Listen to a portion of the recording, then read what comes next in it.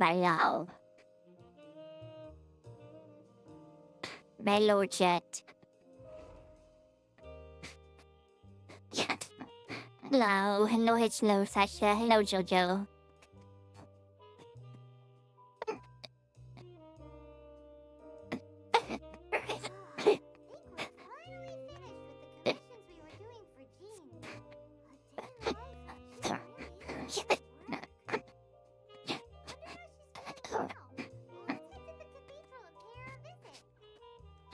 I'm doing alright.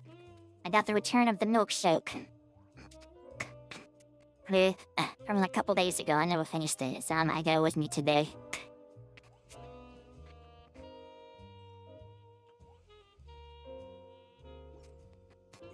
Return of the milkshake. Let me change the Twitch category if I got on.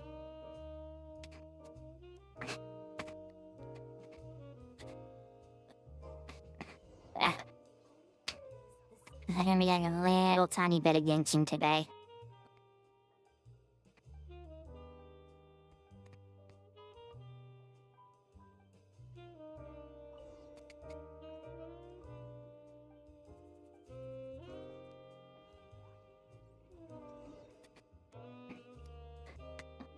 And now I'm hungry. There's nothing to eat in our fridge. There's nothing in my fridge to eat. Blah,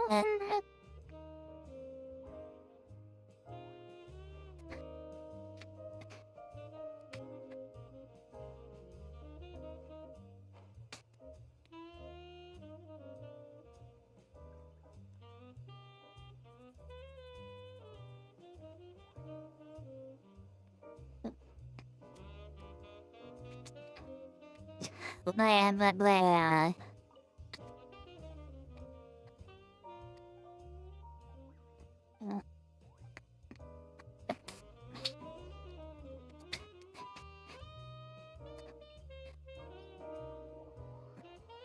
Return of the milkshake.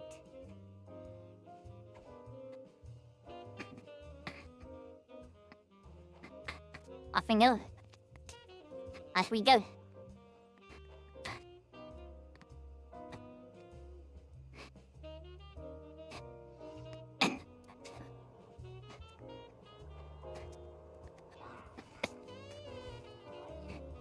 I'm stuck. I'm stuck.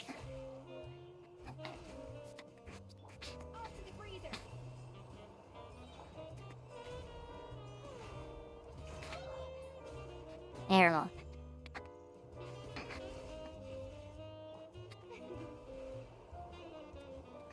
What are you still doing alive? You're not supposed to be alive.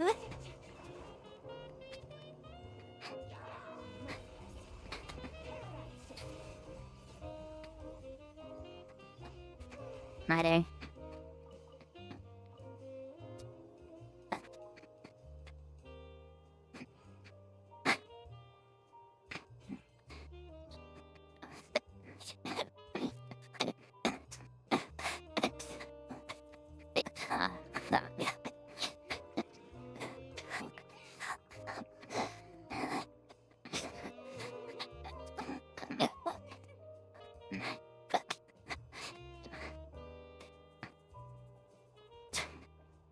There's a cherry in my milkshake somewhere, and I don't know where it's at.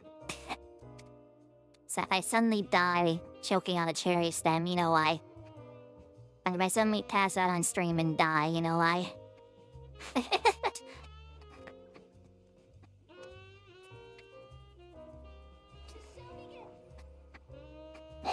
Got both the things.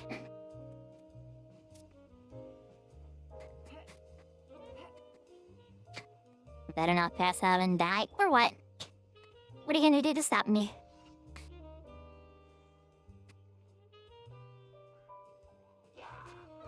Get him, dang! Need more Talion, might they? I need more.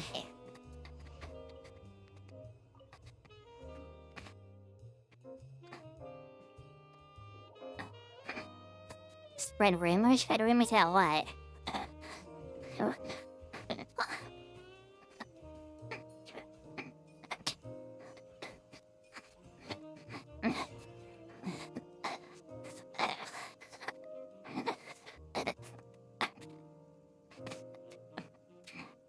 And how it's frame rates? My bad driving? Is that what you're talking about? And how I'm the best driver in daytime?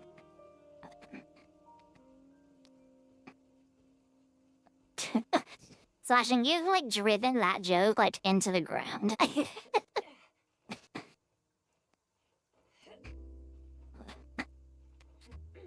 Even though I can't make that lie, right? It's not a lie. It is the truth. I am the best driver of all time.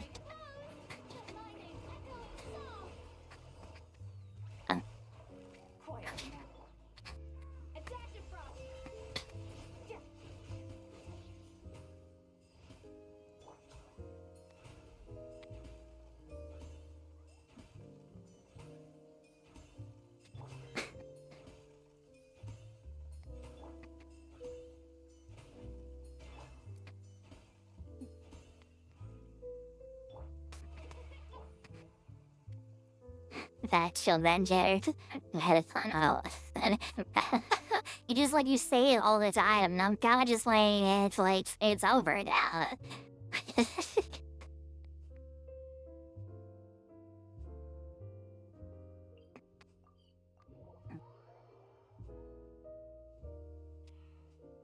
Blinding sunlight is such a pain. No way I can get a nap in this weather. It's night. What are you talking about, woman?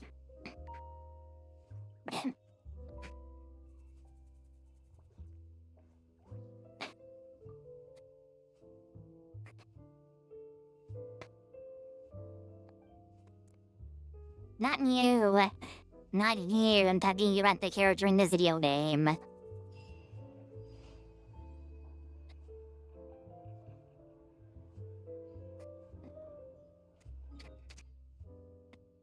You act like the sun is so bright, I can't take a nap. I'm like, lady, it's nighttime. What are you talking about? Ad Astra Abyss. Thank you for Ad Astra. You're delusional, Elon. You're delusional.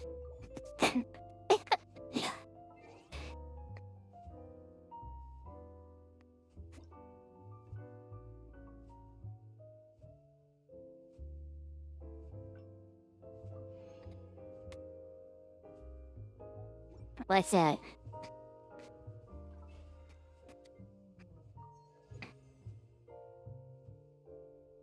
You think I'm cool? You mean it? You mean it? Do you mean it? What's going to do? Elon Soda. Finally finished with the commissions we were doing for Dean. Elon Larson? Are you on rush with bucks? Come in the Discord. It'll happen. Don't worry. At some point. Whenever I get time. Navigating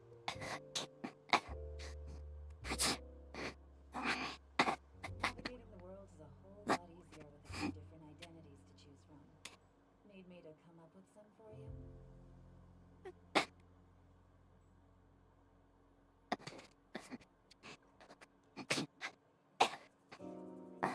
Bye-bye.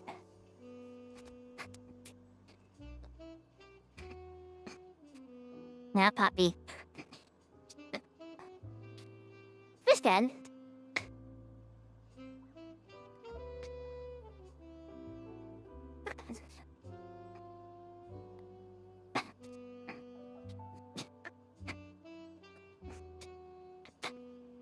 They put have milkshake.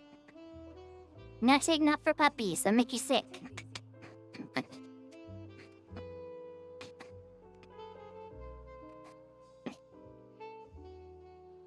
person drinking tea over. Oh, looks like she's having some kind of tea party with friends. Just in time.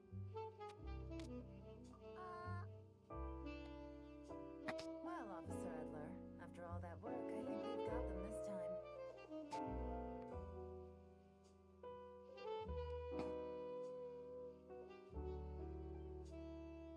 Might take a few days to wrap up things in the field. In the meat, Much appreciated, Miss Yela. This case really took it out of me.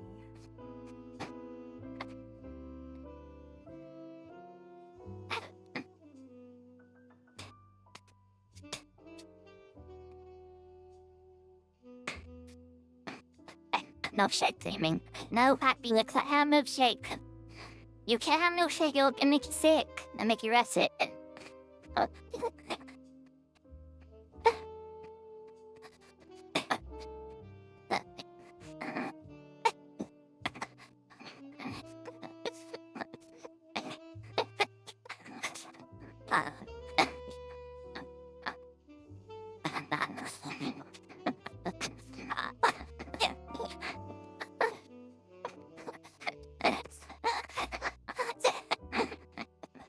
But that sounds wonderful on strings.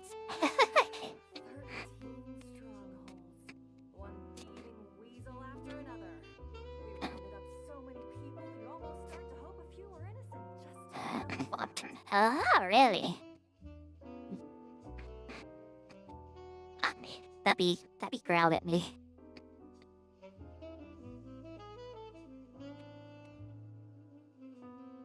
just glad we finally took down these crooks. Anyway, I'm gonna drop in on them. Don't forget to take some tea and dim sum back to your friends at the Maison Guardian. Can I have some tea and dim sum?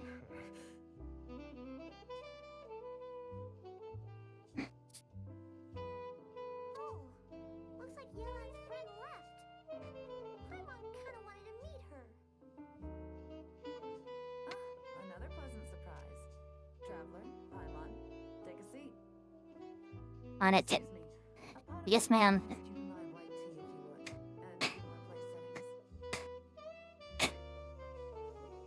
settings. White tea? I've never heard of white tea. Now,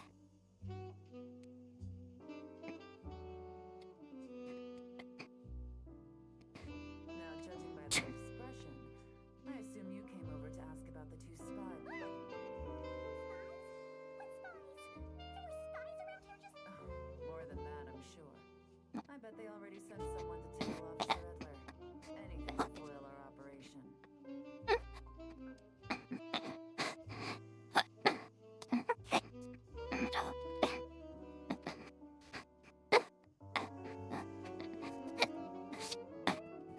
They let us stay.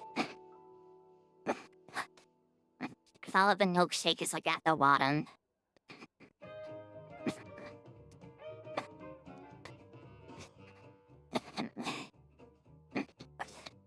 Tell us your demands. 5 million gifted subs right now.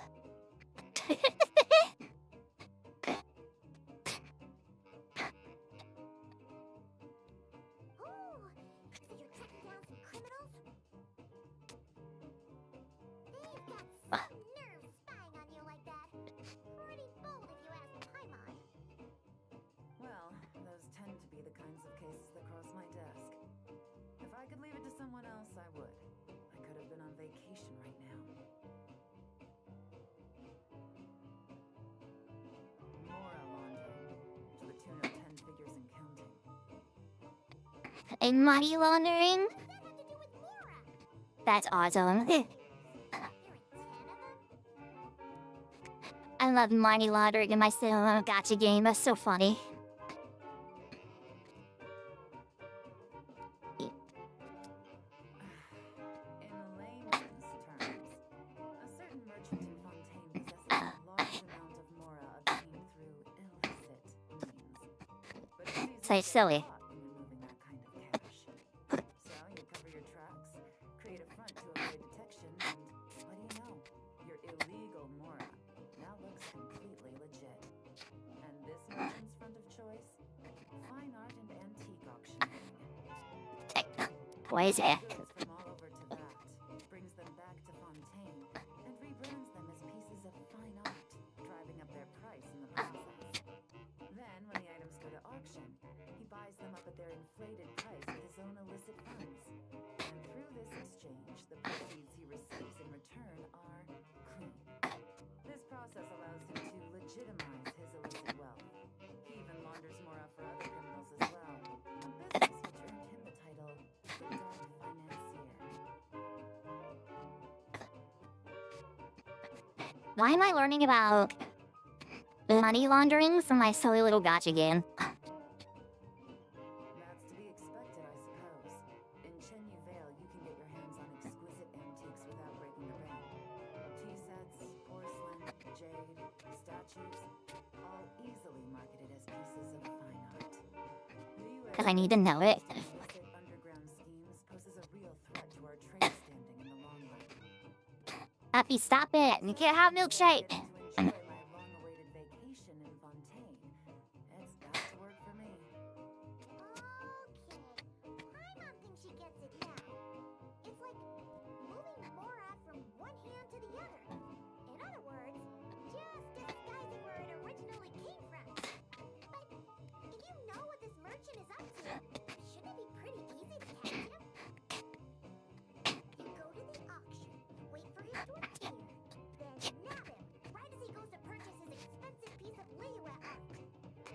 Not a bad plan, Paimon. But there are too many loose ends. If you were the mastermind behind this whole scheme, would you really expose yourself as the face of the operation? Happy, you can't have milkshake. You wouldn't want to be seen doing the dirty work. You'd send someone else instead. Like, if Paimon was the bad guy, she'd send the Traveler. No, wait. That's funny. But if Paimon turned bad, the Traveler would never. Paimon would be like minions or something. Oh, Paimon gets it now.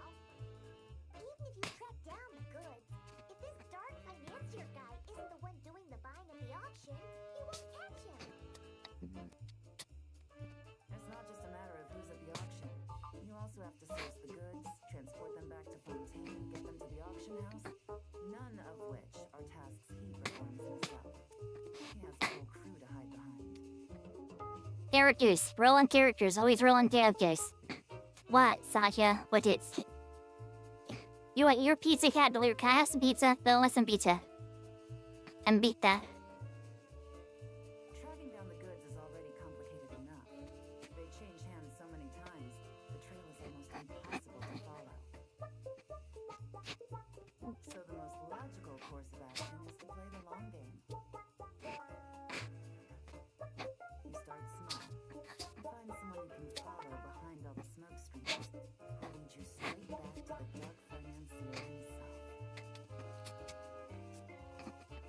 I need like a spoon. I don't have a spoon, so I'm like using my straw.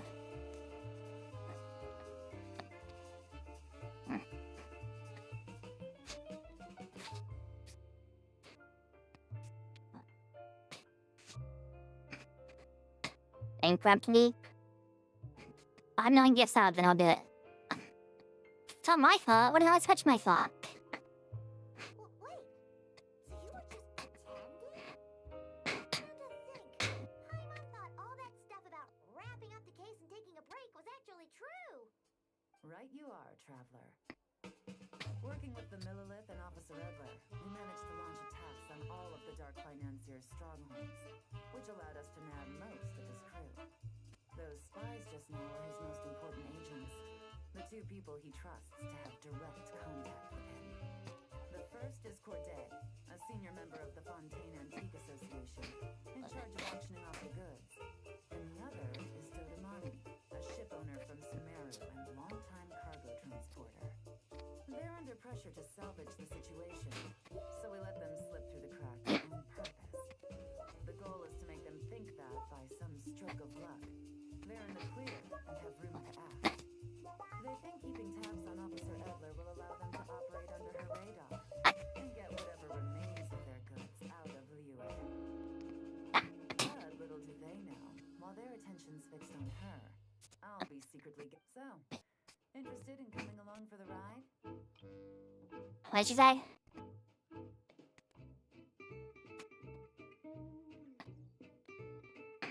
$5 million jobs. How puppy the heights? Puppy, what are you doing?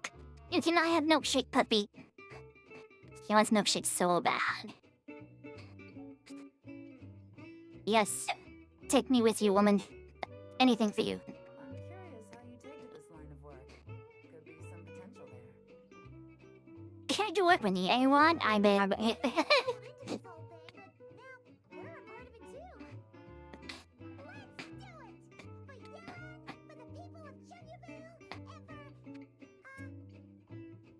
the Liyue business world.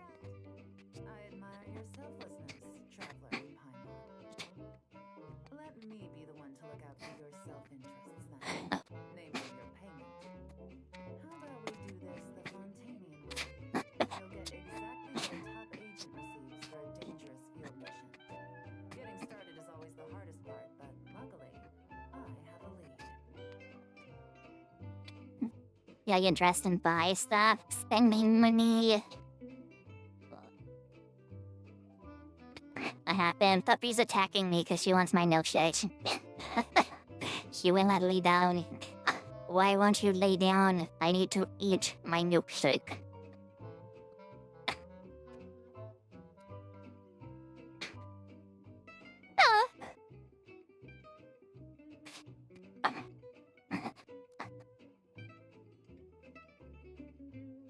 Give you what? No, it's my milkshake. The Dark Financier's crew is even more on guard than usual. And I think I know just the place to start. Hi, Sasha. Taste and see if I'm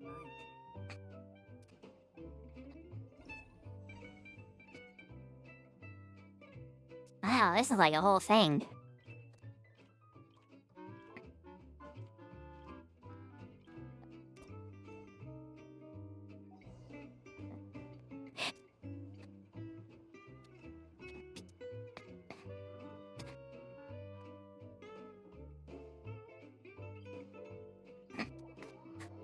Belly void. Hi, Sasha. I almost choked and died there, by the way.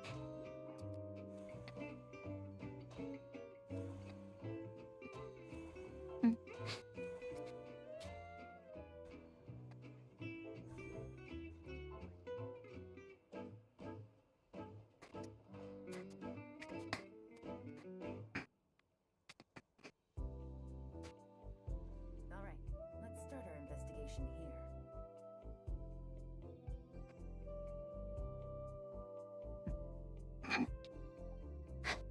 Hey, stop attacking my microphone.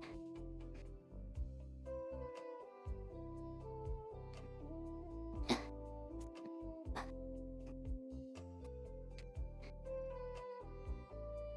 we can all agree this is just a normal stretch of wilderness, right? Paimon doesn't see any bad guys to nab around here. I like Paimon's the voice actress way more than her lead one, I'm not gonna lie. It sounds so much nicer. She's got like such a more like pleasant voice. Just tell her it was February socks and she'll flip out.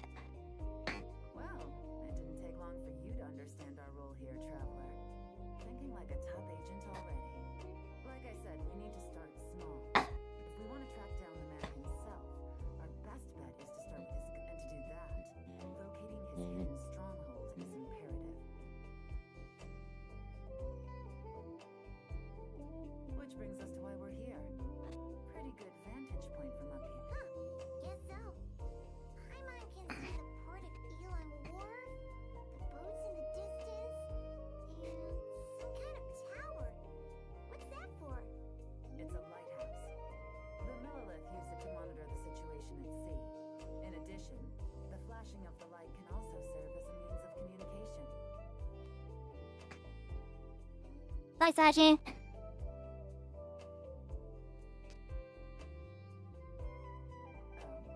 let's hear it.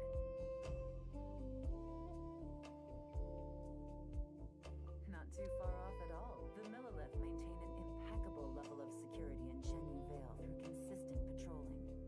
This location offers a perfect vantage point to observe their lighthouse signals and deduce their patterns of behavior, which is a huge help if you need to move goods under the radar. So we should Quit attacking my microphone. the Dark Financier scouts in this area. Oh, okay. Paimon doesn't quite follow, but she'll take your word for it. It's You like the words from Puffle? this forensic imaging device and investigate the surrounding area. As long as we're meticulous, I'm positive we'll find something. Stop. Lay down, puppy. Oh, it's a new camera. Well,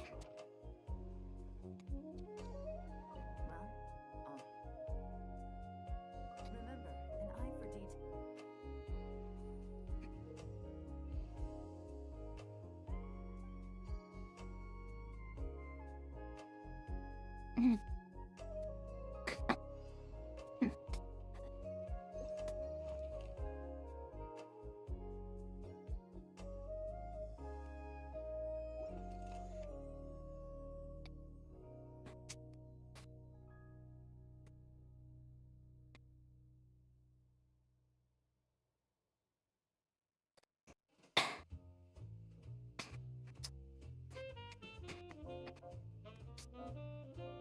I would have thought it would be the mode, but I guess not.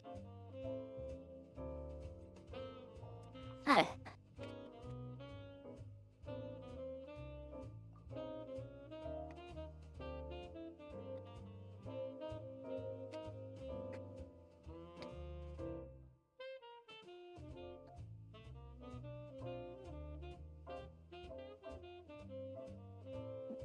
And good.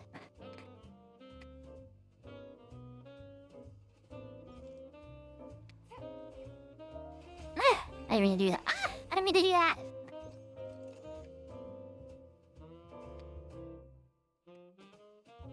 Is he happy something?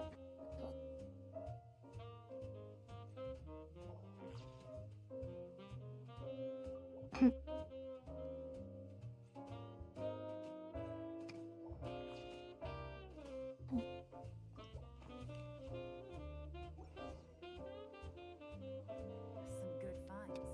Whatever door this key opens could be critical to the investigation. Huh. So there really is evidence around here. What if the mill was noted? These objects suggest the dark financier scouts were likely disguised as fishermen. All they need to do is come up with a believable excuse, like needing a place to. Paimon can just see their smug faces getting away with something like that. Not to mention, the traces on these objects are fresh, which means the scout here is still active and wasn't among those caught by Officer Edler. So we need to stay vigilant. We can't let them know we're still on their tail.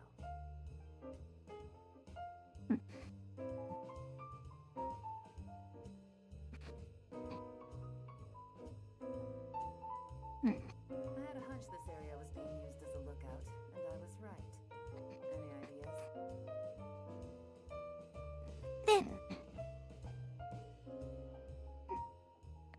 Spot on again, Traveler. Looks like you don't need anyone to hold your hand when it comes to deductive reasoning. I'm Batman. The two locations should be close enough to deliver messages quickly. That means the base we're looking for should be within a certain radius.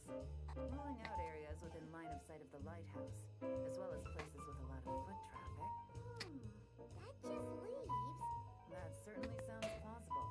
You have the cover of the mountains. Well, our next destination. Out. What do you mean out? No, don't.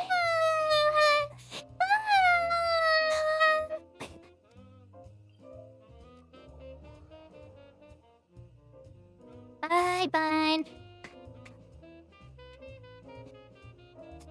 Bun. Bun hates me. Bun hates me. Bun hates me.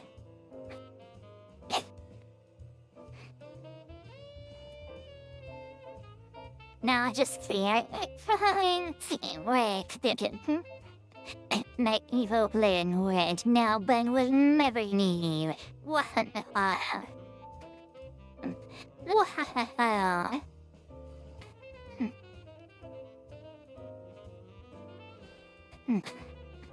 Valid more.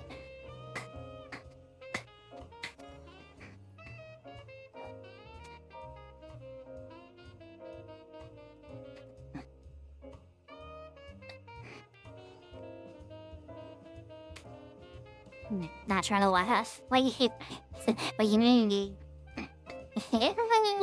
My evil plan is this for me. If it's this for you, now Bun will never leave. She won't be here forever.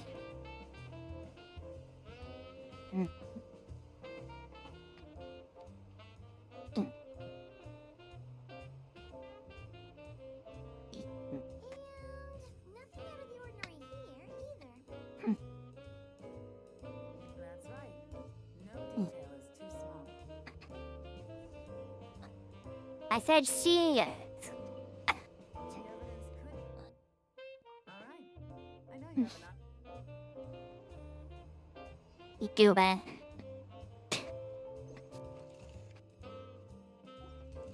Go away. But you heard wrong, because I said G.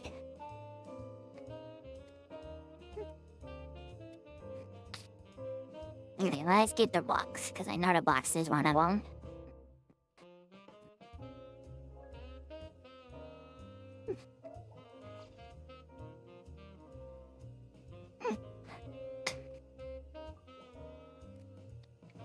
coat in the Benico Bay.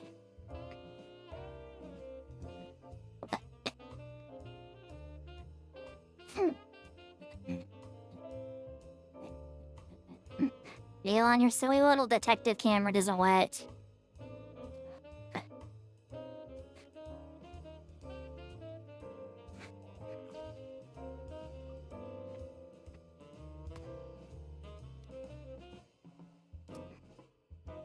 Cause this is why I'm here, but it's not working. It's not working. Beep up wait. Beep up wait.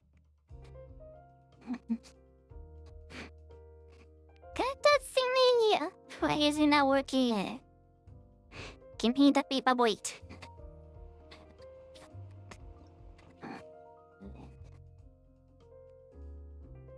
Right.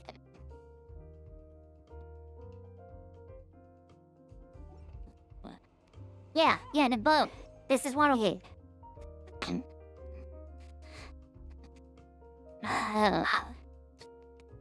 Bun.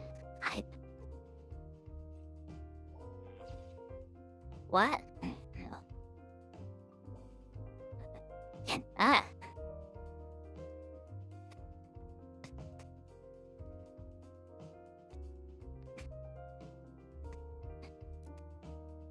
I guess the rock is not where it's supposed to be.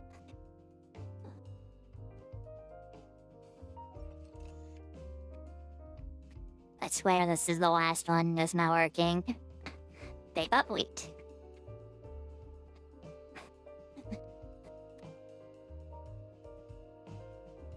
No maiden out a bunch. Bye. Wow. Well.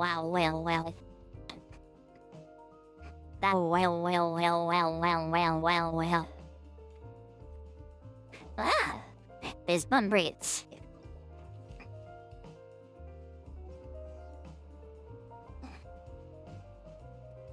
This must be it! The secret base where they stashed their... Well. Looks like you tracked it down in no time. Now, time to test out the key we found earlier. This isn't their home turf, so... I'll take it from here. The last thing we want is to leave traces behind the mare. Caution is you two keep a lookout. Make sure... You got it! This is a first for us, but the Traveler can do anything. She's got good point. Yella doesn't make mistakes like that.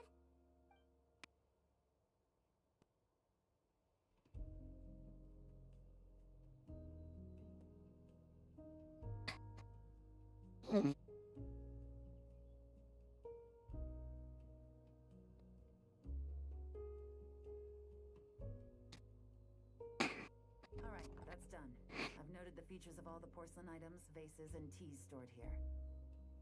I need to keep a lookout for these features at the auction and pinpoint the person attempting to purchase the corresponding goods. Wow! That was fast! You must do that all the time. Now, we wait. There are countless auctions in Fontaine. I'll continue to conduct surveillance in the area. Keep tabs on the situation. Once his two lackeys move the goods, we can shift our focus to the upcoming auction. Got it! Wait, and then follow them straight to the guy behind this whole thing so we can give him the old 1-2 punch! This whole time, I like the new Paimon. has been leading her two stalkers on a wild goose chase around Chaoying village. Once they decide it was all a waste of time, it's hurt. Not to mention our operation has already put them under extreme pressure.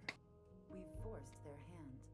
I doubt they'll last. So let's meet back up at Yulong Wharf and... Elon Barfs. 2 days later.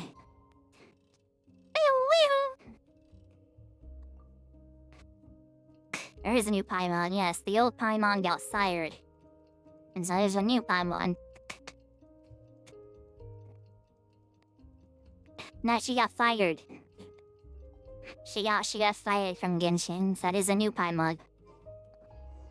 Well,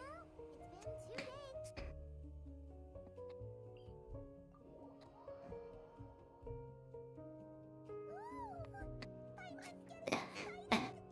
Searching for evidence, tracking down a crime boss. It's like being a real detective!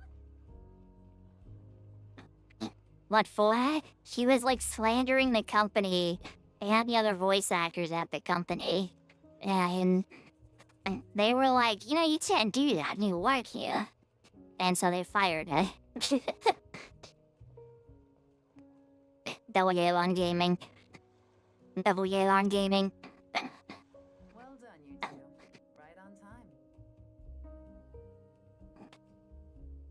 The day after we infiltrated the storage facility, the Dark Financiers, see that ship?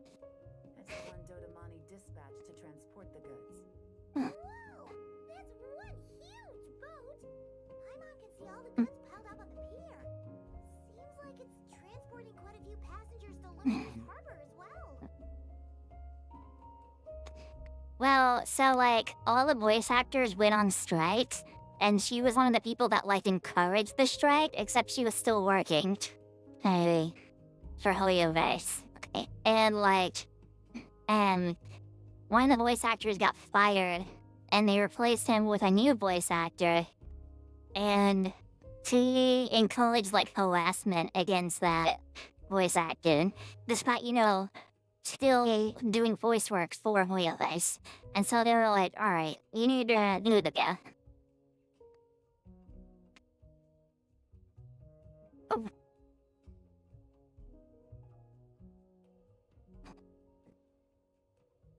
Alright, you need to go.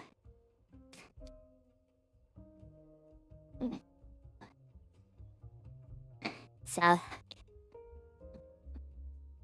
basically, there was a big strike, and she was a big supporter of the big strike.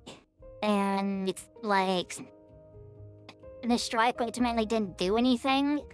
And she was like slandering a bunch of the other voice actors for not participating in the strike, slandering voice actors in like other regions for not supporting the strike and stuff like that.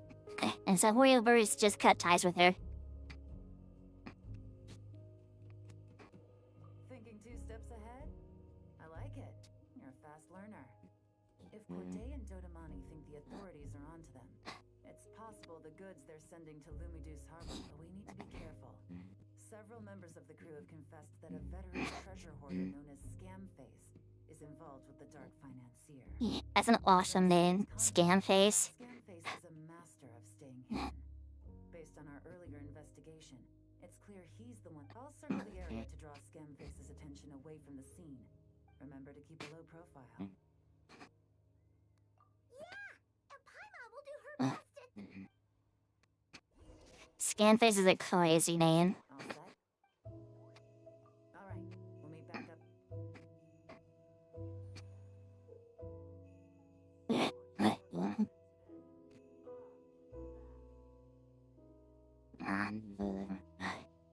Sabi Snowa.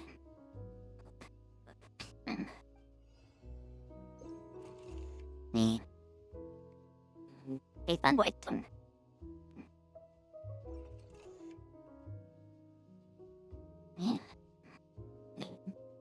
There's mine, right there. That's it, right there. I didn't mean to know.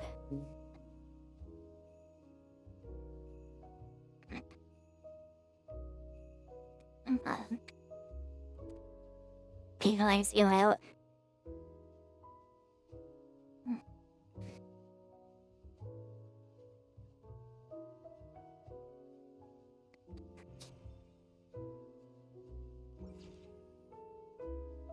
I wish I was as pretty as Aiden. Why?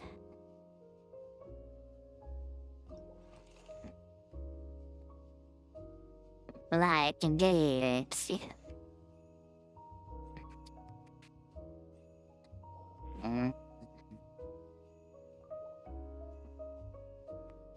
Oh, isn't that the way?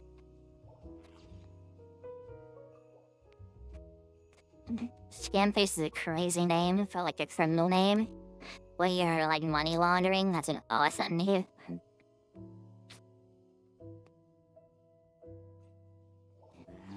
Hey, Bob, wait. Okay,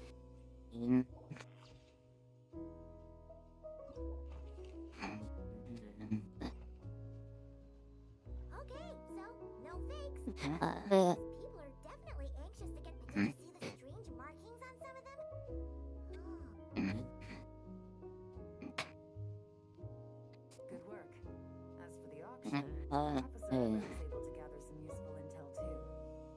markings you managed to capture were applied with a special kind of paint.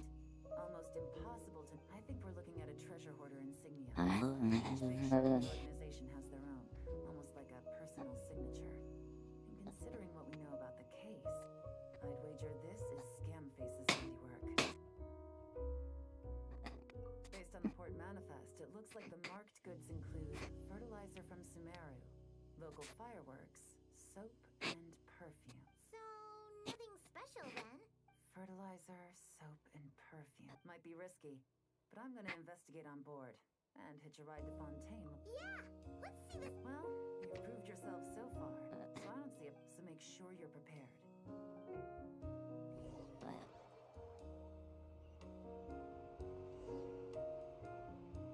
Excuse me, passengers.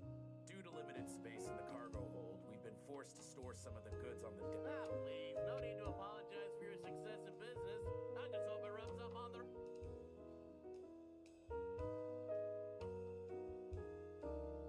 It looks like all the goods marked with Scamface's insignia have Corday listed as the shipper.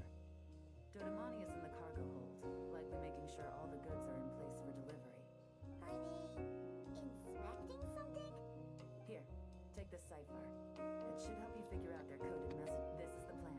While I distract Corday and Dodamani, you two investigate the goods marked with Scamface's insignia.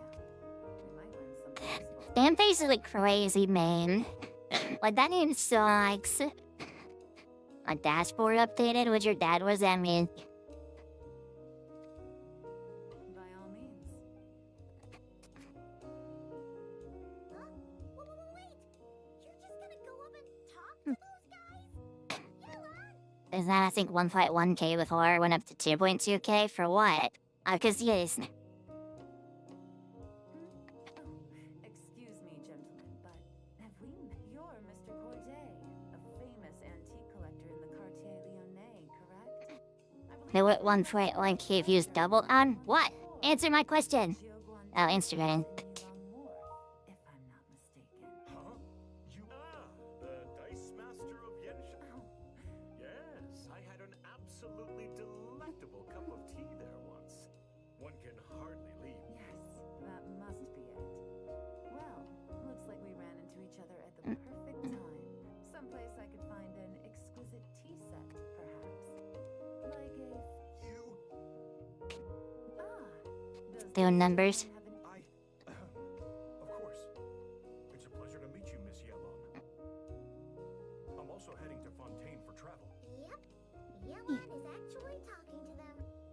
Are we sure? Alright, then let's go somewhere out of their line of sight so we can start investigating those boxes. I'm gonna check my Twitter in a bit. There's still even a cats you post on Twitter. What's with the strong smell coming from these and there's a strange note. But Paimon can't read what it's Yella really thinks of everything, huh? But, you know how to use this thing, right?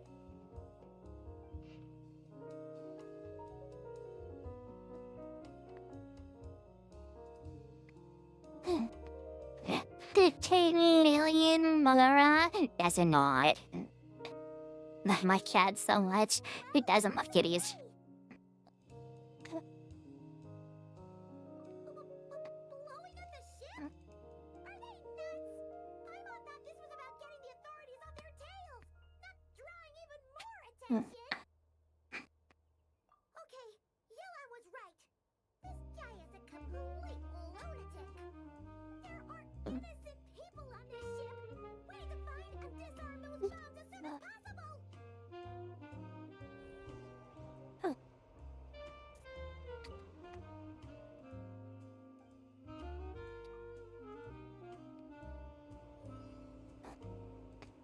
Shout out the terrorist organization they're making us there. Well, we're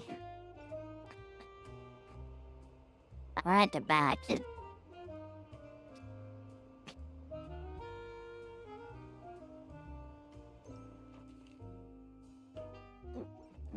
It's on there. Up here. Stay out of sight, huh?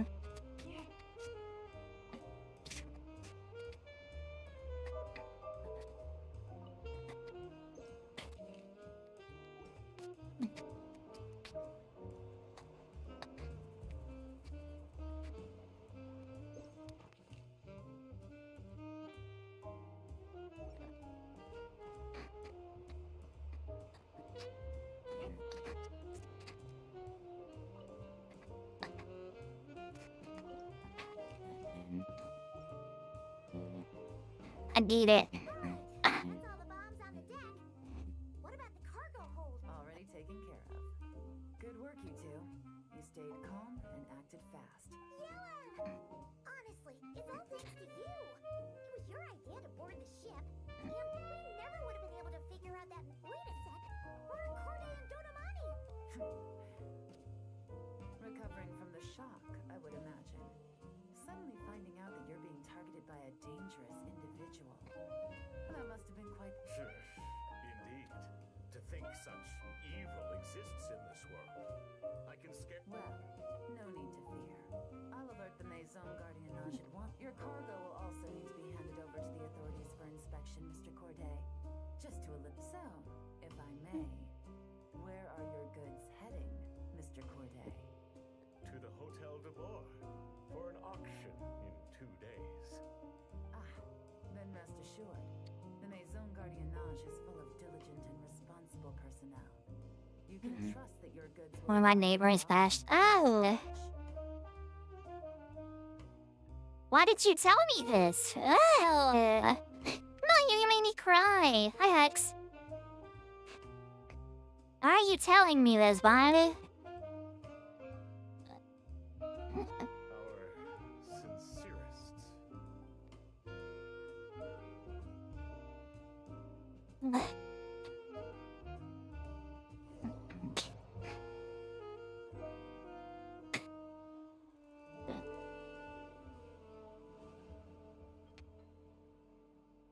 Yeah, you don't need to tell me, like, how your neighbor murdered another cat. That's not nice.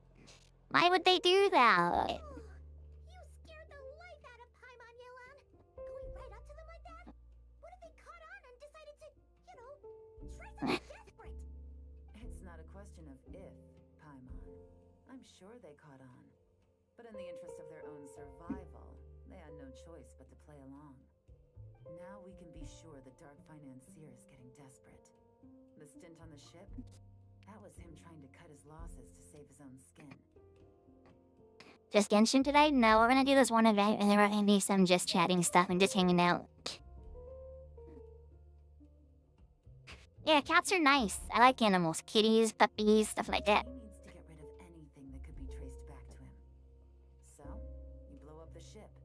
You send the goods meant for the auction straight to the bottom of the sea, and let Scamface take the heat. The last thing he wanted was for the goods to make it to the auction, but now we've ensured that they will. So he has no choice but to follow through. He could choose not to send one of his agents to the auction, and let his goods go to an unsuspecting buyer instead. But remember, their worth is inflated. It would only be a matter Come back in a while. Okay. I realized the valuation was off and reported it to the authorities.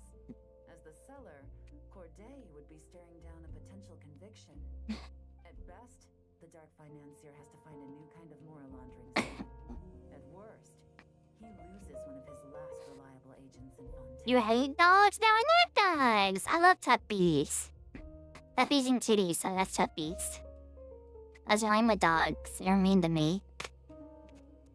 Funny to me.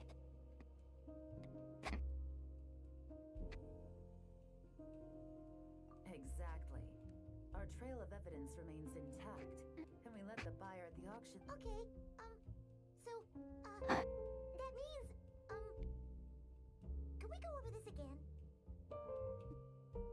Dude, the puppies are cool. The traveler will explain it again in Paimon-friendly language.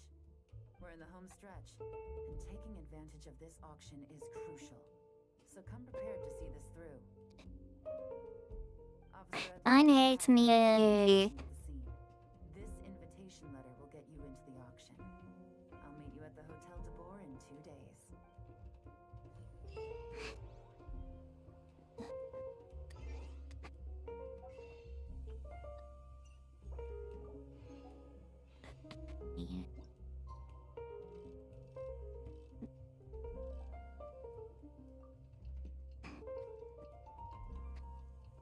Like soda.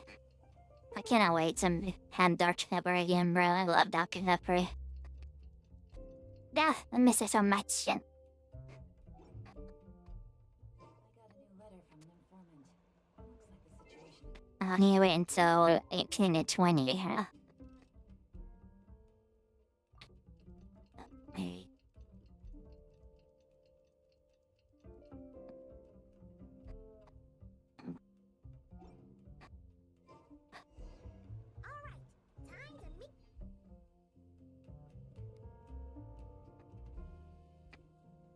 Dr. Pepper's made it's crazy. Dr. Pepper's the greatest drink of all time. This is our chance to catch the culprit behind this whole scheme.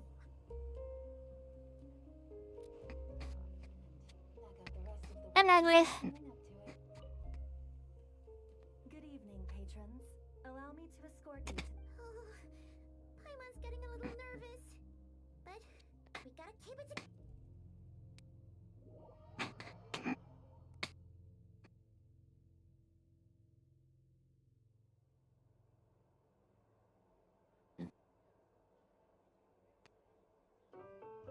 Objectively not true, no, objectively true. Is every rich person in Fontaine here or something? Nope, Dr. Pepper's the greatest drink of all time. Oh, wait. The people we're after are hiding here too. It's time to get serious. Paimon knows just the thing. No, cola sucks compared to Dr. Pepper, way. Coca-Cola? It's so delicious compared to Dr. Pepper. We clearly don't have 1 million beers yet. I have had beer with Swaka, so yucky. As zero coming on, I haven't worked on it.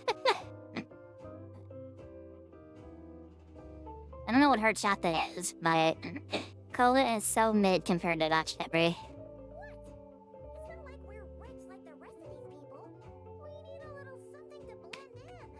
Besides, if we're here as honest, hard-working detectives, we might as well look the part. Too bad. Paimon doesn't have another. But she'll help you make one once this is all over. An even cooler pair. Beer is not good. I don't know where you got that. Also, this cutscene's awesome, by the way. Shout out to Yeowon just filming on her way down the steps. Look at her, bro. She like film being this little maid right here. Well, you two seem raring to go. Good to see you're not nervous. But remember, the key to blending into an event like this is remaining calm and collected. Slow your breathing, tone down the emotion. We don't want to stand out. Yeowon? This maid is an odd goddess. It is you, right? It must be you.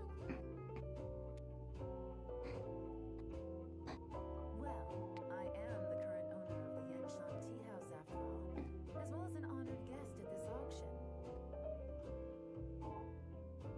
So, I thought something with more of a Fontainian flair might be nice.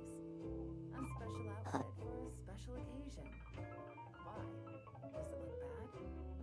She's so walla, babe. She's so walla. I love her. I love her. Feel on my queen. No, not at all.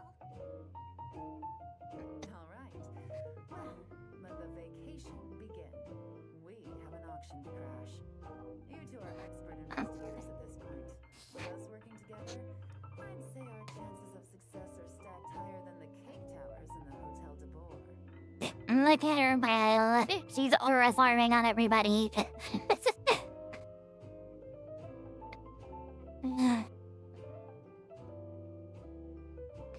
sure make a great team. But now that we're at the auction, what's our actual game plan? This time, your mission is simple. Take this dossier and pay attention to the items being auctioned. When the Dark Financier's antiques are up, all you need to do is bid. We want to drive up the price and create a bidding frenzy.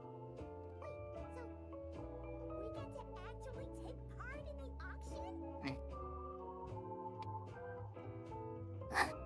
I'm gonna go all in. Usually leads to a warning or even disqualification.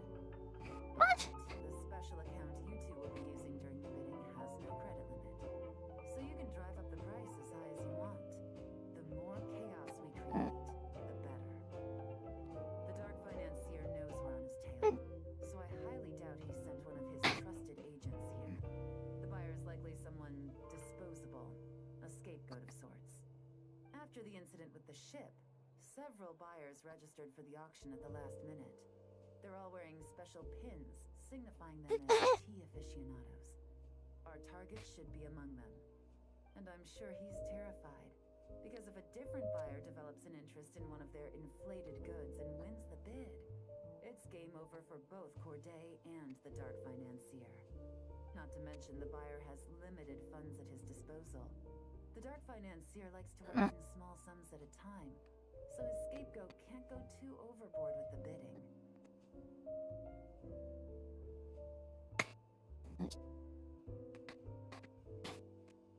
Okay, so complicated stuff aside, the point is, they have a plan, and our goal is to mess it up. If Paimon was in their shoes, that would make her pretty nervous too. There's seating reserved for special guests on the second floor. I'll be up there during the bidding to keep an eye on things, and to see if anyone starts to squirm. Of course, she's got the special guest suite. Look at her breath. But target him again and again, and trust me, he'll feel the heat. Once the auction is over, we'll find somewhere secluded to corner the buyer and have a nice little chat. Yeah! We're on a winning streak, and we're not about to let up.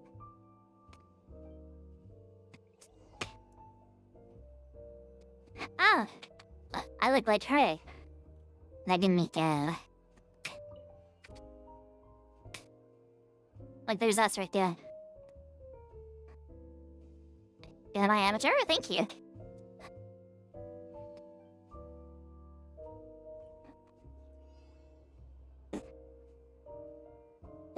Oh.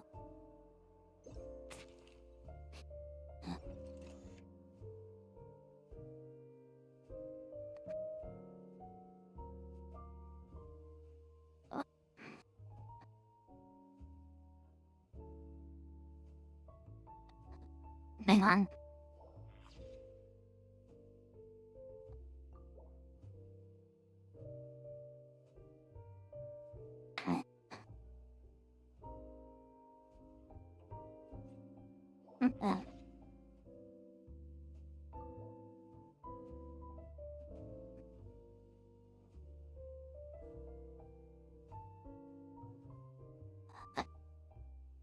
Where's the last one?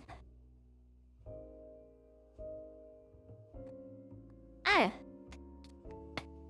It's Mr. Man. Oh, yeah.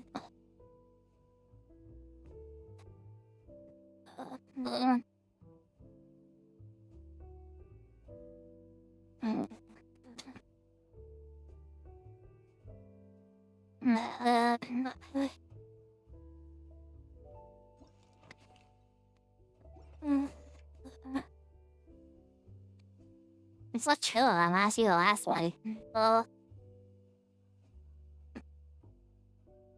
Big crisp for 2-ton slab of stone? Potentially. Oh, there she is.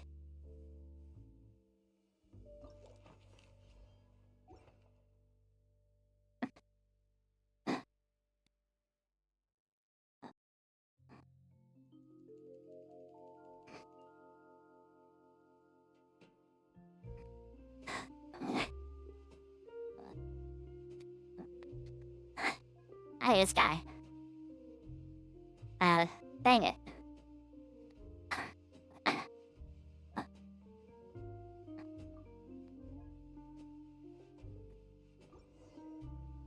I thought it would be the nervous guy.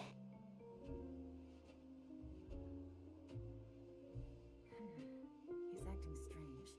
There's something off with his tea aficionado pin is a special color.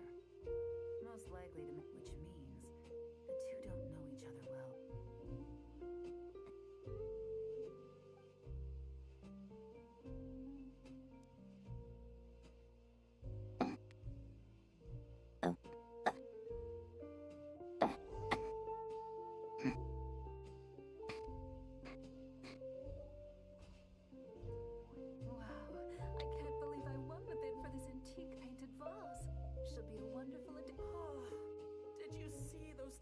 kids from Chenyu Vale? This was not how it was meant to go. Whatever your employer is offering you, the Maison Gardiennage will double it. You! I don't know what you're talking about. Is that so? Well, you might be interested to know that this hitman over here is also on a need-to-know basis. If the person wearing the blue pin loses their bid, find somewhere secluded and eliminate them. All he can do is follow orders, I suppose. Eliminate? You lucked out, kid. Getting cornered by the law just saved your life.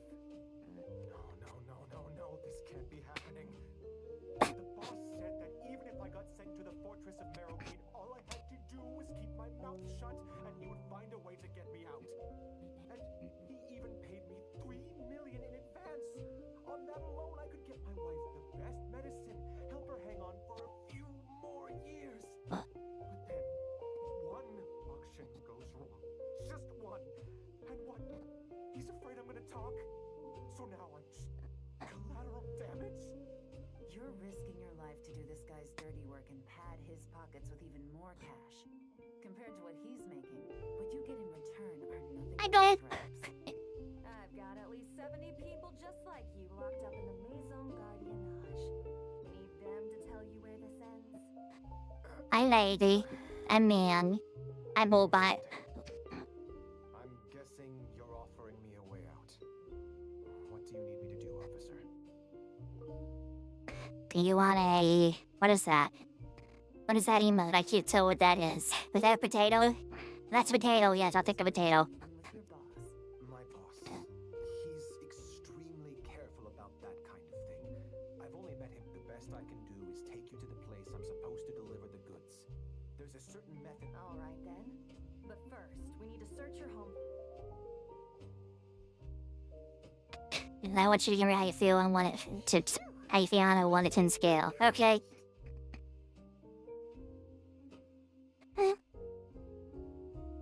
managed to get through to him so fast, Yelan. Paimon almost couldn't believe it. Well, he was already nervous and uncertain. All it took was a sincere negotiation. Once I laid his interests out on the table, it didn't take much for him to realize he stands to gain more with us than his boss. Plus, we had some very convincing performances to help seal the deal. Especially you, officer. You make an excellent hitman. Oh, it wasn't real. It's been a while since I've gotten into a villain like that. Thought I could have pushed it a little more, honestly. Are you kidding?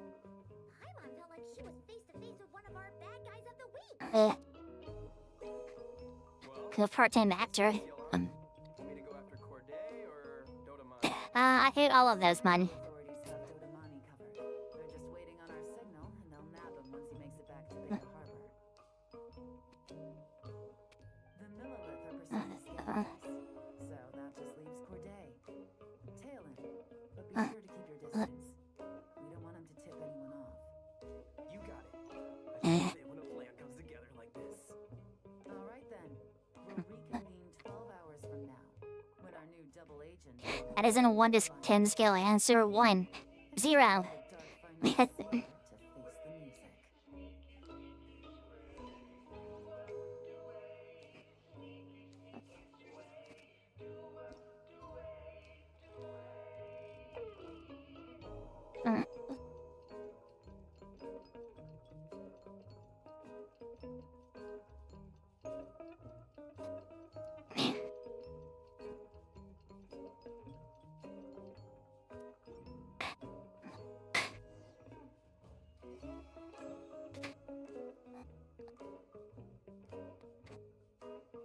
That's so away.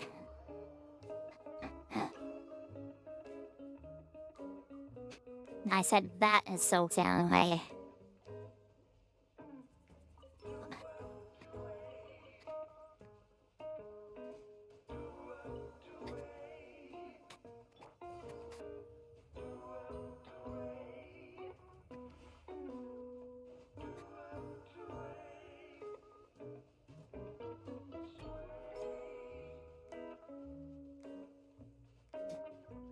Fine, is this song tough? What do you think?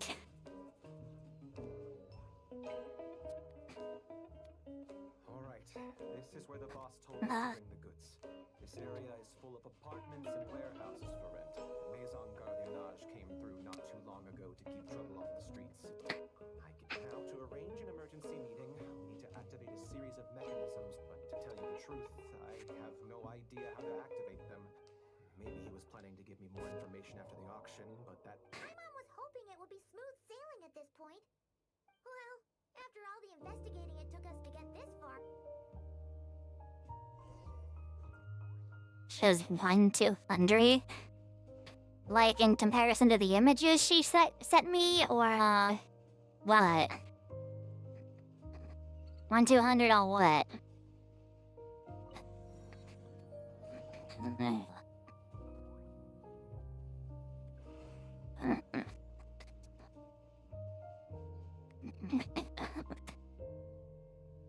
I get the difference. If all goes to plan, this should be the last phase of... Alright, then let's see those...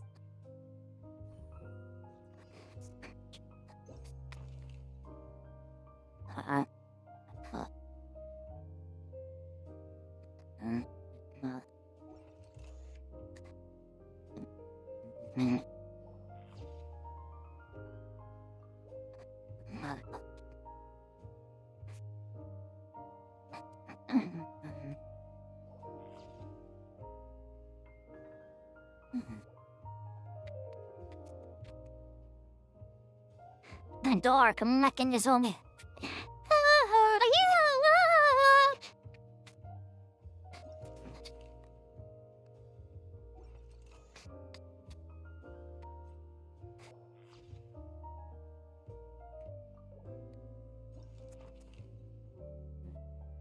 The dark mechanism.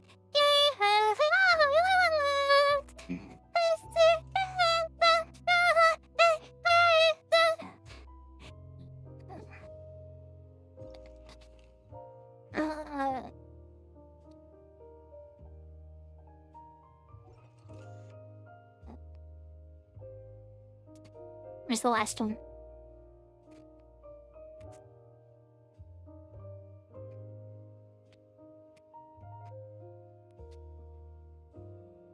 And those are my footprints. I thought there's footprints here. I'm on the keys. And now they're my footprints.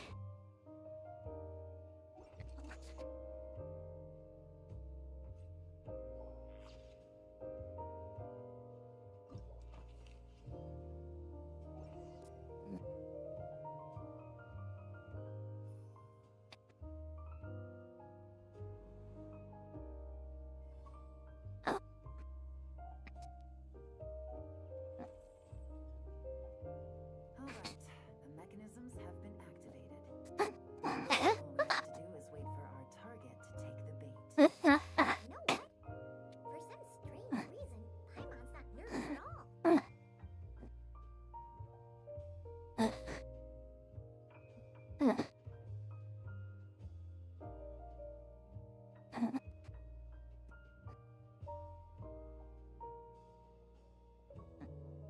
My dear Monsieur Diderot, here to make excuses for your complete failure at the auction, or to fish for a bigger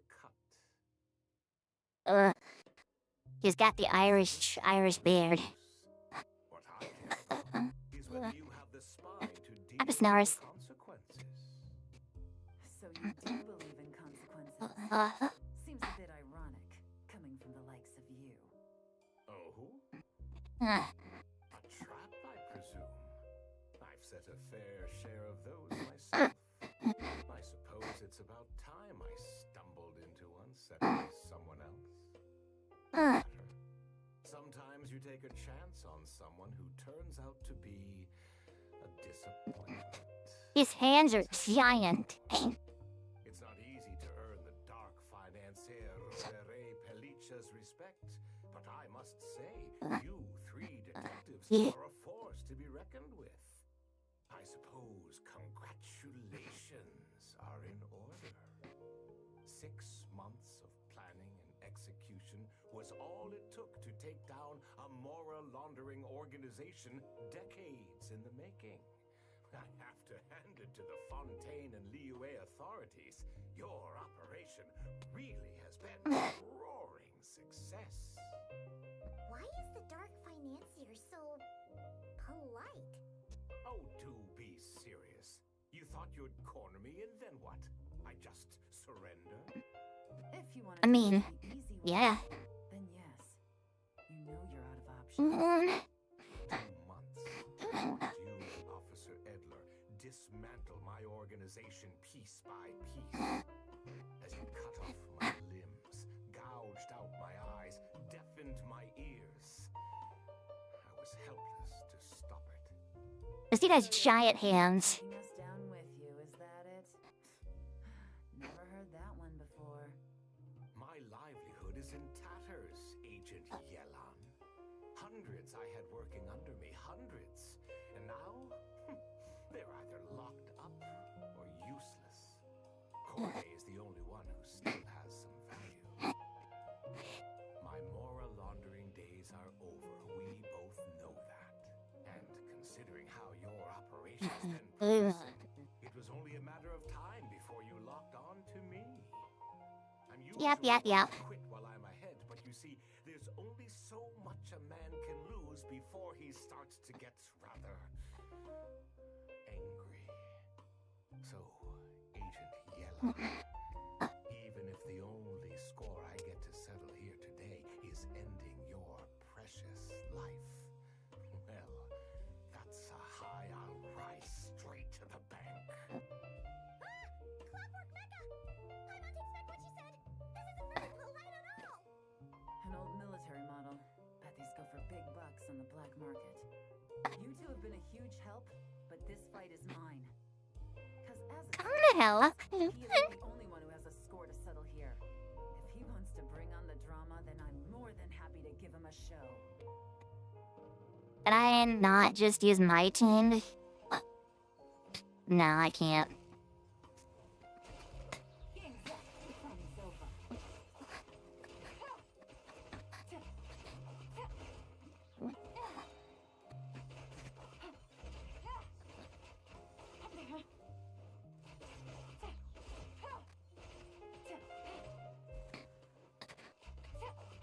Things are about to get dicey.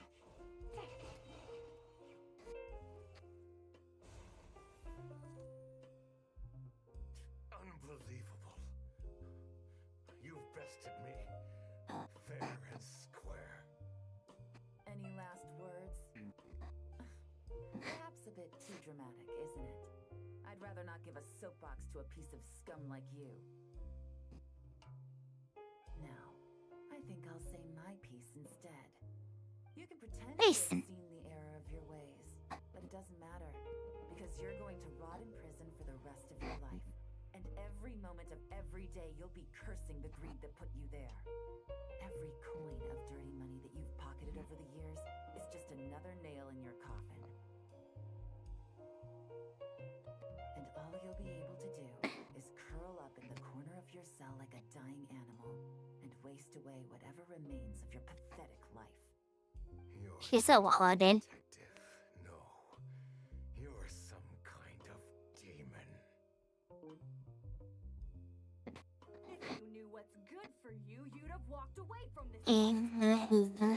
Too late for that now.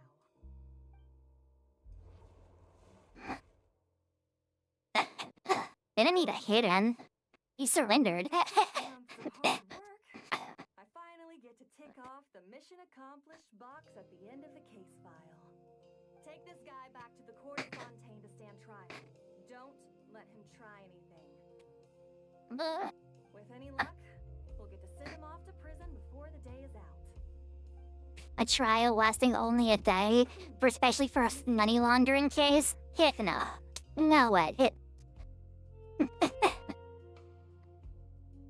a personal thanks for all your help, you deserve half of the bonus I'm getting for this case. I will also request that the Maison Gardiennage extend our utmost thanks to our partners in Liyue. I appreciate the sentiment, Officer Edler, but that's too kind.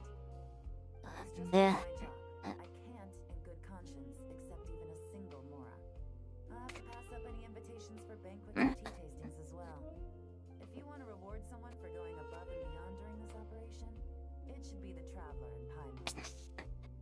Well, if you insist. I've had her detective cap on for so long, analyzing all those clues and trying to uncover their schemes, that her brain hurts. But at the same time, she feels smarter than before. They're glowing, Paimon. Really does have what it takes to be a real detective. Well, if you're interested in this line of work, we're heading to the Maison Gardiennage to get a confession out of these guys. Did you want to tag along? You really mean it? Oh, is that okay, Traveler? Paimon's gonna go with Officer Edward and learn some cool new detective skills. Who knows? Maybe they'll come in handy someday. All right, then let's rendezvous outside the Palais Pneumonia. Well, both our lives can get back to normal now, Traveler. After talking about it for so long, I finally have the chance to enjoy a real vacation. Mind humoring me for a bit, Yeah. Traveler? Any day, my queen.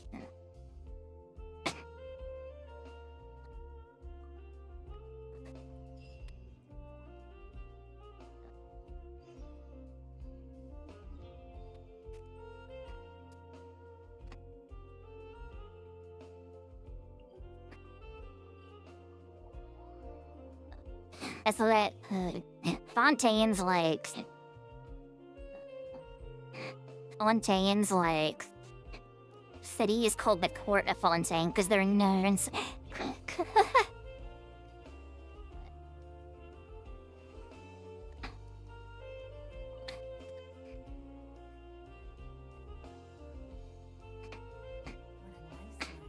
Fresh from maritime flowers, fragrant perfume from the shop on the corner, a rich aroma of coffee beans, all blended together in the night breeze. Makes for quite the relaxing atmosphere. If only we were on a rooftop terrace somewhere, enjoying a few glasses of sparkling wine and getting pleasantly tipsy. All right, then let's look for a place to stop. But first, I wanted to head to the Confrérie of Cabriere before it closes. I also heard about the intricate timepieces, clockwork furnishings, and fine jewelry you can get around here. There should be quite a few souvenirs worth perusing. Well, with the most cultured traveler in all of Teyvat by my side, I should take advantage of. She winked at me, bruh. She winked at me. She winked at me, bruh.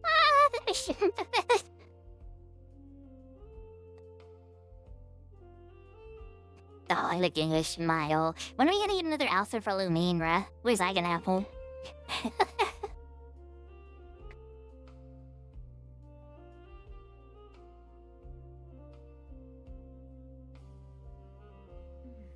I'm satisfied. This has been a nice trip abroad. A very nice trip indeed. I wish I could take my time, maybe extend my stay a few more days. No one likes to be rushed on vacation. It can't be helped. Duty calls. I still have to write up a formal report on the case and develop a more sophisticated cargo inspection system. Then I'm off to the location of my next assignment. Nodcry. Oh, she not try. No, nothing like that. Just meeting an intelligence partner to decide on a mutually beneficial agreement going forward. And to set some boundaries. I'll fill you in later. For now, why don't we take a picture together to commemorate this exciting trip to Fontaine? That's right.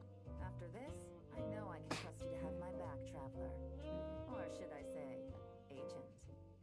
I say we put the forensic imaging device to use one last time to take this picture.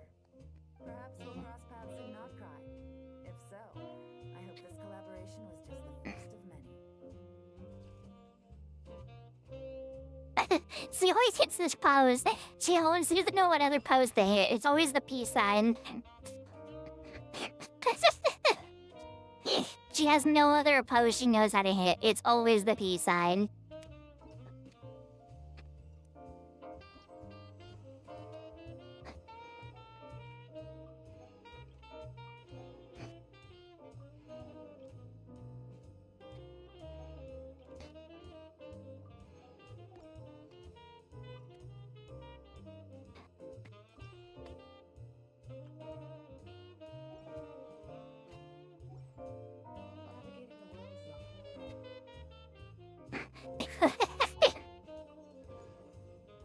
being so silly. You're being so silly.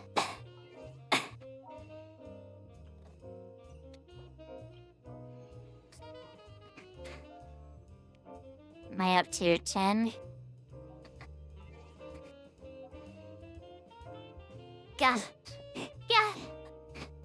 Where's it go away? 16 days, okay. Like it or boy.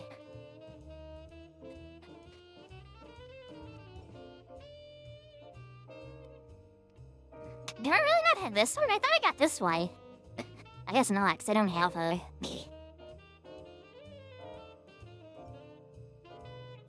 And this one sucks. Like, this outfit genuinely is trash.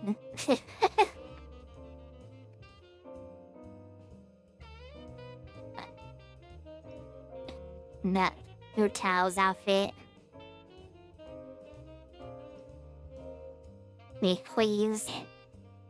Please, silly little outfit. That's right, I forgot about this. Even though I do not have her. You got the best outfit. The only 5-star outfit in the entire game. This one's pretty as well. Looking fun she gets.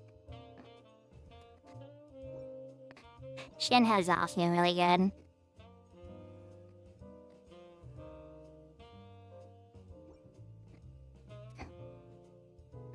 Controlling it so bad. I'll have to get it later. The phone goes away.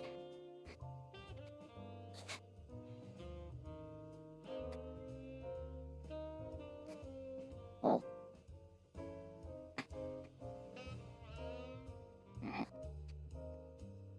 Okay.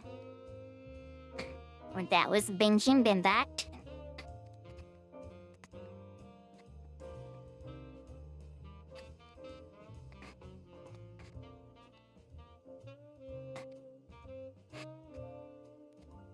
Anyway.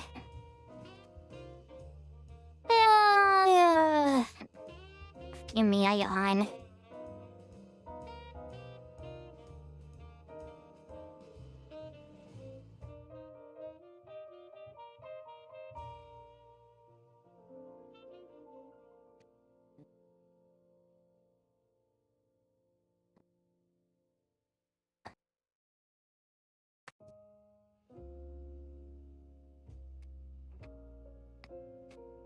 I hit the wrong key.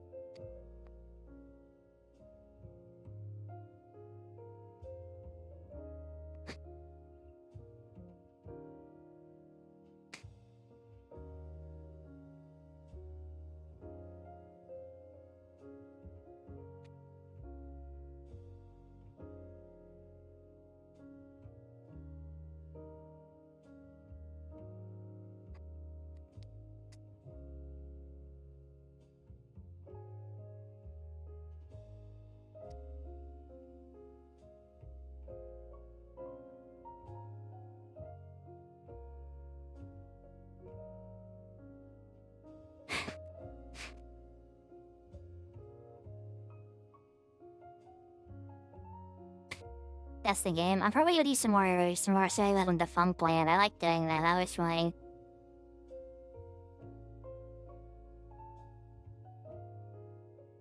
Man, I gotta go get. I was filling it quick so I can finish eating my milkshake.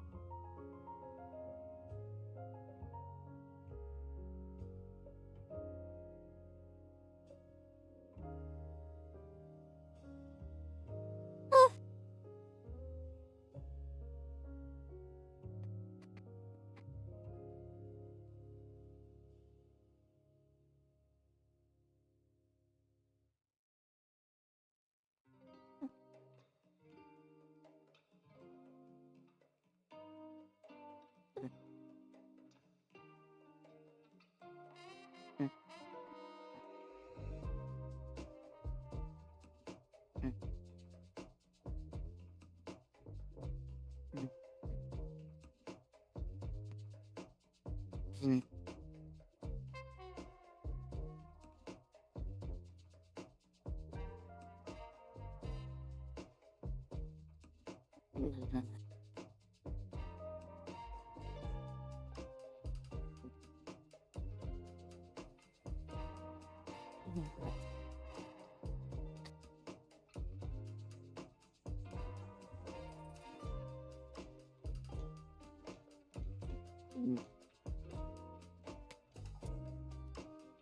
me 1 second, I'm checking Twitter.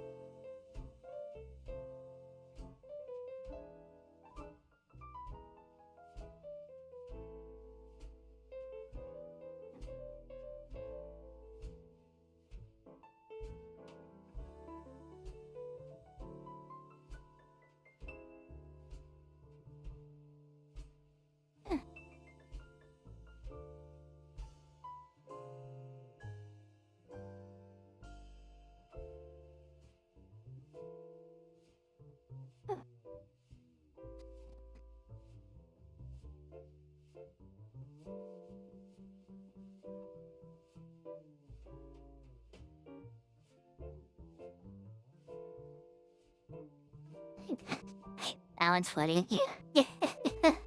Wait, I'm getting it. Hold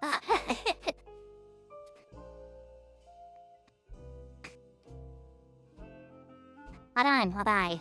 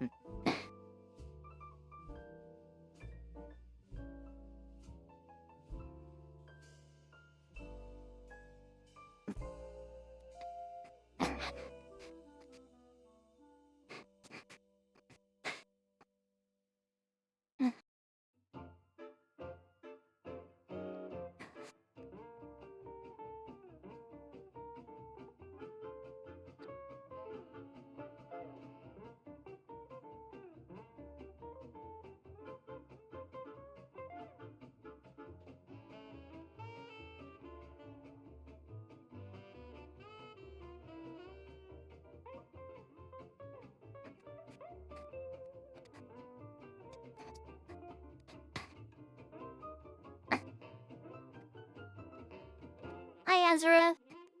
Hello.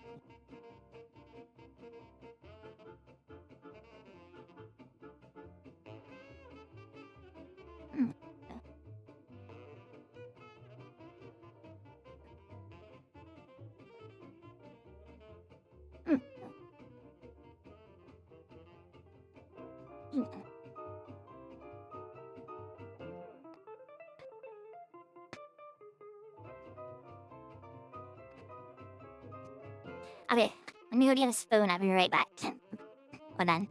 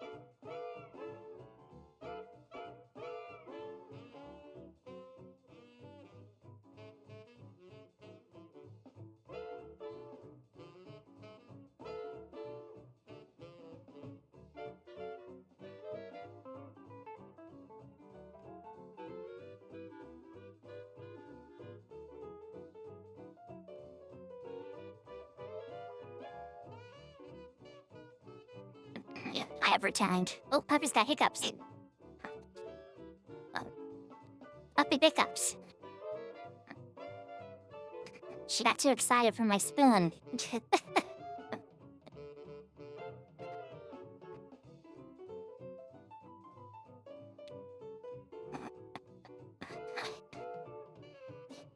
Chill out, Puppy.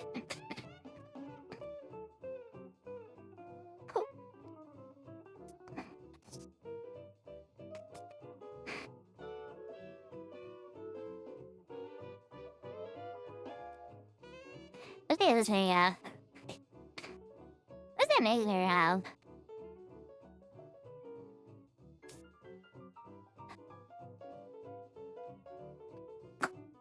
Once again, shout out the song plan. Shout out the song plan right here.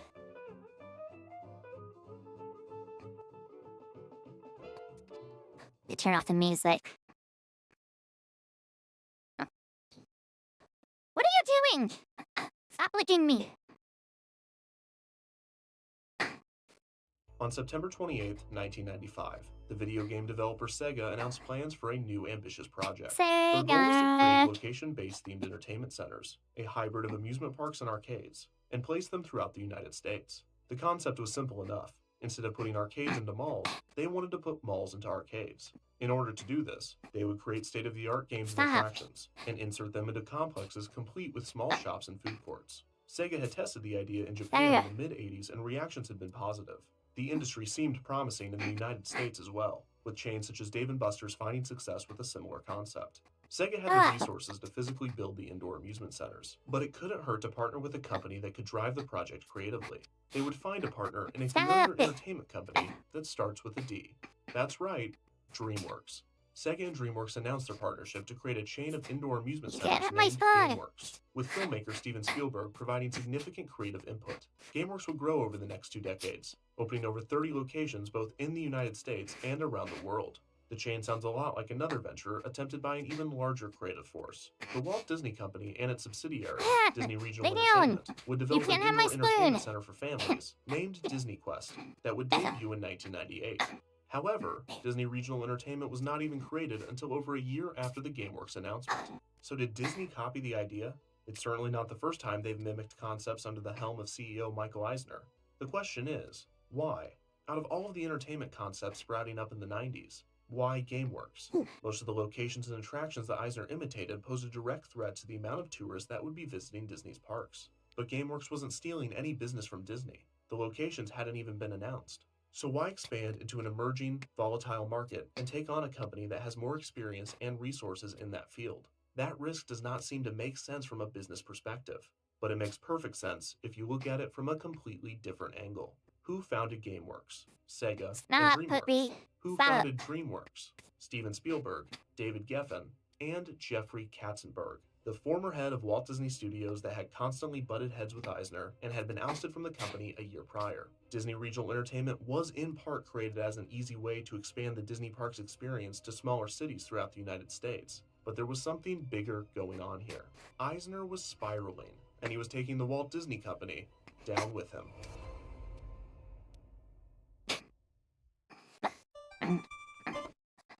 Was Michael Eisner just like a terrible CEO? Stop!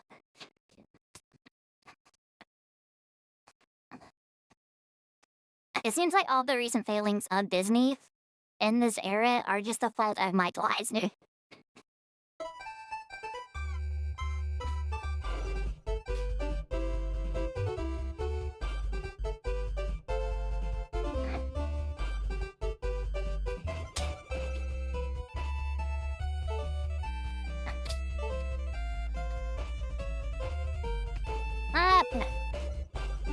You can't have my songs.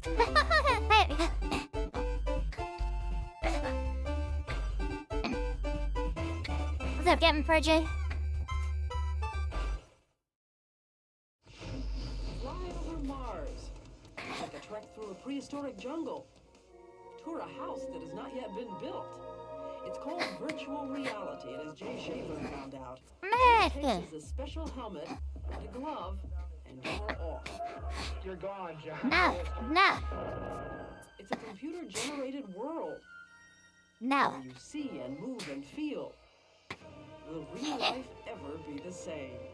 Though it had been implemented into specialized use for fields such as medicine and engineering since the 1970s, virtual reality technology wasn't seen as ready for consumers until the 1990s. One of the first commercial uses of the technology would be the insertion of virtual reality pods into arcades, malls, and movie theaters. These had horrible graphics, constrained movement, high costs, and generalized filth.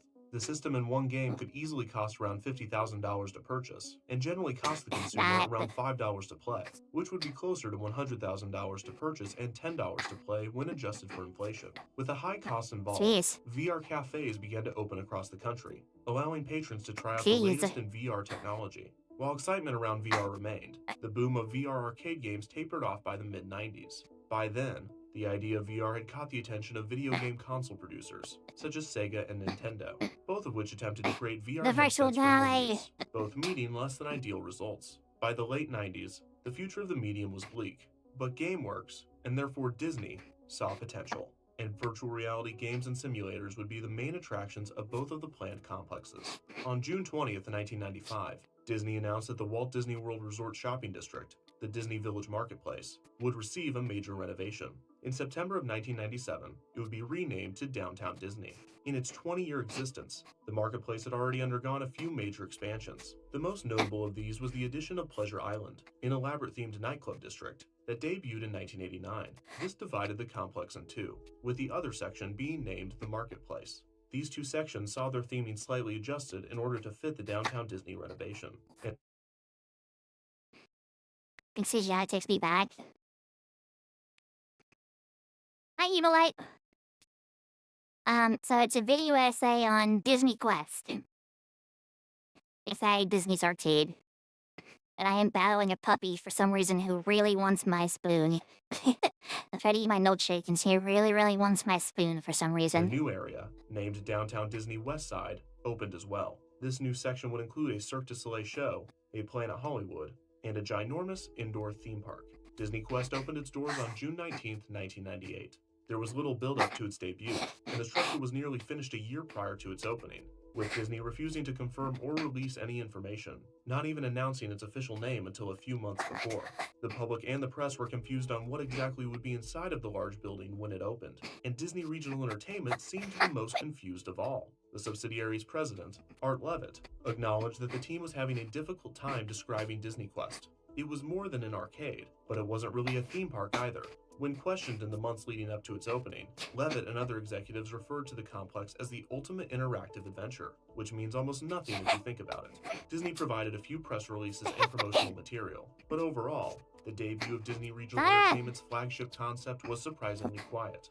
Still, in the summer of 1998, a large crowd gathered to enter Disney Quest for the first time, not sure what to expect from the new experience. Hello, I'm Michael Eisner. I'm here in the Hi, virtual Eisner. reality studio where Disney Imagineers are creating a whole new world of storytelling. Tiny TV screens inside this headset actually allow you to step into the world of Aladdin on a magic carpet ride. It's called virtual because it's a world which only exists inside a computer. Reality because unlike film or television, you see not just what's on the screen, but what's above, around, and behind you. And you control when you return to the real world. I wonder where the exit is. Oh well, welcome to the wonderful world of Disney. The building was a huge 5-story, 100,000 square foot blue box. On the front and back of the building, there was a large That sounds awesome.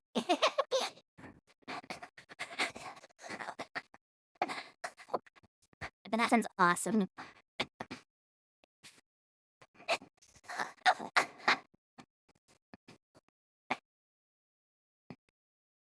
You'll happy you did not have my milkshake. It's empty now. There's some milkshake left, but you can't have what's left of my milkshake. You got some on your face somewhere. How'd you do that? How did you do that? And then growl at me. And growl at me 'cause I won't let you have my milkshake that has chocolate in it that'll kill you. set of Mickey ears with Disney Quest in large print.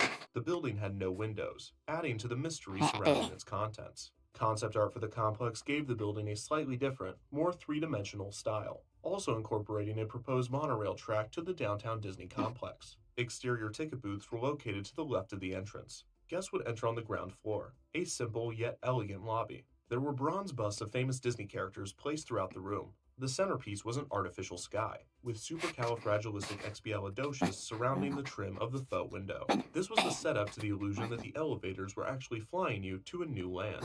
It was a subtle and fun touch. At the end of the lobby were the turnstiles to get on the elevator. Once through, guests boarded the highly themed lifts, named the Cyberlators. These featured an en-route show, starring the genie from Aladdin. This 45-second video explains to guests that they are being transported not just to the next level, but to a new location entirely. After this, the elevator doors opened, and guests entered Disney Quest. Like the classic castle parks around the world, Disney Quest was designed with a central hub, known as Ventureport. Upon entering the main area, guests could see a structure that appeared to be a futuristic telescope. Connected to Ventureport were 4 bridges, known as gateway branches, leading out to each themed zone. These were Replay Zone, Score Zone, Create Zone, and Explore Zone. The Replay Zone, located on floors 3, 4, and 5, featured Midway on the Moon, a classic arcade where guests could play games like Pac-Man, Air Hockey, Skee-Ball, and Tron. An attraction called Buzz Lightyear's Astro Blasters also resided in this area.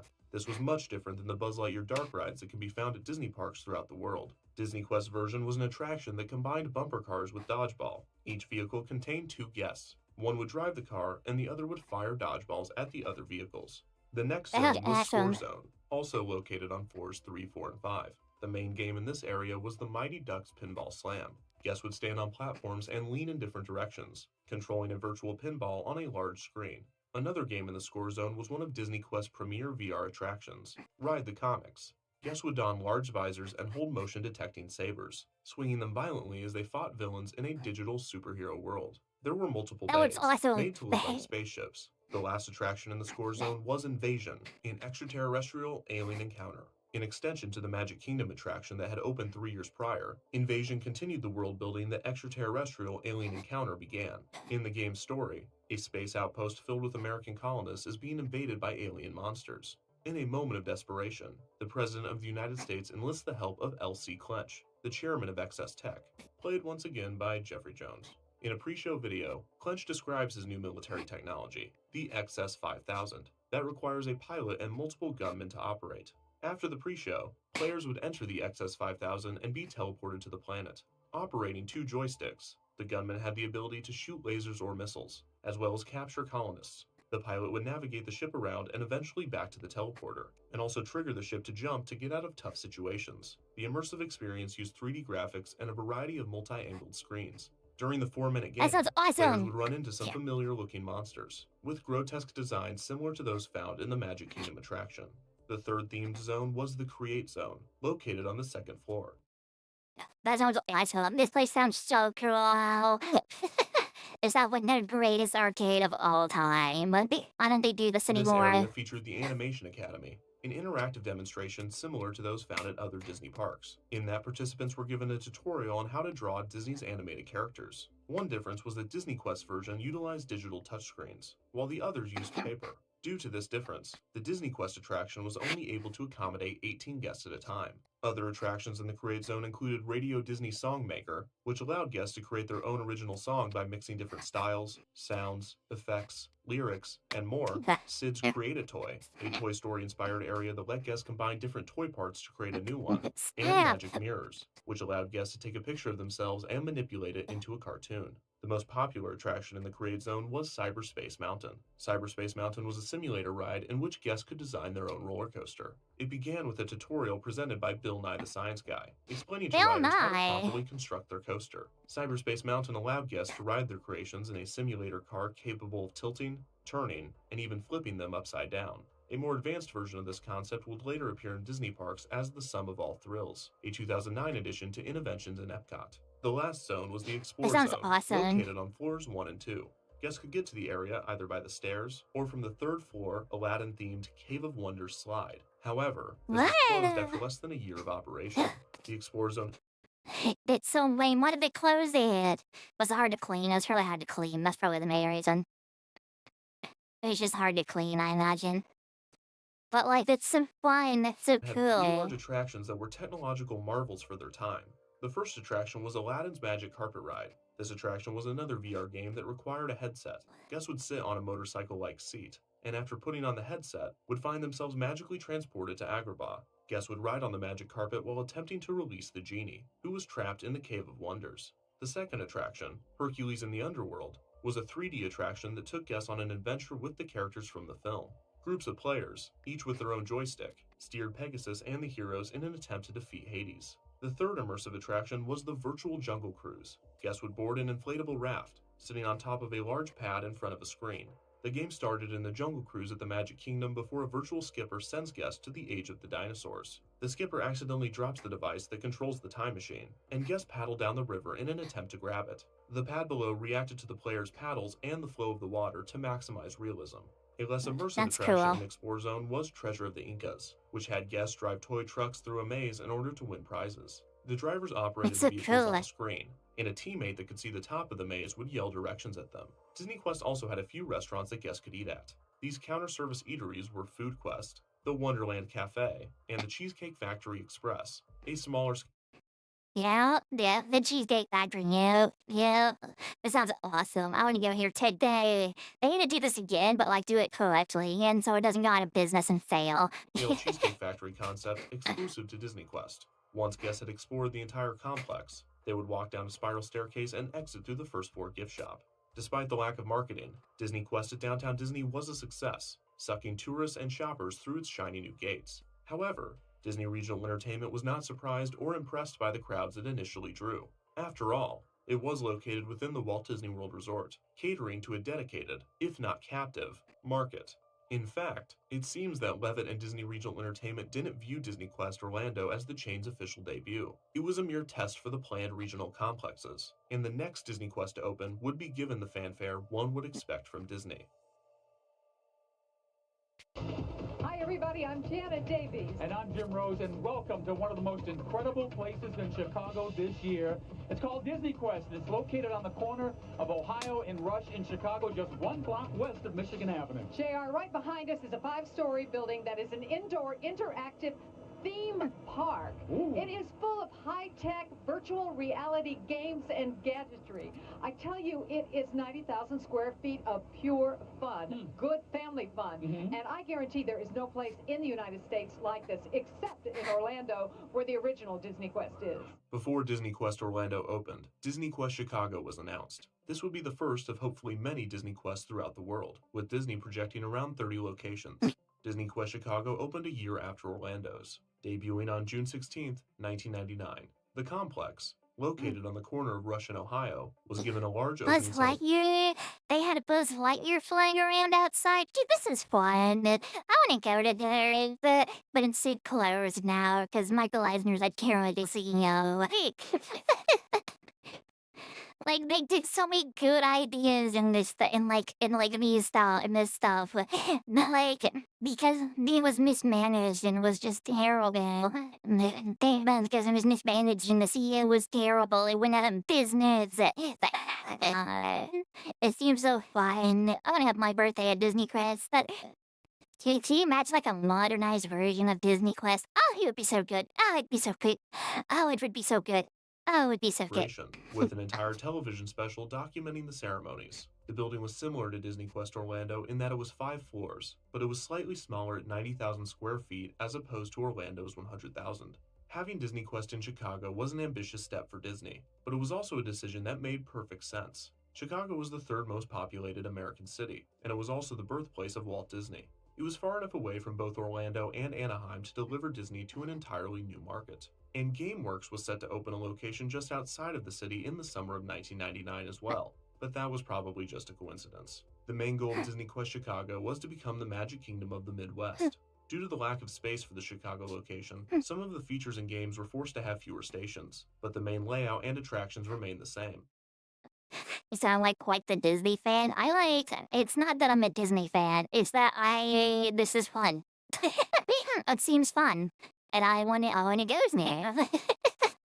You put silly little fun little arcade games and slides in front of me, and then my inner kid comes out, and I'm like, oh, it's so cute, it's so fun. While many locals were excited to have a Disney theme park come to their backyard, experts and journalists were more skeptical. Apart from the criticism of the complex's cheesy architecture not fitting in with the surrounding area, they weren't sure whether Disney would see a return on the investment. Interest in both GameWorks and Disney Quest was dwindling fast. The ever-changing landscape of technology was diverting consumer focus to the internet and home consoles. And while the public was eager to experience both indoor amusement center concepts, the chances of locals becoming regulars was falling by the minute. This meant that Disney Quest Chicago would have to rely more on tourists, which did not bode well for a large-scale regional expansion. While critics lacked confidence in Disney, Can you imagine if they did this like again, but with like updated technology? Oh, it'd be so fun. It'd be so cool. Like updated like VR, because VR is like way more advanced now. Can you imagine if they did that with the latest in like VR technology, the latest in arcade game technology? I know arcades are kind of dying now. Like Dave and Buster's and stuff like that are slowly going out of business because like arcades are just not sustainable with home consoles. But to me, like imagine like an updated Disney Quest or like an updated GameWorks or something like that. Oh, it'd be so cool. Oh, it'd be so fun. Quest, Disney had far too much. The head of attendance calculating at the Walt Disney Company estimated that around 3 million guests would visit Disney Quest per year. However, this would have been nearly impossible, as proved by this quote from a 1999 article from the Chicago Tribune. The average length of stay is in the 2.5 to 3 hour range. So to cram in 3 million visitors a year while maintaining some crowd control, Disney Quest would have to stay open about 17 hours a day, every day, and remain at full capacity the entire time. Apparently, no one Do the people who make these statistics and like these projections, are they stupid? Or are they just like bad at math? Does Michael Eisner just go like, hey, what are numbers? And the random person just goes, 3 million. And he goes, yeah. Did I just do that? Is that how that works? Because like they keep throwing out numbers and they're just like impossible numbers to sustain every single time in every single one of these videos. It's so funny. It's so have learned silly. anything from the opening of Club Disney, which learned nothing from the opening of Euro Disneyland. In late 1998, Disney had announced that a third Disney Quest would be built in Philadelphia. This location would have been located on the popular Market Street as part of an ambitious redevelopment of the area. The city was thrilled to be chosen by Disney, and by the time of Disney Quest Chicago's debut, the space was being cleared in preparation for construction and was set to open in the summer of 2000. However, production delays pushed the project back to the summer of 2002. In late 2000, both Disney Quest Orlando and Disney Quest Chicago received a brand new attraction. Hercules in the Underworld was replaced by Pirates of the Caribbean Battle for Buccaneer Gold, which featured large screens surrounding a miniature pirate ship that guests would board. Each player would have a physical cannon that would fire digital cannonballs at enemy ships. A more advanced version of the game's technology would later be used in Toy Story Midway Mania. Players would also encounter a serpent that looked very similar to the Lego model that opened at the Downtown Disney Lego store in 1997. Guests playing the game would have to defeat the Jolly Roger, which was not an easy task, and the majority of players would lose the game, with their boats sinking into the water. It is worth noting that both the Pirates of the Caribbean and Aladdin Disney Quest games were designed by Randy Posh, a virtual reality specialist and professor famous for his talk and book, The Last Lecture, which he produced before passing away in 2008. The new Pirates of the Caribbean game rest in peace. temporarily reinvigorated excitement in the Chicago location, which had already waned in its 18 months of operation.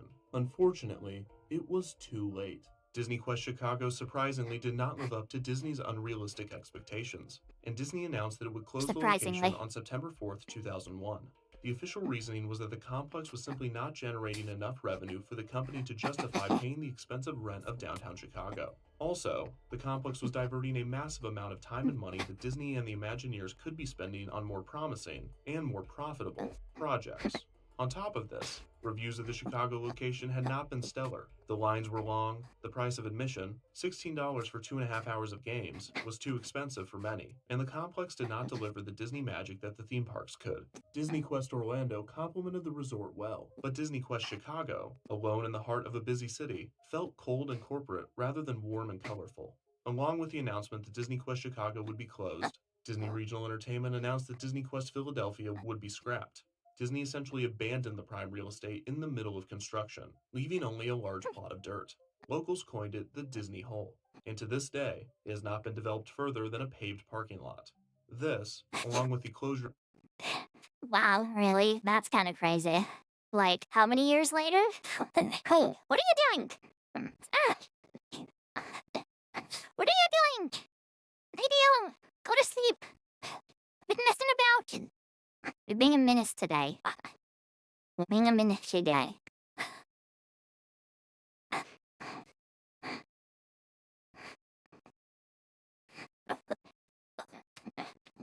Chicago slightly tarnished Disney's reputation in both regions. Despite the cancellation of all future plans for Disney Quest Orlando remained open, receiving little attention from the company and little to no updates. Apart from the closure of the Cave of Wonders slide and the addition of Pirates of the Caribbean Battle for Buccaneer Gold, the Treasure of the Incas interactive maze game would be closed after a few years of operation. Cell phone frequencies caused interference with the remote-controlled trucks, and on one occasion, one of the vehicles burst into flames, which is terrifying considering that this occurred in a building that had no windows and a main transportation system of a magic elevator. The space was eventually filled with Let's Go Jungle arcade. Yeah, I guess that is a bit of a fire hazard. I guess that is a bit of a safety hazard, you know? That might be a ned point. Games. The Magic Mirrors attraction closed in 2005 and was replaced with additional seating. And perhaps the most disappointing removal was the Cheesecake Factory Express around 2008. In 2011, the Cyberlator screens were turned off, and they became just regular elevators. A few years after this, to help promote the film Wreck-It Ralph, a large structure of the title character as well as multiple Fix-It Felix games were added to the complex. These, along with a few minor additions and a few major closures toward the end of its lifespan, were the only changes Disney Quest Orlando saw. The subsidiary Disney Regional Entertainment lasted until 2010, when it closed 5 ESPN zones and sold 2 more.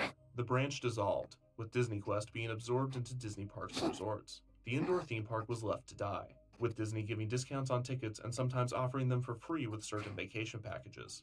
Finally, on June 30th, 2015, it was reported that Disney Quest was going to close at the end of 2016 to be replaced with a new NBA-themed attraction. However, 2016 came and went, with Disney Quest staying open the entire year. It wouldn't be until January 30th, 2017 that It was open since 2017, really? That seems kind of like late. Like very late. Like very, very late. Disney would announce that Disney Quest's final day was to be July 2nd. To commemorate the closing, pass holder discounts made ticket prices $45 for a day pass? Oh my gosh, dude. Disney breath. This is $45 for a day pass to what is a glorified arcade. Where half the things were shut down and lived. which had increased slightly in its nearly 2 decades of operation, exactly $19.98, as a tribute to the year that it opened. After 19 years of operation, Disney Quest closed its doors. The building sat abandoned for 1 month, until demolition began in August. Construction has begun on the NBA Experience, which is set to open in the summer of 2019. The closure of Disney Quest Orlando, along with... Is that open?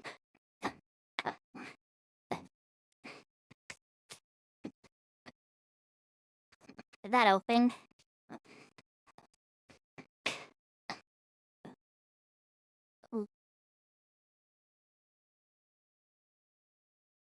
Permit filed for demolition at the former NBA Experience of Disney Springs. Said no. That one shut down too.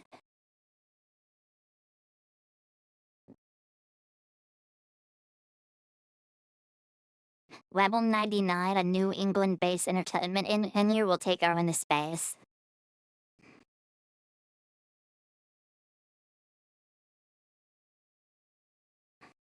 Level 99 will take over the high-profile 45,000 square foot space formerly occupied by the NBA Experience, which has sat vacant since 2021.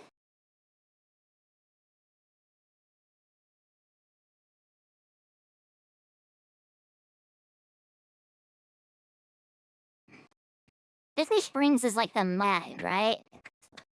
Yeah. Disney Springs is like the outdoor mall they have that you can get in for free. It has like the Lego store and like the that has like the restaurant with like the dinosaurs. Yeah. Yeah. Cause this used to be downtown Disney.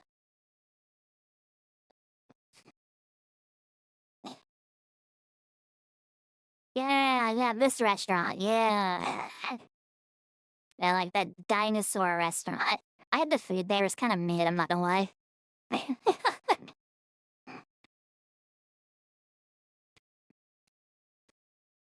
The recent closure of Anaheim's ESPN zone brought an end to the ventures of Disney Regional Entertainment, with every location of all three chains now defunct.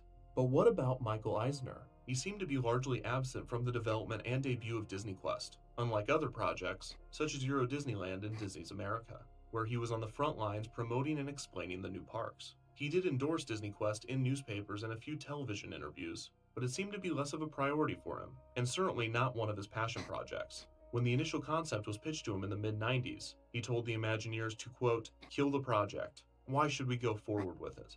So what if we can make money?" The exact reasoning for the strong reaction and what eventually changed his mind is hard to say. Maybe it was as selfish as the announcement of GameWorks, in his desire to take on his former partner and new rival. Maybe it was as innocent as the Imagineers strengthening the concept and presenting the promises of the new technology. Either way, the lack of attention on Disney Quest was typical of Eisner's second era. 1994 was the watershed. Frank Wells' passing, Euro Disneyland's failure, the defeat in Virginia, and his own health issues had turned the ambitious, creative executive into an unfocused, fickle, and often angry CEO. The development of Disney Quest was indicative of the state of the company after the tumultuous 7 years since Euro Disneyland's opening, and it was a mere preview of the mind-boggling creative choices and shocking business decisions that the next 7 years would bring. Their renaissance was over, and Disney was about to enter the 2000s. Buckle up. This is going to be a bumpy ride. Everybody's waiting, capiche? Now don't be late, babe. Super sorry, Lena.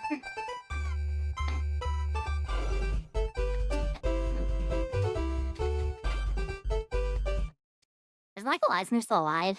He is still alive.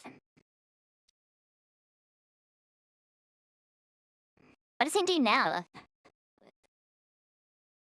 Did he retire?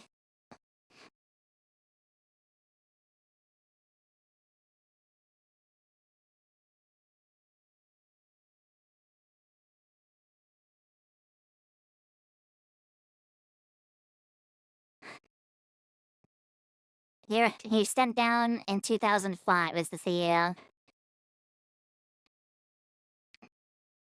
And Bob Iger became the new CEO.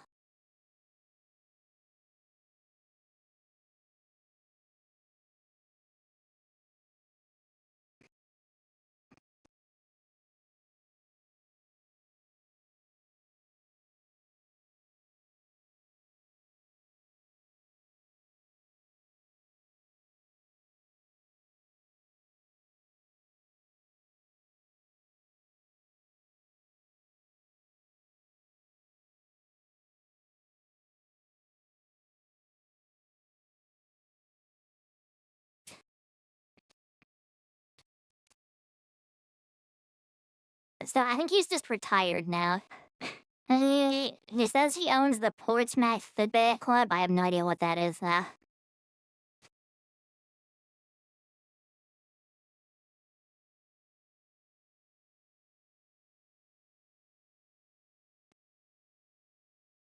Is born in 1966. So who's the, is it still Bob Iger? Who's the current CEO? Yes, yeah, it's still Bob Iger.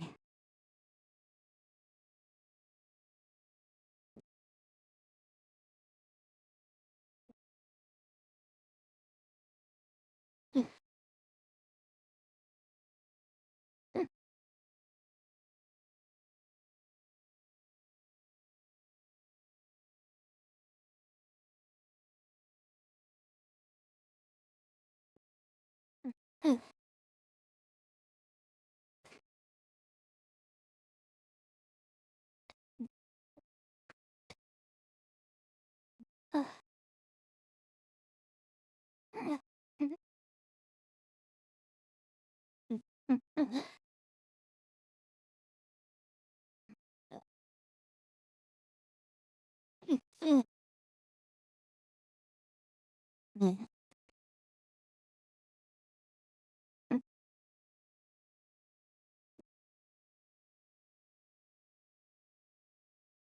he's been CEO since 2005. So for 20 years, he's been CEO. Almost exactly 20 years. On September 30th, it would have been exactly 20 years.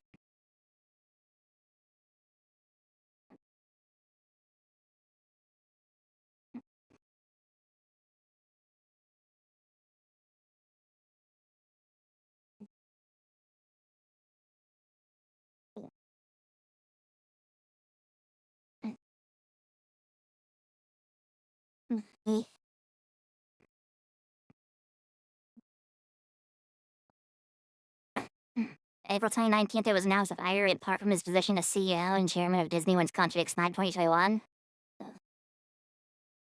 and after his board of directors on September 2019 already devoted conflict of interest as nearly halfway compared to large competing streaming services Disney Plus and Apple TV Plus.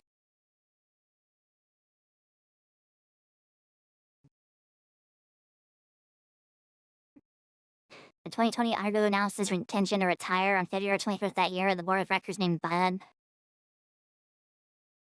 Shattuck from Disney Parks, the new chief executive, appointing Iger executive chairman. April, however, the board unexpectedly extended Iger's mandate to the end of 2021 due to the COVID-19 pandemic. Iger stepped down and was succeeded by Susan Orme as chair of the board. And on November 20th, 2022, Chapek was ousted by Disney, with Iger reinstating his CEO.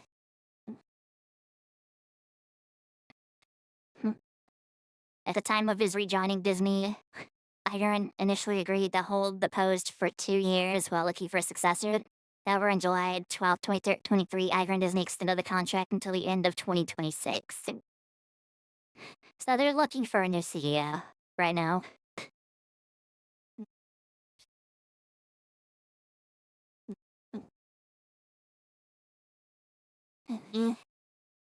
And Disney is looking for a new CEO right now.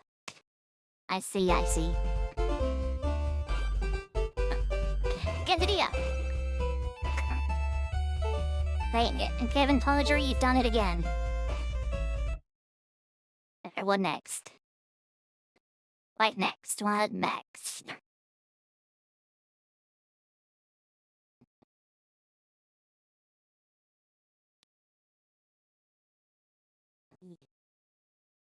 Guess the game. Why do you want me to play Guess the Game so bad? Is there any even new Guess the Games?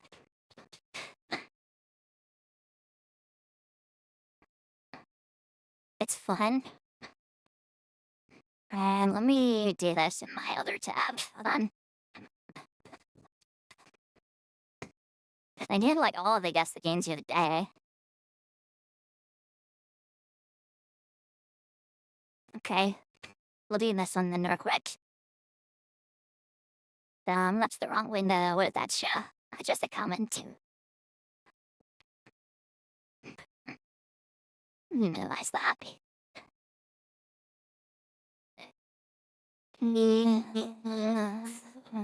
Okay. I don't know.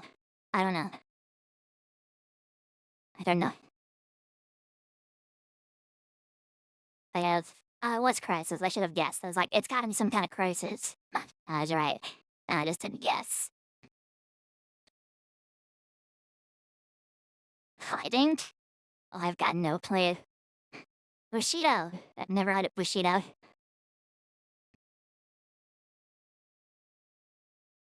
This is...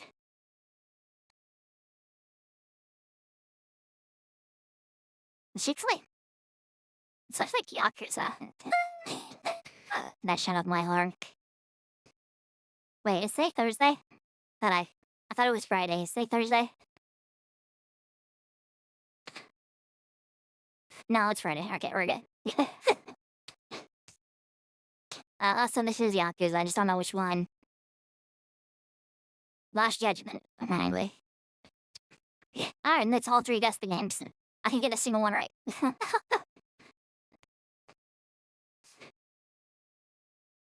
Let's go back to our silly little videos. Because I like watching my silly little videos, they're fun.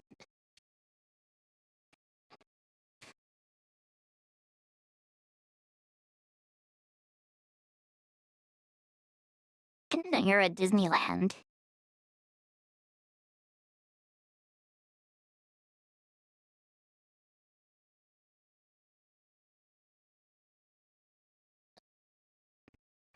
Oh, look out.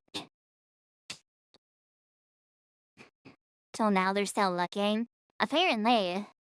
I mean, so Bob Iger is still the CEO, and he's going to be the CEO until the end of 2026, but they're looking for a new CEO to replace him.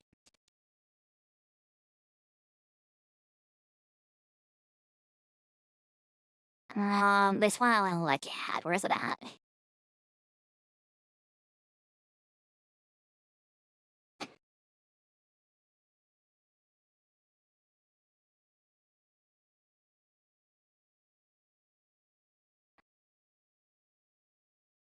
What's something got load? No, there it is. I found it. It's Fitness While Ash was a good episode. Oh. Hey. Stop it. Where's it at? There it is. Oh. On September 12, 1984, the president of Paramount Pictures, a 42-year-old executive named Michael Eisner, resigned from his position. He had been offered a new role at another notable entertainment company. What would be acknowledged today as the highest level at the most prominent media giant in the world, the CEO of the Walt Disney Company, at the time, was equivalent to the position of a captain on a sinking ship. Disney, for a multitude of reasons, was failing, and the company had just fended off a vicious takeover attempt a few months prior. The sinking ship elected Eisner as its new captain, but Eisner had no plans to sail on until it was So he was the... He used to be the president of Paramount Pictures?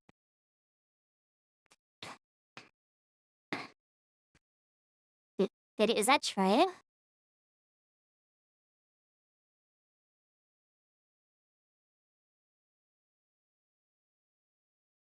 He was.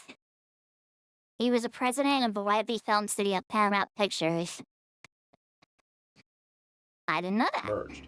He had much bigger ideas. He was going to dismantle the ship and build it again.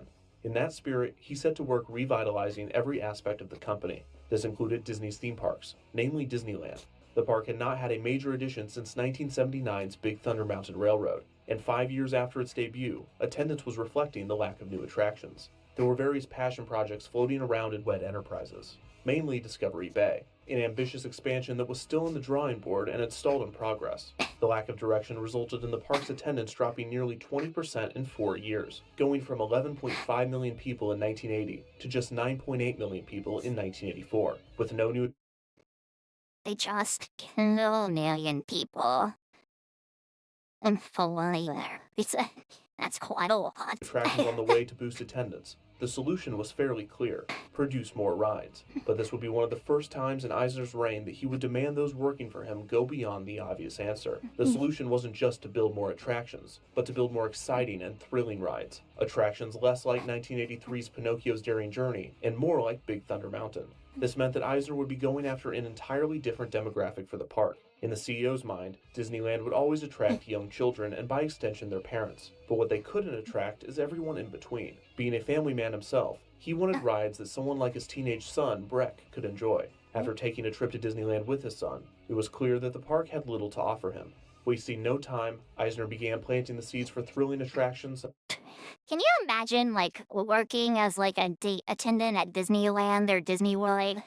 Just letting people into the park. That's what you do. You're like the gate attendant. You let people into the park. And can you imagine just, like, all of a sudden the CEO shows up and goes like, hey, I'm here for a trip at Disneyland with my family. Can you imagine? Like, that'd be kind of crazy. I'd be like, what? Wow, okay.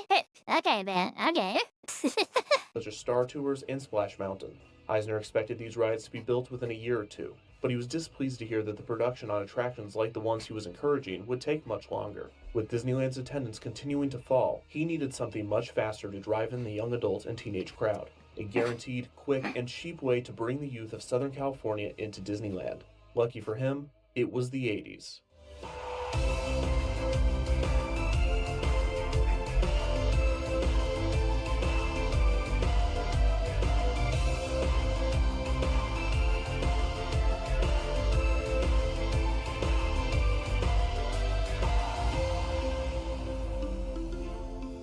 Really? The 1980s saw a revitalization on American culture's fascination with youth and the teenage experience. Unlike the sock hops of the 50s, which encapsulated the spirit of a generation, the teens of the 1980s had a rougher edge to them, with innocence having a shorter lifespan as many of the antiquated values of society changed. This change was best reflected in the period's music, and the birth of music television, or MTV, with more mature music finding its way into the mainstream. At the same time, more parents entered the workforce and divorce rates skyrocketed. With no infrastructure to accommodate these changes, the youth of the decade was pushed outside of their parents' watchful eye and into a new world catering to the adolescent. The generational experience was the subject of countless coming-of-age films, and companies took notice of a seemingly new demographic to market toward. Theme parks especially saw the opportunity to attract the generation with an abundance of independence and free time. While thrill rides were appealing to teens, there wasn't any cheaper or easier way to bring in the youth of the day, later dubbed the MTV generation, than with music. Knott's Berry Farm in Buena Park, California, Disneyland's local rival, had opened the largest teenage nightclub in Southern California, Studio K, in early 1984, and along with the Cloud 9 Ballroom, the new dance spot had been attracting the area's youth in droves. This was the exact type of attraction Disney needed while they continued work on Eisner's elaborate modern e-tickets. Of course, Disney denied Studio K or Cloud 9 having any influence on their plans for a teenage nightclub, insisting that it was a mere coincidence. In early 1985, Steve Carroll, the manager of Disneyland Show and Operations, sat at a Chinese restaurant, brainstorming ideas to fulfill Eisner's decree. He flipped over the placemat in front of him, jotting down an idea for a teen nightclub at Disneyland. The club was to be called Galaxy, and it would take the place of the Tomorrowland space stage, which was currently showing the 3D film Magic Journeys. Carroll thought the space could be better used as a sci-fi dance area for teens and young adults. Unfortunately, the space was earmarked for one of Eisner's young adult attractions, a new 3D film starring Michael Jackson named Captain EO. This would transform the outdoor space stage into an indoor 4D theater. Despite the roadblock, the idea of a teenage nightclub was well received, probably because there was already a proven model right down the street, but regardless, it was the perfect project to begin the revitalization of the parks. Carroll and his team got to work developing a nightclub for teens. In order to set the venue apart from the others in the area, the team designed the most high-tech club that they could realistically build, relying on techniques typically used in large concerts rather than simple discotheques. The club was to be named Videopolis, and it would utilize over 70 screens, 2 large screens on either side of the main stage, with an array of smaller screens making up a mosaic throughout the rest of the stage.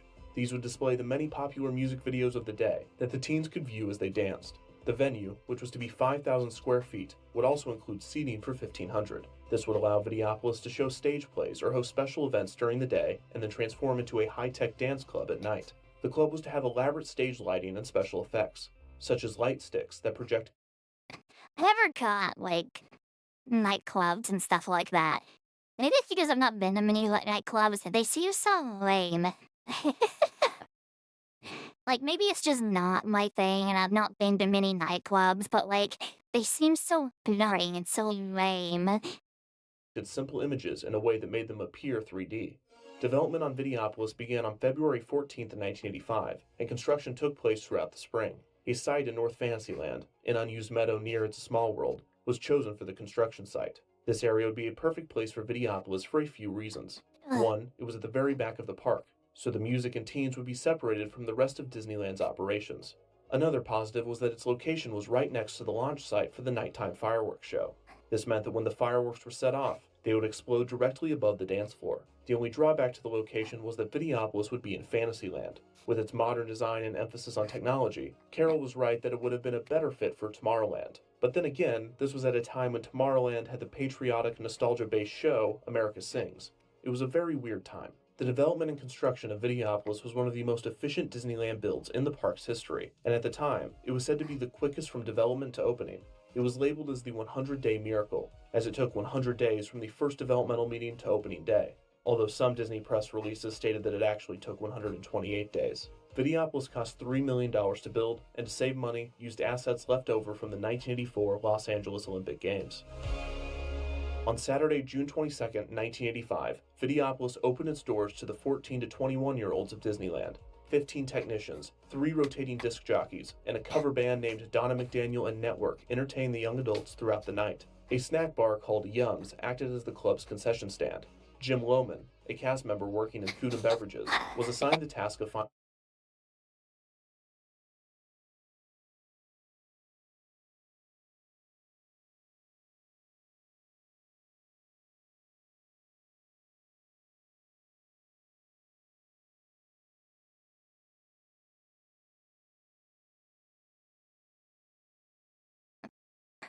Hello, mates.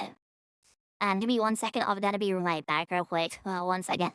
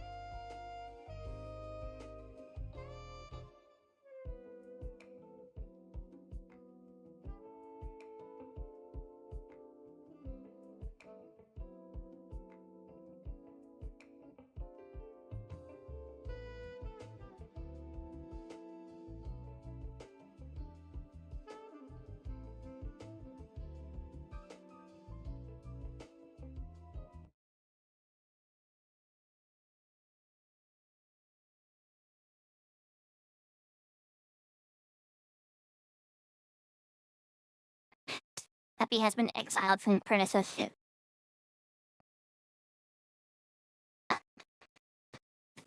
Ever been to Disneyland? I think they have one in Poland.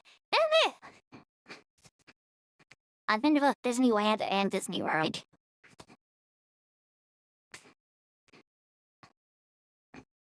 Finding food items for Videopolis. While Yums would serve basic concessions, such as popcorn and nachos, Loman would add one notable item, Nachos. a 12-inch churro. 2 churro carts would be placed in Videopolis, and the snack would eventually spread throughout Disneyland, becoming a staple of Disney parks. There would also be a merchandise stand, a decorated pickup truck that sold Videopolis t-shirts and other merchandise. Videopolis even had its own theme song. Going to the top, Videopolis, gonna make it rock, Videopolis. In its first few months of operation, Videopolis became the subject of national news. In September of 1980, 2 gay men were dancing together at the Tomorrowland Terrace dance floor. Security guards, enforcing the park's ban on same-sex dancing, ejected them from the park. The men then sued Disneyland on grounds of discrimination. Disneyland claimed that they had had the rule since 1957, when the park officially allowed dancing. From 1955 to 1957, it could be assumed dancing was outlawed at Disneyland. After they decided to legalize and regulate the act of dancing in their park, Disneyland put a strict ban on same-sex dancing. The 2 men violated this act in 1980, when they engaged in what was referred to as homosexual fast dancing. The reason for the rule was apparently because Disney was looking out for the safety of park guests, saying, quote, "We didn't want to have 2 women dancing and have some guy go out and hassle them." They also said it was a crowd control measure, and that if same-sex couples, platonic or not, were allowed to dance together, it would result in a larger, unsafe crowd. They also admitted that they were a family park that thought the, quote, alternative lifestyles would offend their guests, but it was mainly the safety thing. On June 29, 1984, an Orange County judge ordered Disneyland to allow the 2 men to dance, as denying them their right to dance would violate California's business discrimination policies. This was a huge win for the 2 men and no one else, because Disney claimed that all the court determined was that those 2 specific men should be allowed to dance, and if any other same-sex couples wished to participate in the party, they should lawyer up. Disneyland's lawyer said, quote, "We'll abide by the order, but it doesn't apply to others. If 2 other men show up tomorrow night to dance, Disneyland won't let them on the dance floor." The lawyer of the 2 men seemingly agreed with Disney's interpretation, also admitting that this didn't mean that any same-sex couple could dance, just this specific one. When Videopolis opened in the summer of 1985, many teens requested that Disney lift their ban on same-sex dancing. Disney obliged, and it became a huge news story, with Videopolis at the center of it. Gay rights activists cheered the decision, believing that it was a huge step forward for Disney. Disney shut that down pretty fast, saying, quote, "Videopolis brings in a lot of teenaged kids, and we see a lot of situations where 2 girls come together and want to dance and ask to. We have always said no, but we changed our minds." Then they doubled down on their interpretation of the 1984 ruling, saying, quote, "Although we lost that, we only lost on removing those 2 men from the dancing area. We continued to enforce the policy until a month ago." Disney spun the lift on same-sex dancing as a necessary evil, because many teenagers are shy toward the opposite sex, so they might feel more comfortable dancing with a group of their friends, essentially shifting blame to the young adults' fears of their own heterosexuality rather than the park's own fear of homosexuality. A 15-year-old, Dominique, said on the subject, quote, "It's just as fun to dance with your friends as it is with a guy. We go dancing together a lot. There's nothing wrong with it." Completely missing the point, by design. Despite all of the semantics, homosexual fast dancing was finally allowed at Disneyland. Homosexual slow dancing was another story. With the first round of Vidiotes, the name given to the teens visiting Videopolis, having experienced the club, reviews were coming in, and the consensus was that it was tubular. 18-year-old George said, quote, "The videos are sure hot and the live band is really great." 14-year-old Chris said, quote, "My friends are here. The lights are really weird." 15-year-old Shannon was more critical in her review, saying, quote, "They need some slow dances." 16-year-old Robert praised the new edition, explaining, quote, "I like the females here. There are lots of females." Throughout 1985, Videopolis attracted a group of regulars, and the venue seemed to be a huge success. When 18-year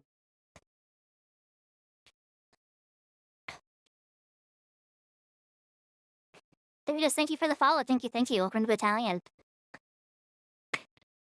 We're watching The Funkland. Hold on, I'm messing with one of my silhouette new figures I got. Because it's cool. It's awesome. It's Optimus Prime. What is this? It's, we're watching Defunctland, the history of the nightclub they used to have called Videopolis. It's like a silly little nightclub that they used to have to try and pander to the teenage audience. Back in like the 80s and 90s. Year-old Ford Elise was asked whether she would rather ride Space Mountain or go to Videopolis. She scoffed, quote, "You can't dance on Space Mountain." In the summer of 1986, 17-year-old Gina said, quote, "I even broke my leg here running to the dance floor exactly a year ago today and spent New Year's here in a wheelchair." Despite the positive reviews from the teens, there were many outspoken critics of Videopolis and Disneyland's efforts to appeal to teenagers and young adults. Many came from worried parents who thought the new club would bring in a more rowdy crowd to a traditionally kid-oriented park. Others were concerned about the possibility of gang violence, which had been on the rise and had become a major focus of the media. The sudden growth Gun violence at Disney World? and the use Can you and imagine? distribution of crack cocaine, among other factors, led to a rapid rise in youth gangs and gang violence in the 1980s, and Southern California was at the epicenter of the growth. Typical gang members were between 14 and 20 years old, coincidentally also the target demographic for the youth discotheques and nightclubs that were popping up throughout the city. This led to issues as the youth gangs would claim certain nightclubs as part of their turf, and Knott's Berry Farm and Disneyland were not exempt. In July of 1985, weeks after Videopolis opened, Knott's Berry Farm's nightclubs were involved in a prominent altercation. Rival gangs encountered one another at Studio K and Cloud 9, and after leaving the park, a brawl involving 50 teenagers broke out. One Knott's employee had his facial bone shattered while trying to stop the fight. This was just a month after a grad night party at Six Flags Magic Mountain in Valencia ended with 21 gang members being arrested after 6 people were stabbed. Disneyland responded to these concerns by assuring guests that, as per their dress code, gang members visiting the park would have to remove their colors, and that their security detail would be put through police training to better assist if an altercation were to happen. Still, whether it was genuine concern or plain paranoia, many felt it was only a matter of time before a tragedy would occur at the park. Disney knew this was a concern going in, and on top of increasing security and supervision, they also implemented a series of decisions that, whether on purpose or not, helped keep the perceived rougher crowd of teens away. While one of Videopolis' main features was its showcasing of popular music videos, the technical director overseeing the club would make sure to cut away when any of the videos displayed inappropriate images by Disney standards. Cameras were placed throughout the club and would periodically show the teens dancing on the big screen, especially when an inappropriate section of a music video was coming up. They also avoided playing many of the controversial songs of the day. While this helped appease the minds of parents and keep the atmosphere Disney, it also made Videopolis uncool in the minds of the Southern California youth, especially compared to the more relaxed atmosphere of Studio K and Cloud 9 at Knott's. Another factor in splitting the Disneyland Knott's audience was Disney's pricing plan. A Videopolis pass was created, allowing teenagers admission to the park after 5 p.m. during the summer for $40, or around $95 today adjusted for inflation. This was a good deal when compared to the season pass at the time, which cost $85 or around $200 when adjusted for inflation. Knott's, on the other hand, charged teens $8 after 6 p.m. to encourage attendance at their nightclubs. While the Videopolis pass would be a better deal in the long run, the lump sum approach resulted in the less fortunate kids heading to Knott's. Without a per-night ticket, if a teen wanted to go to Videopolis without the pass, it would cost them $15 for the adult passport, double the special ticket offered by Knott's. This resulted in a class divide between Disneyland's Videopolis and Knott's Berry Farm's Studio K and Cloud 9. The former would be looked at as the overly clean, whitewashed club for privileged kids, while the latter would be seen as a more diverse and hip hangout spot. This was the view from the eyes of the youth of the Los Angeles area, but from the eyes of Disneyland and its typical guests, Videopolis was far from the safe, family-friendly atmosphere guests expected from the park. Videopolis was essentially hookup central, and the North Fantasyland bathrooms were later cited as a prime hangout spot. Security was tight at Videopolis, but they seemed to be more focused on the dance floor. Conga lines were getting freaky at Disney World. Dude, the 90s were weird. off limits at the club, and that rule was strictly enforced. For some reason, though, security had no problem with allowing the occasional older guest to join the teens. 61-year-old Suzanne DiMuscio became known by the regulars as Dancing Mama. She visited the club almost every night. When asked why, she explained, quote, "The kids love me. I come every week and dance all night long. It keeps me young." While many of the less-than-Mickey happenings at Videopolis were expected, one of the fears that parkgoers and parents had from its inception was tragically realized. Around 1 a.m. on March 8, 1987, two gangs of teenagers got into an altercation in the Disneyland parking lot after the park's closing. The two groups engaged in a fistfight before an 18-year-old pulled a gun and shot a 15-year-old boy 3 to 4 times in the back. Another 14-year-old boy, Jeez. uninvolved in the fight, was hit by a stray bullet. Both victims were rushed to the Jeez. hospital. The 14-year-old suffered minor injuries, but tragically, the 15-year-old died. Hours later, the murderer was Jeez. arrested. It was Disneyland's second homicide, with the first taking place 6 years earlier when an 18-year-old was stabbed to death in Tomorrowland. Videopolis was blamed for Jeez. attracting the gangs that led to the fight, although a direct connection was never reported. It was off-season for Videopolis at the time of the shooting, and unlike the summer, where every night was a non-stop dance party, Videopolis only acted as a dance club on Saturdays and some Sundays in the spring of 1987. The altercation took place after a Friday night at Disneyland, when Videopolis was not operating as a club. Still, Videopolis and the effort to bring in more teens to the park were believed to be the reasons for the gangs gravitating toward Disneyland, although the entire situation could simply be a coincidence. Videopolis continued operation without change, even expanding its reach throughout the Walt Disney Company. In 1987, the Videopolis Cafe, a second nightclub for teens, was announced as part of a new nightclub district named Pleasure Island, planned for the Disney Village Marketplace at the Walt Disney World Resort in Orlando, Florida. On top of this, a television show based off of Videopolis was created for Disney Channel, premiering in 1987. The show was described as American Bandstand for Kids, and featured host Randy Hamilton accompanied by a dancing crew of Videopolis regulars, including a young Mario Lopez. The show would see famous musical acts crew of Videopolis young who? regulars, including a young Mario Lopez. The show would see famous remember who musical that acts is. come by, including New Kids on the Block, Janet Jackson, and the Jets. This of course meant that the kids would have to interact with the big stars, and it was painful. Oh, wait a minute, Patrick. Weren't you going to offer Pebbles a guided tour of Videopolis? Sure. Especially the dance floor part? Yeah, sure. Just in case we lost Pebbles, Patrick wants to dance with you. Is that all right? Yeah, that's great. Yeah. Let's go. The show would last until 1989, and a monthly show called Videopolis Star Tracks, which would follow musicians on and off stage, would air from 1987 to 1990. The 1987 and 1988 Disneyland State Fairs would use the Videopolis stage as a BMX course, and a show featuring Goofy and the BMX group The Wizards of Rad was performed. In late 1987, Disneyland hosted a fundraiser to benefit the AIDS Project Los Angeles, resulting in thousands of gay people being openly invited into the Magic Kingdom. Many believe that Disney was doing this to distract from their past behavior, such as banning homosexual fast dancing, and Disney agreed, saying they were hosting it to, quote, dismiss finally all that nonsense that happened in the past. Hilariously and sadly, around the same time, 3 gay UCLA students dancing at Disneyland were told by a security guard that they were not allowed to slow dance. They sued Disneyland for their right to engage in homosexual slow dancing, or as the security guard referred to it, touch dancing. The 3 settled out of court, with Disney admitting that the security guard violated their anti-discrimination policy. Finally, both homosexual fast dancing and homosexual slow dancing were allowed at the happiest place on Earth. In the summer of 1988, a railroad station was added near Videopolis, named the Videopolis Station, allowing those riding the Disneyland Railroad to hop off at Fantasyland. By this point, Videopolis was hosting night events for all ages, with some press reports promoting Videopolis as an all-ages dance floor, possibly to calm the rowdy teenage crowd. In the summer of 1989, the Videopolis Cafe, renamed to Videopolis East, opened with the Pleasure Island nightclub district, the only non-adult club in the complex. Videopolis East boasted over 170 screens and an interactive game where computers allowed guests to control the lights and effects in the club. Videopolis East was the only club on Pleasure Island to not serve alcohol, and it was open nightly from 6 p.m. to 2 a.m.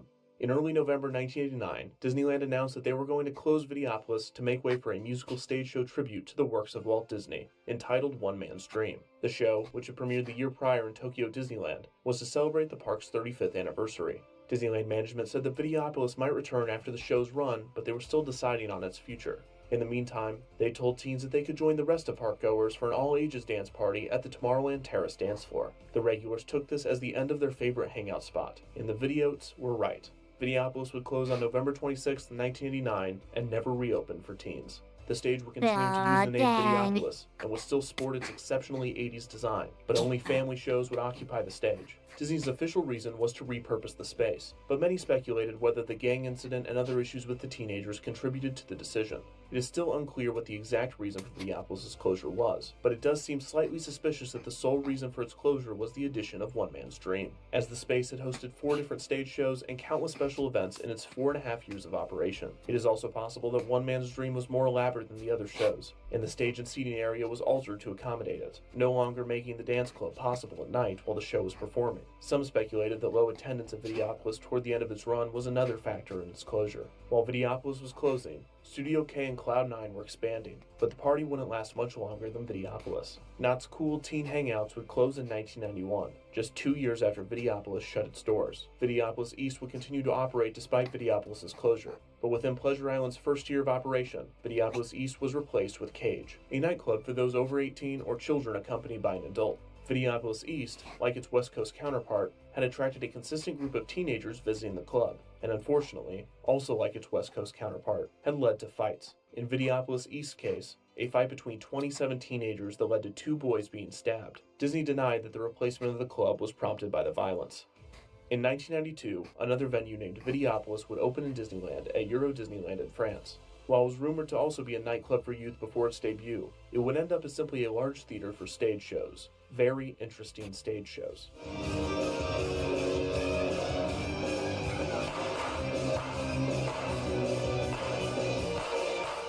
Videopolis in Anaheim would host 4 additional shows after One Man's Dream, before the theater would be refurbished into the Fantasyland Theater in 1995. In 1993, the Videopolis train station had been renamed and rethemed to the Mickey's Toontown Train Depot with the Toontown expansion. The Fantasyland Theater is still operating today, currently showing the stage show Mickey and the Magical Map, as it has been for over 6 years. We're going to take you all the way back to 1985 and kick it off with Videopolis Dancer!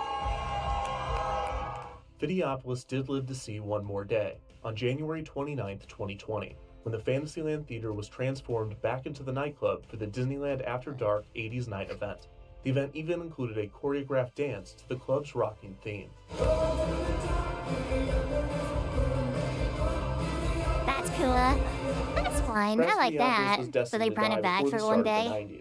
It was a concept born specifically from the teenage culture of the 80s, and it died with the decade. Videopolis, despite its many controversies, was a huge success, drawing in thousands of teens on popular nights, and it, along with Eisner's other attractions, resulted in Disneyland's attendance reaching a high of 13 million in both 1987 and 1988, a 30% increase since Eisner took over.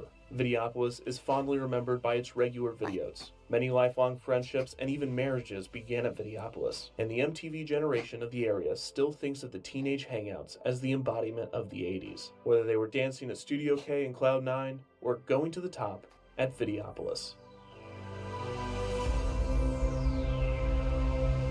Good video. Good video. Thank you, Kevin Perjay. You're the goat.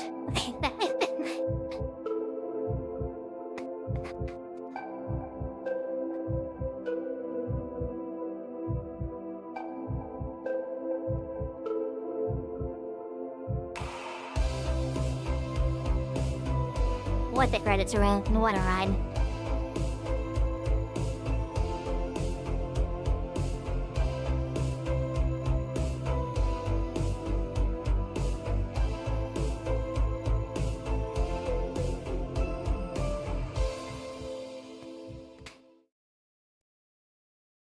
Alright.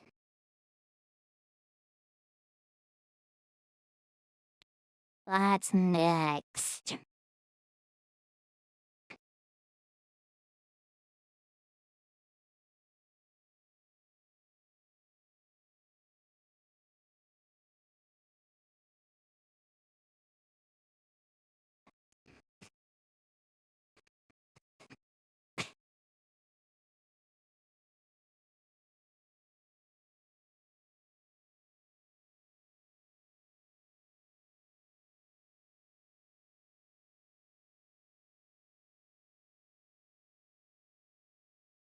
Look at the American Idol.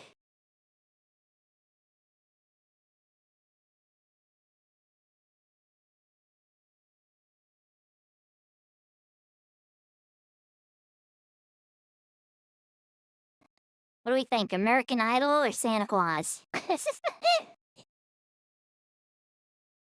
I know it's 2 very different categories, but I'm trying to pick.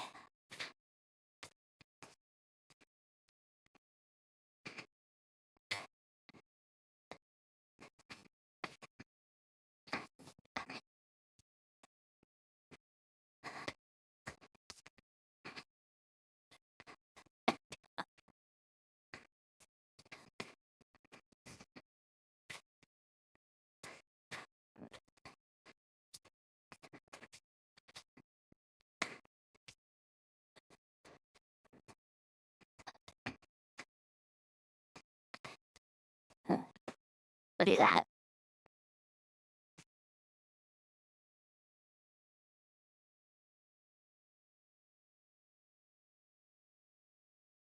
I do one on YouTube as well.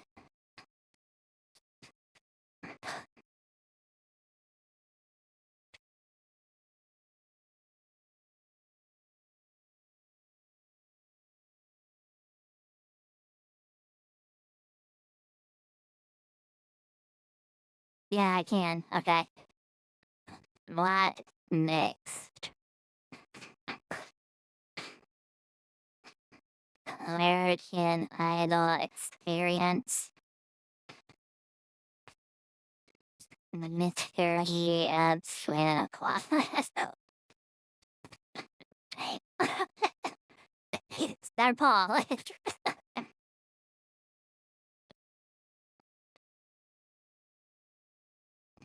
Cast your votes.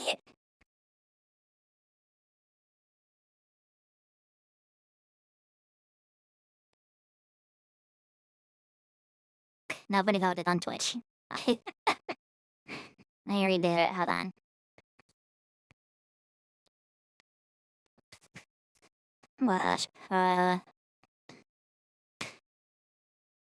What next? American Idol experience. Mystery and Santa Claus. Well, there in 3 minutes.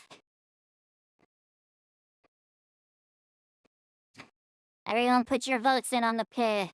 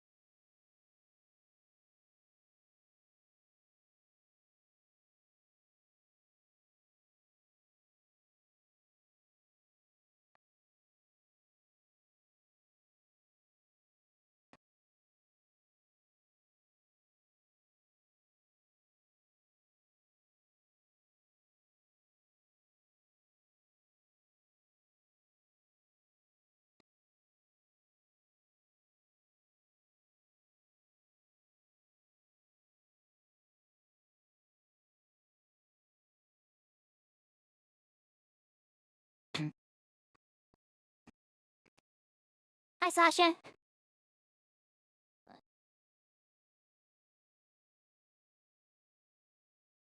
Seems like you guys want Mystery of Santa Claus. Okay, well, the Mystery of Santa Claus.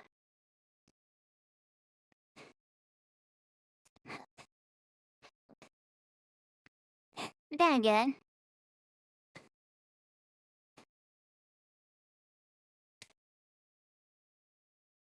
Are you playing? I can tell you to play. Okay. There we go. And again, once again, shout out to the Fun Plan. This guy right here. Shout out to him. He's a guarded YouTuber. My name is Kevin Perger. I investigate theme park rides that have been closed, offed, Hi, Kevin killed. Perger. This time of year, most people are thinking about decking the halls and what presents they're going to get their loved ones. Usually I would be too, but at the moment, I can't focus on neither the holly or the jolly. I am haunted. Haunted by a photograph. This photograph. That's right, jolly old Saint Nick.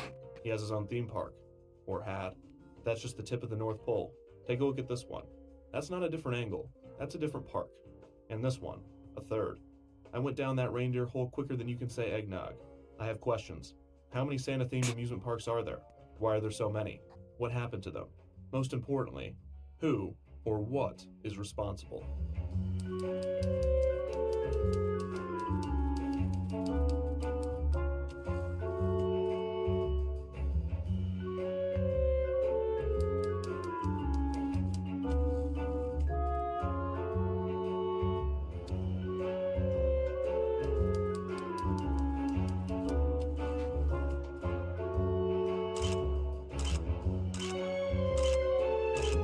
police department. Kevin, your production value is insane, bruh.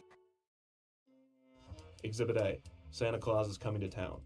In 1849, a small community was developed in rural Indiana. It wouldn't be until the early 1850s that the townspeople would organize an official township by means of applying for a post office. They submitted the application under the name Santa Fe, which the United States Postal Service rejected. The more recognized Santa Fe had been taken by the U.S. military just 8 years prior along with the rest of the New Mexico territory. But the reason for the Postal Service rejection was actually because there already was a Santa Fe, Indiana, just north of Indianapolis. The veto meant that the townspeople would have to rename their community. The town formerly known as Santa Fe, Indiana, would eventually decide on the name Santa Claus, Indiana. The legend told throughout the town was that the debate was settled on Christmas Eve, when the townspeople gathered in the church, and a gust of wind blew the front doors open, exposing the sound of sleigh bells in the distance. The children in the church, hearing the sounds, all ran to the door exclaiming, "It's Santa Claus!" and the name stuck. This story is apparently entirely made up, and the most likely reason is that someone said it as a joke in a meeting and no one could come up with anything else. The town officially became Santa Claus, Indiana on May 21, 1856. Almost immediately, the town's post office received letters from children addressed to Santa Claus. It wouldn't be until over 50 years later in 1914 that the town's new postmaster, James Martin, would begin responding to a few of the letters as the Jolly Man himself. 16 years later, in 1929, Robert Ripley would feature the town in his popular newspaper series, Ripley's Believe It or Not. After this, the town's post office was flooded with letters, and Santa Claus, Indiana was given a national spotlight. Seeing a prime opportunity for some good old-fashioned Christmas commercialization, an attorney named Milton Harris approached Postmaster Martin about an idea to profit off of the attention the town was receiving. He suggested a Christmas-themed park where children could play and their parents could buy gifts. This idea could be considered the world's first themed attraction. Disneyland would not open for another 20 years, and Knott's Berry Farm was nothing more than a restaurant until 1940, and arguably not an amusement park until the late 60s. Postmaster Martin, now nationally recognized and referred to as simply Santa Claus, would pass away in April of 1935, just months before the park opened. Harris would open his creation, named Santa Claus Town, on December 22, 1935. The park boasted a candy castle and a toy village, complete with merchandise and sponsors. Despite Santa Claus, Indiana having a population of 67 people, 7,000 attended the opening. Harris was not celebrating, however, as on the other side of the town's only street, a Chicago businessman named Carl Barrett had erected a 22-foot granite statue of Kris Kringle. Not only was Barrett announcing his own Santa-themed amusement park, to be named Santa Claus Park, but he had also bought the land that Harris was leasing for Santa Claus Town, resulting in conflicting ownership of the land in Santa Claus. A highly publicized court battle ensued, with the entire country on the edge of their seat, waiting to find out who would get legal authority to milk the birth of Christ in a town of less than 100 people. The battles raged on for years, but the legal proceedings were not the only issue. A portrait of Santa Claus in Harris's Candy Castle came under fire for its depiction of the holiday icon holding a sword. The townspeople demanded that the sword be painted out and be replaced with a trumpet, which Harris did without question to better his chances of winning the court case. On the other end of the street, the statue that Barrett had advertised as granite had almost immediately developed a crack on its exterior, proving it to be merely concrete, which did not help his case. While the proceedings continued, an auto company would attempt to purchase the town of Santa Claus for $100,000, and a soda company would attempt a purchase of $750,000. The latter would be just under $14 million today when adjusted for inflation. Both attempts were unsuccessful, but they were proof of the small town's prominence in the late 1930s. By this point, the post office was receiving 60,000 letters a day during the Christmas season, and the new postmaster, Oscar Phillips, had enlisted the help of his wife and 5 children to respond to as many of the children's letters as possible. As if things couldn't get any more chaotic, a mysterious man purchased post office box number 1 in the town. The shipping name on the box was Santa Claus. Disappointingly, this was not the real Father Christmas come to save a town in way over their heads. It was a Michigan auto worker named Jack Cannon that had legally changed his name to Santa Claus in another attempt to profit off of the town's name. When he arrived to Santa Claus after the long journey from Michigan, he found that there was no room available in the town. Hold on. My phone fell. Give me 1 second.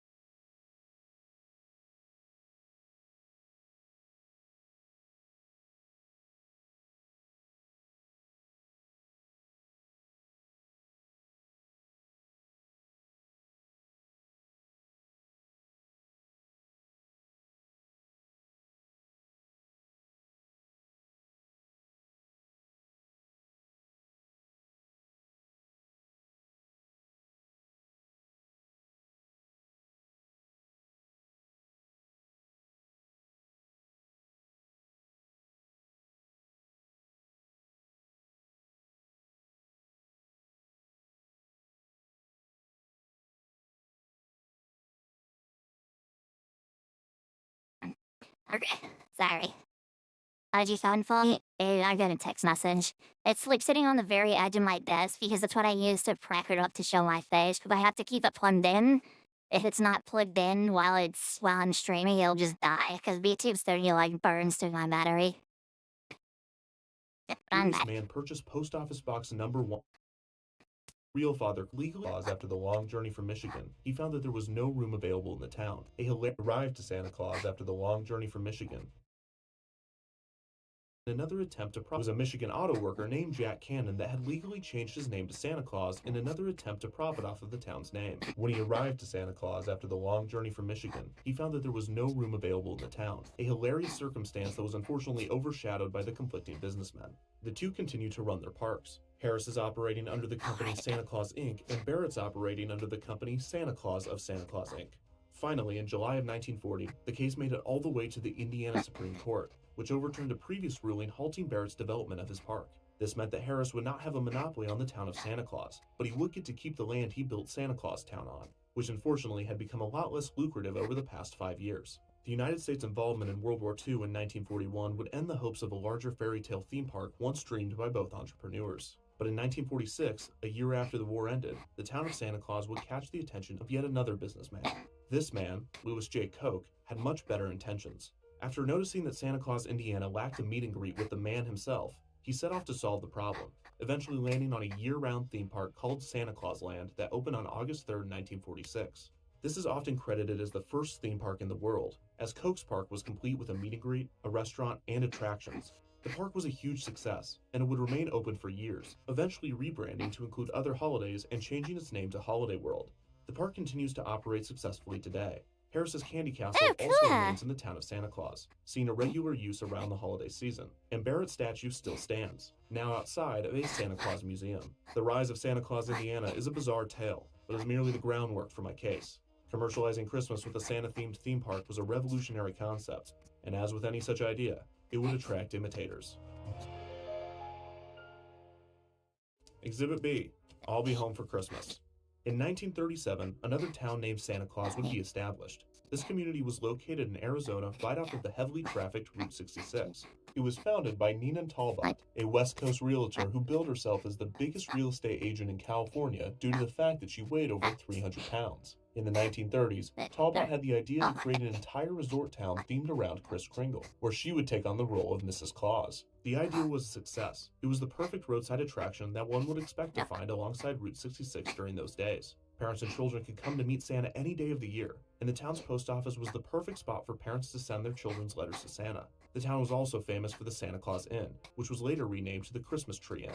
The eatery served dishes such as chicken a la North Pole and rum pie a la Kris Kringle. Incredibly, the restaurant received high praise from the famous food critic Duncan Hines. After a 12-year run, Talbot realized her dreams of a full-blown resort town were falling short, as the only people who stayed in the town were the employees who worked there. She sold the town in 1949 as it was currently functioning as nothing more than a cute-themed roadside attraction that also had a restaurant. For a few years after that, the town of Santa Claus retained relevancy in American pop culture. The Christmas Tree Inn drew celebrity visitors when actress Jane Russell threw a dinner party there in 1954. However, it seemed Christmas couldn't last forever. Once the popularity of Route 66 died down, so too did the popularity of the town called Santa Claus, eventually leading to its fate as a roadside ghost town. Today, the town of Santa Claus has officially been removed from Arizona maps, but those that drive past will see the remains of what was once the holliest, jolliest town in the West. Exhibit C. Do you believe in Santa Claus? The first Santa-themed theme park not to be located in a town named Santa Claus would open in Wilmington, New York in the summer of 1949. Created by local businessman Julian Rice, Santa's Workshop allowed children to visit the North Pole, with various buildings being constructed, each with unique activity inside. The park was an immediate success, seeing 50,000 visitors in the first 2 months of operation. Walt Disney himself was rumored to have visited the park before the opening of Disneyland to consult with Rice on the design of Santa's Workshop. The humble park is still open today, but its popularity has declined significantly, and the management is having trouble making ends meet. As the park's current owner Doug Waterbury described it, the problem seems to be that in the 1950s, quote, a 13-year-old might still believe in Santa Claus. It's unusual today that a kid over 7 or 8 still believes. There's an urgency to get families to bring their kids here before they grow away. The park is still open, but its future is uncertain. Exhibit D. My dog would be breathing. My dog's out on my lap. The dog isn't on my lap. She's outside right now. I just fed her, so she's outside.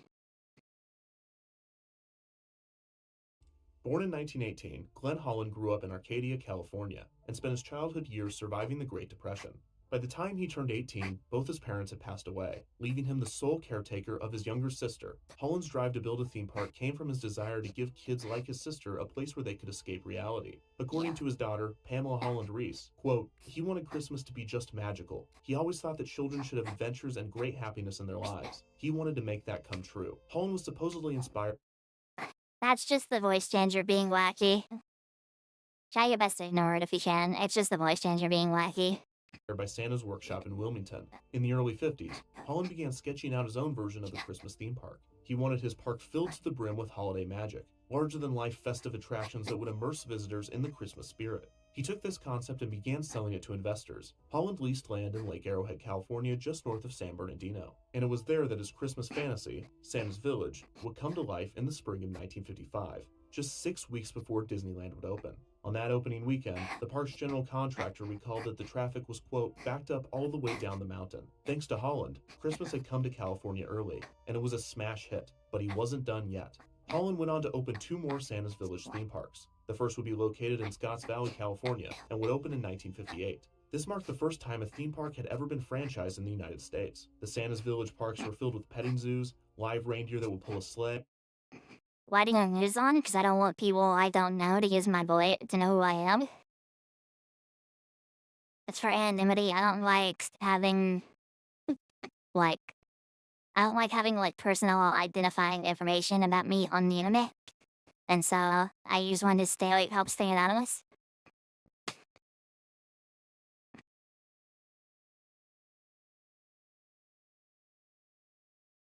And that's a scary place, and I don't like putting myself in that scary place.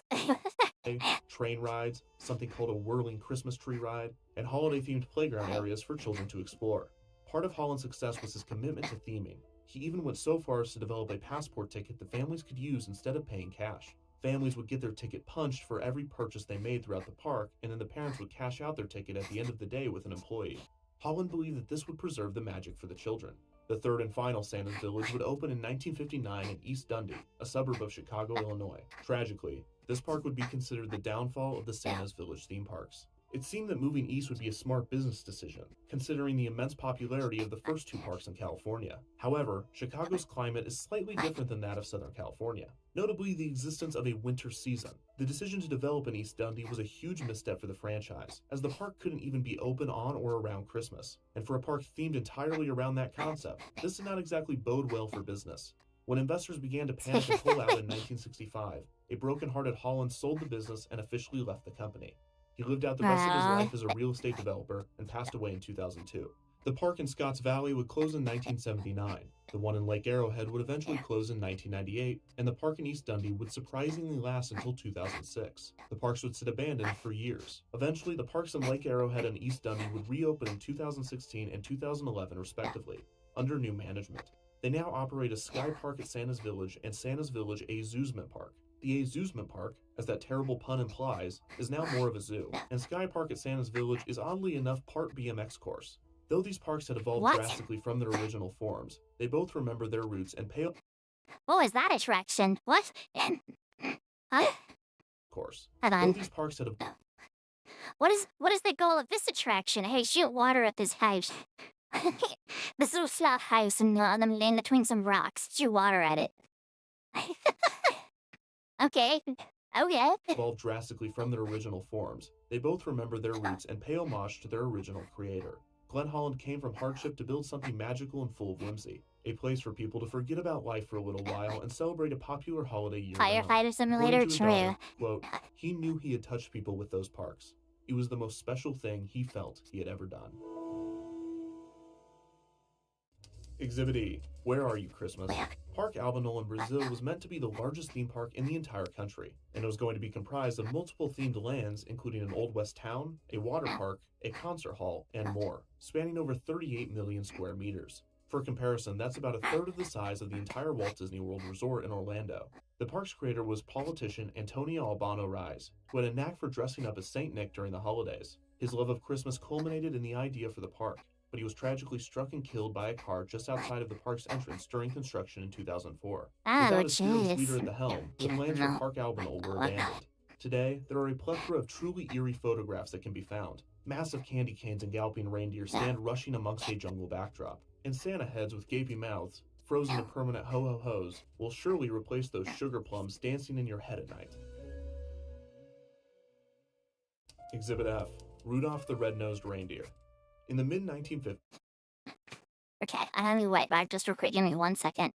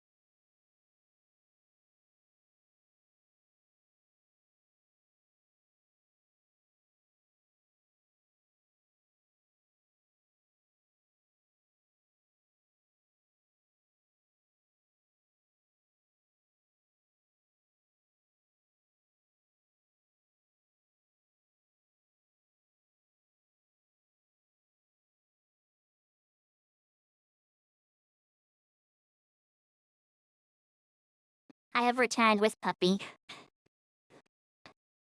So I also shall say something. I think most of my chatters are in lurkers, unfortunately. Not unfortunately, but I just think they're lurkers, though.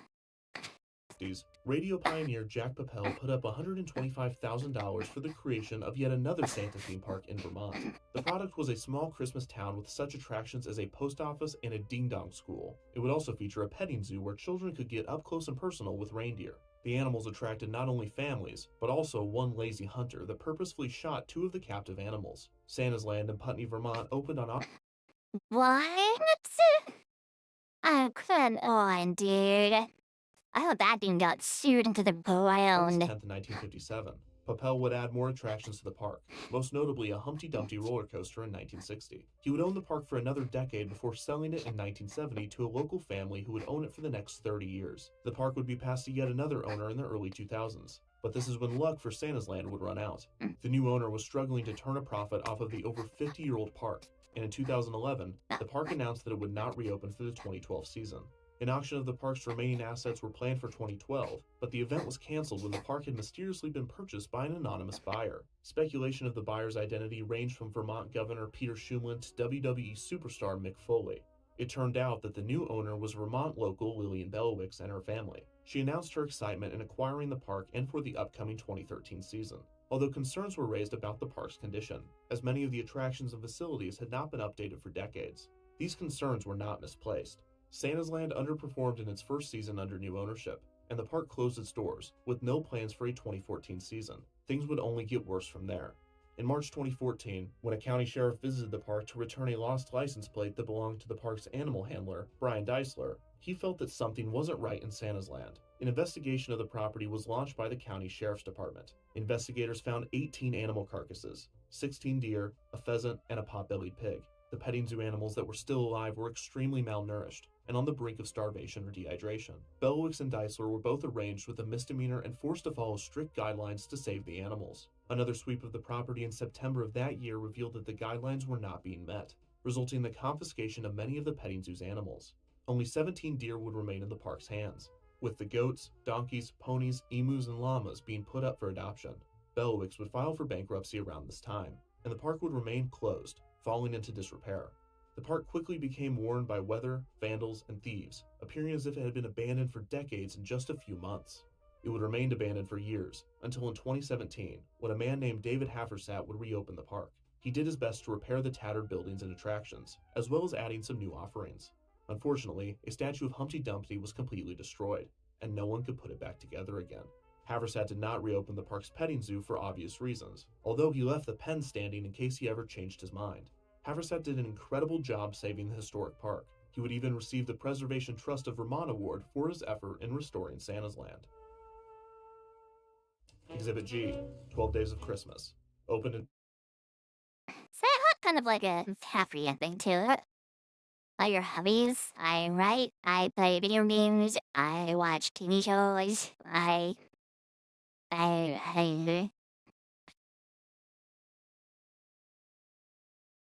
stream, Xbox, PlayStation, PS4. Do you work out? No. I haven't had time to work out. I probably should, though. Maybe should do like a gym membership once I have money again. We'll see.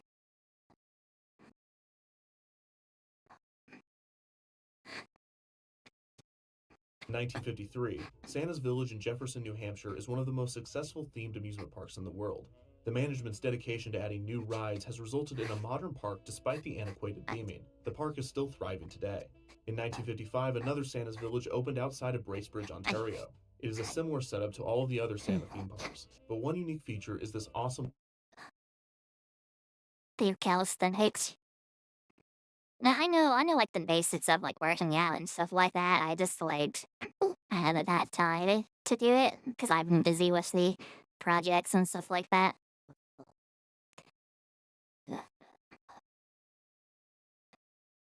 Happy snores. That's now you're snorting. You need to lay down and go back to bed. Oh, yes, you go.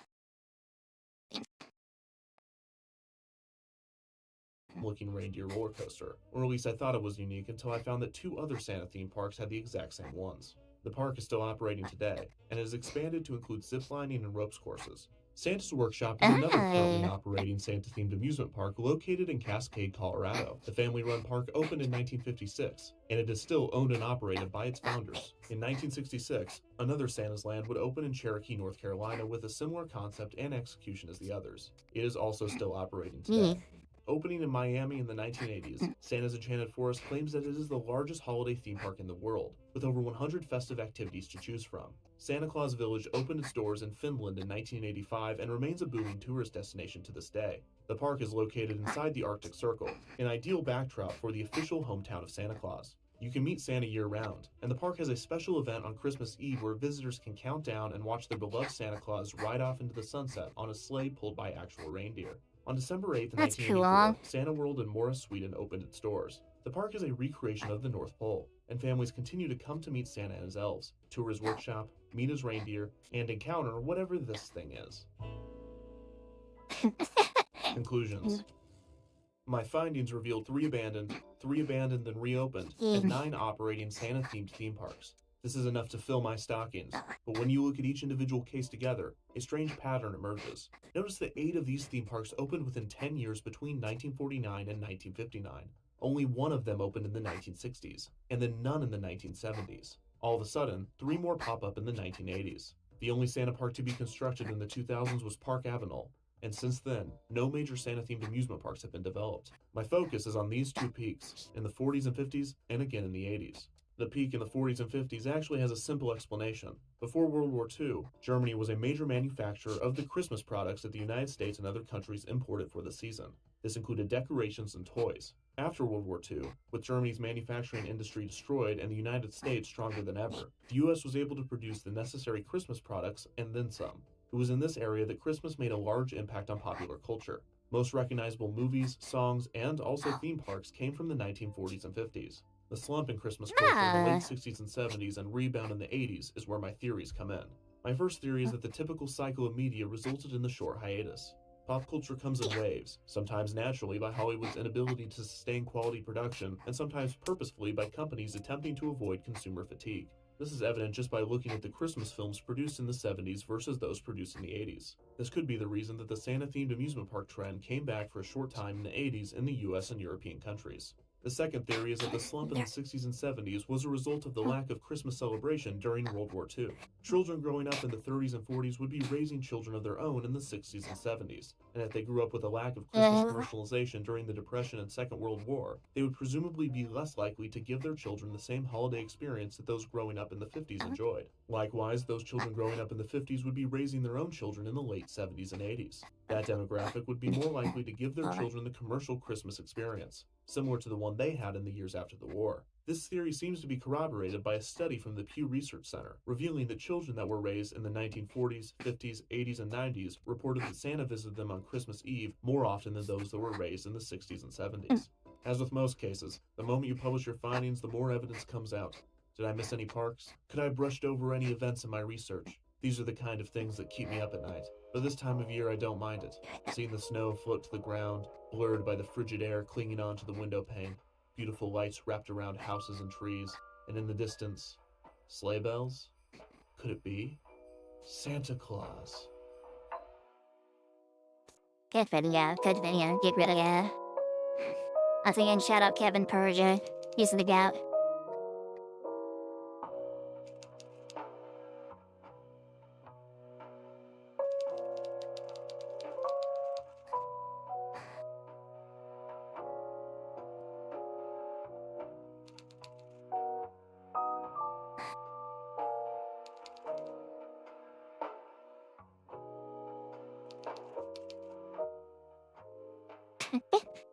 I've been ready Christmas and a Happy New Year, and yes. Okay, maybe we've got time for one more.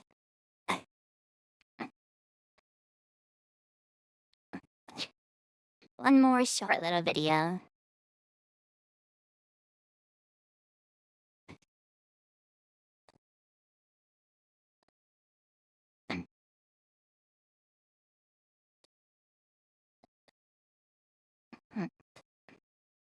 Puppy snores, puppy snores.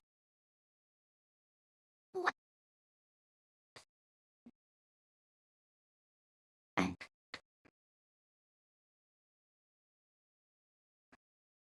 Roy. Hello, hello.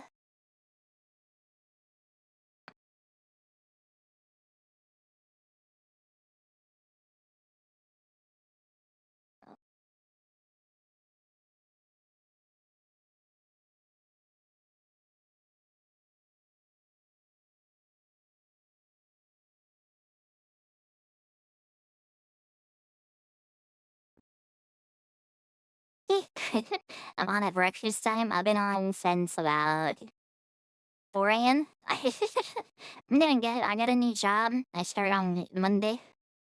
I will start my training on Monday. It's pretty good money too, and it seems pretty easy. So that's how let's use fly.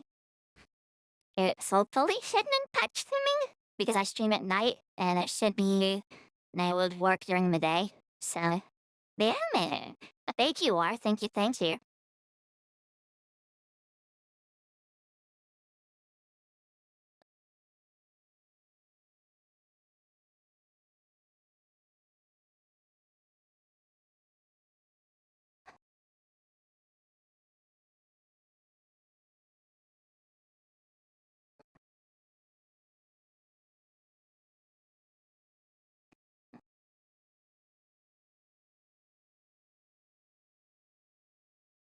Some holidays to get back to you. No, they did not, unfortunately. I got no response.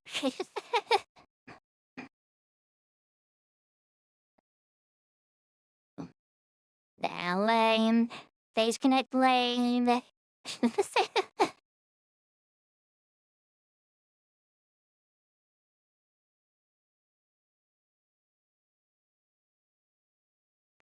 Very nice. Maybe in the future. Okay, bye. Doritos. Sleep well.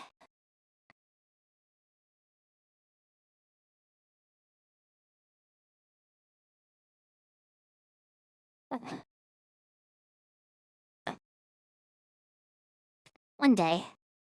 Oh, maybe, like maybe not one day though. Maybe one day I won't have to, and I'll just be big enough. See you, Doritos. The Space Mountain. We could do Space Mountain. Let's do Space Mountain. Do we do Space Mountain? What do we do? Nip away.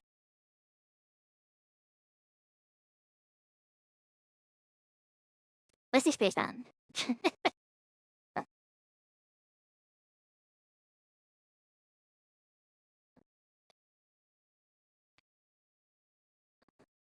Once again, shout out this on land. He's the gal. The fun land, shout out. He's the goat.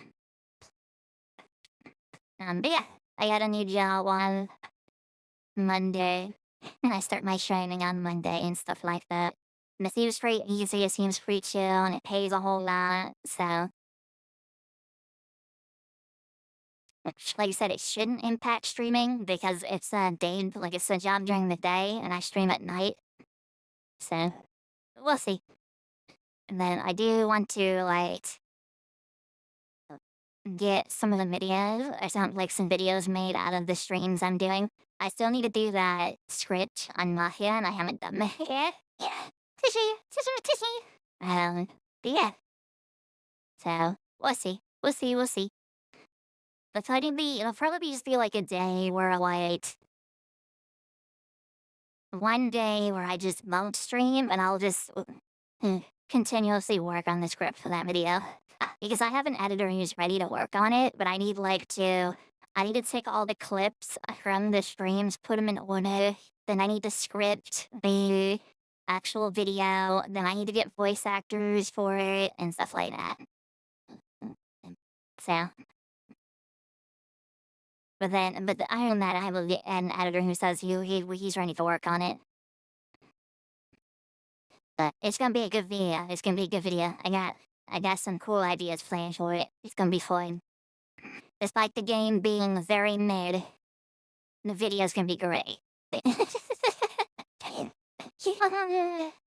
You'll see. You'll see. And then I still have the footage from that scrubbed Minecraft video that I was gonna release. But I might try and see if I can make something out of that, because there are some very funny clips in that video and some enjoyable stuff. But I did kind of scrap that series that I was gonna do with it, because hardcore is kind of scary to me. And yeah, big things play insane. Then if I have funds and stuff like that, and once I have funds and stuff like that, I want to get like an actual manager who will help with like growing my channel, with like the production of value of my channel and stuff like that too. I'll get like art made or the emotes made, stuff like that. Some cool stuff on the way. Some Stripe interaction stuff as well will get set up. Cool stuff on the way. Big ideas coming. Yeah, so let's watch this fun video.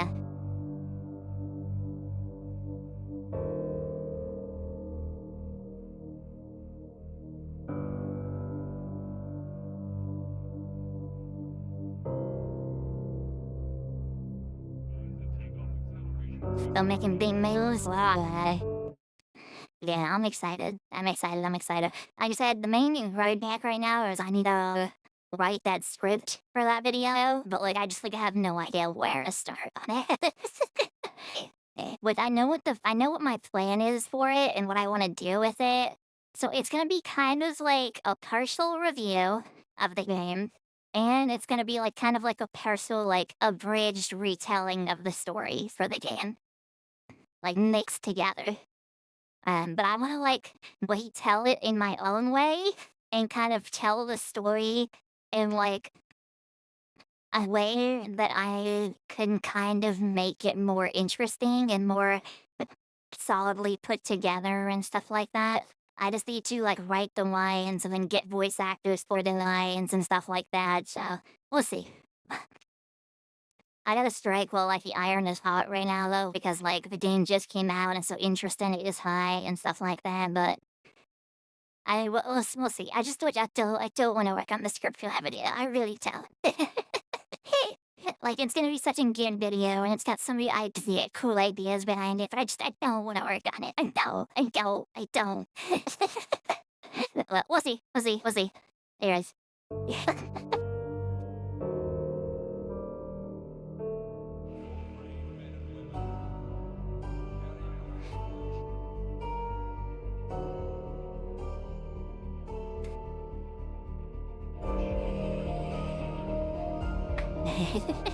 That'll be fun. Whenever it comes out, it'll be fun, don't worry.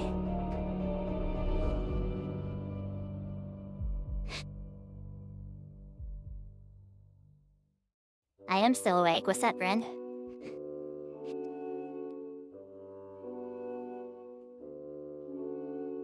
Jules Verne is one of the most recognizable authors of all time, known for his extensive detailing of the scientific concepts that he included in his novels.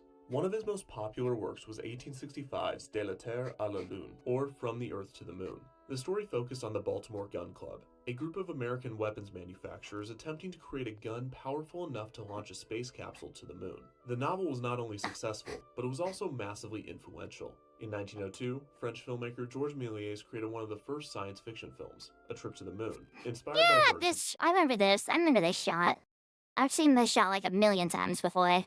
A specific image right here. Decades later, in 1969, when the astronauts of Apollo 11 returned from their own trip to the moon, Neil Armstrong drew comparisons between Verne's story and his team's mission. So when it came time to build Discoveryland at Euro Disneyland, an area drawing inspiration from the work of Verne, it was quite obvious how to fit the Space Mountain into it. The issue was the budget. The original concept for Discoveryland Space Mountain was much more than just an enclosed roller coaster. The Imagineers drew up a ginormous pavilion, over twice the size of Space Mountain at Walt Disney World, named Discovery Mountain. Guests would enter the pavilion into an interior themed after a mysterious island, the home port of Captain Nemo and the Nautilus. They would immediately be greeted by the famous submarine peeking out of the water. This ginormous model would house a walk-through attraction, allowing guests to experience the interior of the Nautilus, similar to the original Disneyland exhibit. When I make a faking the moon landing joke, but that's afraid y'all would take seriously. Near this area would have also been an underwater restaurant themed to the interior of the sub, so that guests could dine aboard the Nautilus and stare out at the ocean life. This was another attempt to utilize a concept from the never-built Discovery Bay. The pavilion would also allow guests to have direct access to Star Tours and Captain EO. At one point, it was rumored that the popular Epcot dark ride Horizons would be cloned and placed within the pavilion, and concept art showed the Jules Verne show scene from the ride replicated and placed above guests. There was also a steampunk-themed train station that the Euro Disneyland Railroad could stop at, a drop tower based on another Jules Verne property, Journey to the Center of the Earth, and finally, a space mountain themed after From the Earth to the Moon. This space mountain would not only take guests from the Earth to the stars, but it also allowed them to navigate the lunar surface. Guests would be shot out of a large cannon, akin to Verne's space gun, and be sent to the moon. They would then wind through craters and rock formations before returning back to Earth. Non-riders within the pavilion could even watch the coaster speed through the stars from areas referred to as telescope points. Discovery Mountain and its attractions would be another ambitious Imagineering concept that would never come to fruition, and it is quite obvious why. While the idea itself seems great, Yeah, honestly, now so we can see you later, Tyler. Happy rest of your stream. Okay, see you, Grin. Thank you for stopping by.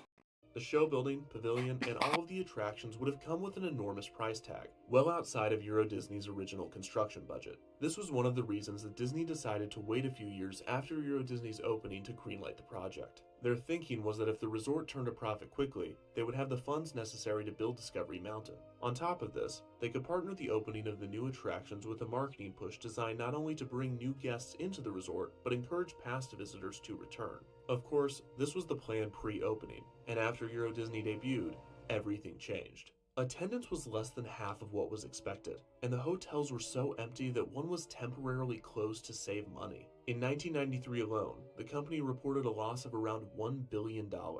Efforts were made to renegotiate contracts and $1 billion? Holy mismanagement, bro. Michael Eisner, what are you doing, dude? Fire this man. How is he not fired from the shareholders? Like, my goodness, dude. Payments between Disney, the Euro Disney subsidiary, and the creditor banks, in an attempt to avoid the resort from declaring bankruptcy. However, these initial attempts failed, and on January 1st, 1994, Eisner began warning the public that Euro Disney Resort might close. He even began considering withdrawing from the resort entirely, abandoning the subsidiary Euro Disney SCA to deal with the banks and debt on it. Not 100 million, a billion. They lost $1 billion in 1 year, which is quite a lot of money.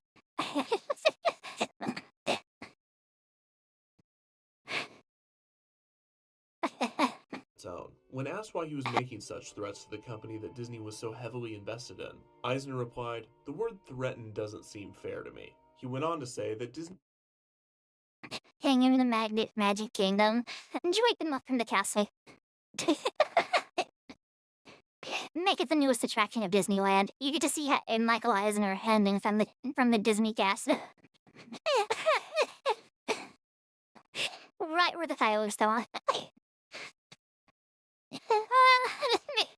He would fully support Euro Disney SCA until March 31st, or in other words, less than 3 months. Eisner explained that if a fair accord is found from now until then between the Walt Disney Company and all the banks and investors, then Euro Disney continues. That would be a happy end in the tradition of the Disney universe. While March 31st was how long Disney support was promised, the involved parties really only had until March 15th to sort out $3.5 billion in debt, because that was the day of the annual share. $3.5 billion in debt, dude. Can you imagine? Your life's just over. Like, your life's just over at that point. How do you get out of that? Like, there's no way, right? There's no way. Like, your life's just over. Oh my goodness. That's their problem, yeah. Euro Disney SCA would need to be able to report some sort of update on the restructuring plan and assurance of Disney support to avoid the bankruptcy. Somehow, on March 14th, the day before the shareholders meeting, a restructuring was announced, in which Disney, the creditor banks, and a wealthy Saudi prince invested in the resort. The banks also forgave interest payments in an attempt to decrease the large debt. While the deal allowed the resort to avoid bankruptcy, all of the measures of the restructuring were temporary. The banks deferred interest for 3 years, and Disney would not demand royalty payments from the resort for 5, practices that could not be continued for long. It was clear that the restructuring was not a solution for Disney. They were stalling. While the executives and investors were dealing with the financial issues, the Imagineers were hard at work. Due to the lack of funds, Tim Delaney and his team knew that they would not be able to create the Discovery. If you're 10K in debt, that's your problem. If there's 3 billion in debt, that's the bank's problem. Like, like, how do you get a loan so much to the point that you're $3 billion in debt? Like, how does that happen? Who allows that? Who's the person that made that call? Hey, this company is like $100 million in debt. Let's throw 3 billion at them. Yeah, they'll bring it back. They could do it. I believe in them. Like, how do you let that happen? Mountain Pavilion in its entirety, but this did not stop them from implementing a few of the ideas. The first step to the expansion was to build a lagoon in Discoveryland where a large model of the Nautilus would be placed. Guests could enter the submarine for a walk through an exhibit called The Mysteries of the Nautilus. While it appears that guests are under the lagoon, the entrance to the attraction actually takes them to a completely separate show building, and the Nautilus seen outside is merely a What year is this? I'm not sure. Hold on. Happy's hand very active right now for some reason. Lay down. I'm not sure what year this is. Is this like the early night or like the late 90s? I'm pretty sure. The Mysteries of the Nautilus debuted on July 4th, 1994. By then, a ginormous structure with a familiar shape already loomed behind it. While the Imagineers did not have the budget for it in its original form, they had found the funds to build a Discovery Mountain. Instead of a pavilion filled with attractions, this conical structure would feature just one, the enclosed coaster themed after Jules Verne's From the Earth to the Moon. Your destination, outer space.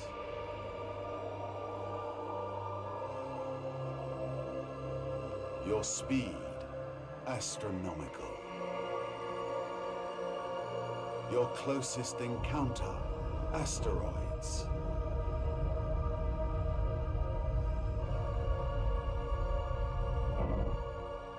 Between the Earth and the Moon lies the adventure.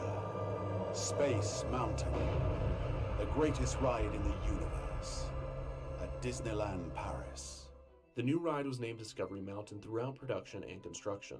However, around a month before the ride opened, management was convinced that Space Mountain would be more effective in marketing, so the name was changed to Space Mountain From the Earth to the Moon. Since the attraction was so far into development when this decision was made, numerous signs had already been created with the initials DM, and they remained in the attraction despite the name change. After pouring all of the money Euro Disney could find into construction and marketing, Space Mountain From the Earth to the Moon opened on June 1st, 1995. Daddy, here we are! Space Mountain! Aladdin told us that this ride goes really, really fast. Yeah, it really looks great. Oh, yeah. Sounds fun. See you later, Donald. Bye, Dodo! Okay, here we go. Oh.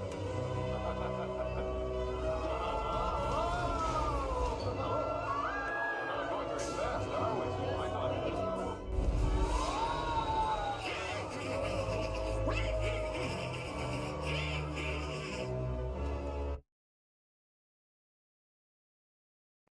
Donald put a plan on that coaster. That's why he's laughing. He just enacted his evil plan. He's gonna blow up the roller coaster. That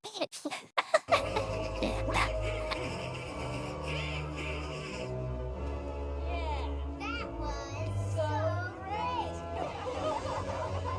Okay, now we're ready for ride number 2. Let's go again. As guests approached the new Space Mountain, it was immediately clear that this was much different than any one that had come before it. For one, the exterior copper finish was highly stylistic, blending in perfectly with the rest of Discoveryland. Also, the massive bronze cannon attached to the side of the mountain provided an incredible exterior show. Every few minutes, the cannon would fire, and out of the barrel would come a bullet containing screaming guests. Perfectly placed smoke effects gave the appearance that the guests had been shot into the sky, going so fast that they had disappeared out of the other side of the cannon. As guests entered the queue, they were surprised to find themselves on a platform in the middle of the ride, with trains and special effects surrounding them, giving a preview of what was to come. Guests eventually wind their way into the home of the Baltimore Gun Club, in which drawings of the planned space gun could be seen. It is also set up here that a member of the club has started a space mining company, and drawings of his machines were also on display. After waiting for the majority of the queue inside, guests exit onto the side of the mountain. The loading station is outside, as guests need to enter the space gun in order to be shot into space. After boarding their vehicles, guests are put directly into the barrel of the cannon. At this point, the ride reveals one of its most impressive features, the newly developed SOBAT, or Synchronized Onboard Audio Track. This allows for music and sound effects to be played directly to guests, with the track being timed perfectly to emphasize different experiences throughout the attraction. From the Earth to the Moon score, written by composer Steve Bramson, is a beautiful, heroic, and epic melody, and is one of the highlights of the ride. But sound is just one of the many elements with which the coaster would impress its riders. The next came after guests had entered the cannon. Sitting on an incline, the guests wait as the gun is prepared. The sides open, and the train is lifted into position. Just as the music builds, guests are launched, traveling upward 40 miles per hour through smoke. Then, a drop down reveals that they have made it to space. A bank left swoops guests through the stars and by asteroids. The turn levels out. Only 40 miles per hour? Are we serious? Look at on cool fast, by the way.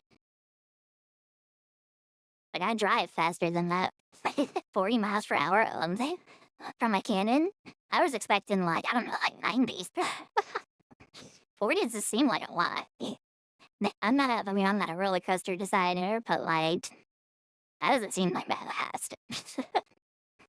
Into a drop, sending guests into another surprise, a full loop, making this the first and so far only Space Mountain to feature any type of inversion.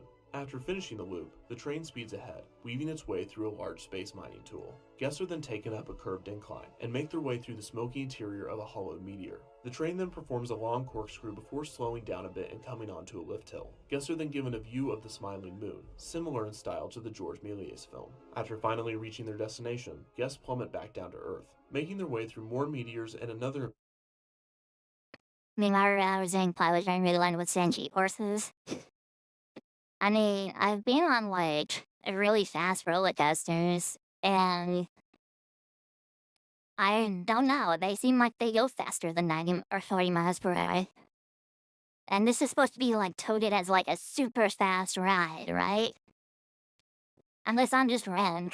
Like, I like roller coasters, like, and they seem like they go faster than 40 miles per hour, so unless I'm just wrong.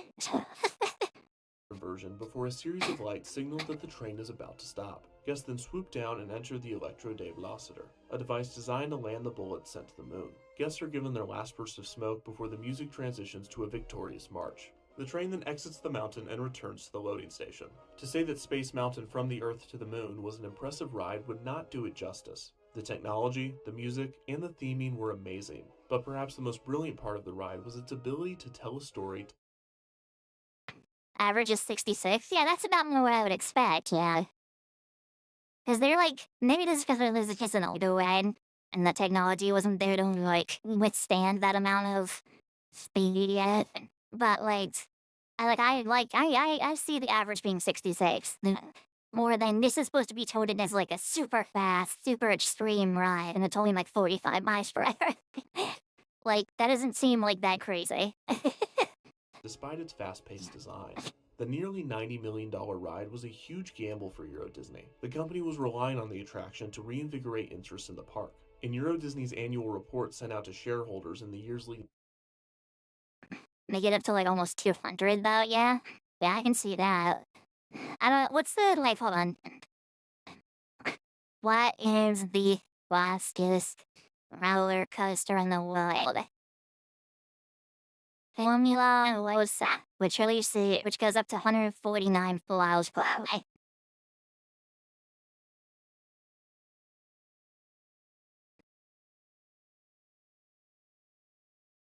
You're at 240 kilometers per hour in just 4.9 seconds.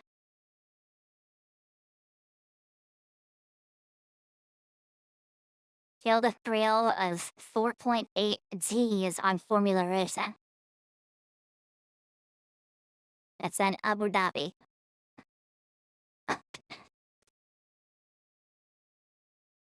Safari World at Abu Dhabi.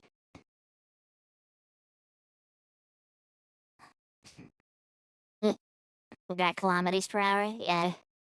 Up to its release, the company mentioned the ride and the way in which it would turn the resort around. This put a lot of unfair pressure on the ride to draw audiences in, but somehow, it surpassed all expectations. Space Mountain From the Earth to the Moon was a smashing success. The ride seemed to even please some of the French public so critical of Euro Disney in its beginning. The ride's heavy marketing and rave reviews caused resort attendance to skyrocket. And a year after Space Mountain's opening, the newly named Disneyland Paris was happy to announce its first quarterly profit.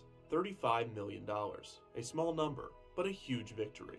Talks of the park closing ceased, and Michael Eisner even personally thanked designer Tim Delaney for saving Euro Disney. The coaster had done everything that it had set out to do and more. However, Space Mountain From the Earth to the Moon would only get to entertain guests for 1 decade, because while it had saved the resort, a new round of misfortune would soon be on its way. Opening of the Walt Disney Studios, take 1. Lights. Camera. Moteur. Saturn. Action.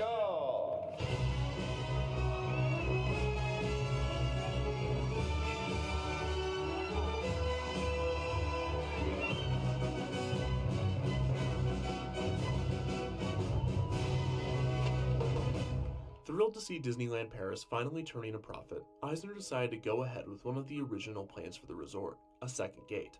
The decision was made after the turnaround in 1996 to finally build Disney MGM Studios Europe, in part to fulfill a promise made to investors early on in Euro Disney's development. The issue was that Disneyland Paris was doing better, but it wasn't steady just yet.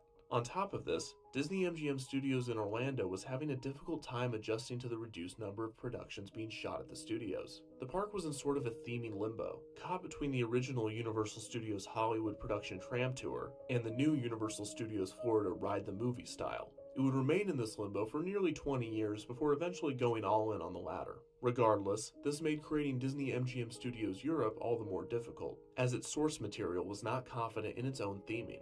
However, Eisner and the executives pushed on, and created the second gate anyways, opening as Walt Disney Studios Park on March 16, 2002. The construction budget for the resort was a mere $550 million. Even California Adventure cost at least $600 million.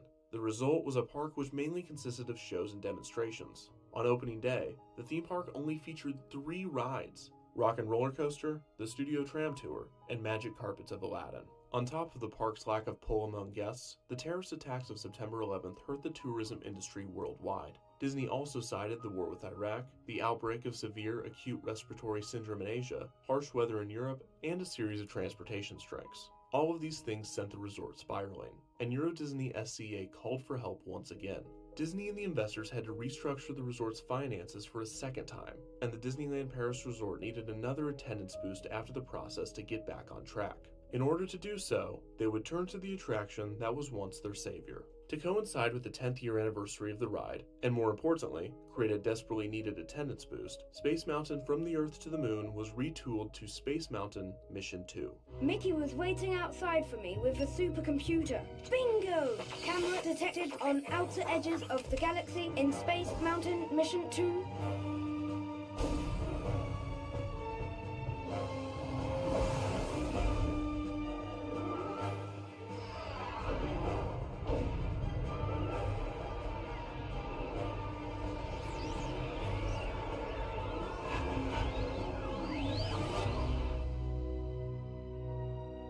Afterwards, the camera was nowhere to be seen. The new version of the ride saw the removal of the vast majority of the Jules Verne theming, and the new mission took guests all across the universe. This saw a lot of the story accents replaced by generic space-themed objects. For instance, the smiling moon was changed to an animation of a supernova. Most large structures and scenes remained, and various lighting effects were added throughout the ride. Perhaps too many, as parts of the track and show building were exposed. The cannon launch was altered so that the train started from a point lower down on the incline. The cars were repainted to silver instead of bronze, and most disappointing of all, the original score to the ride was replaced for a new one written by Michael Giacchino, the famous composer that had worked on the updated Space Mountain scores for Disneyland in Anaheim and Hong Kong. The result was a Space Mountain similar in design to its predecessor, but without the story and theming that had made the original experience so unique. Mission 2 was still the most exhilarating Space Mountain on Earth, but now it was no different than any of the others in terms of story. Worse, the change came for the purpose of a lazy marketing scheme, in that Disneyland Paris can now market Space Mountain as a brand new ride, despite it just being a watered-down version of the original. Space Mountain Mission 2 would operate for over a decade, closing in January of 2017 to undergo a renovation. Rumors had circulated for years that Mission 2 would eventually be reverted back to its former glory. But, of course, this wasn't the case. Quite the opposite, really. When Paris' Space Mountain would reopen in May of 2017, it received the Star Wars Hyperspace Mountain treatment. This overlay first appeared in Disneyland and Anaheim in 2015, then again in Hong Kong in 2016. All of the Hyperspace Mountain overlays rely on the use of projection mapping to add recognizable ships and planets from the Star Wars universe.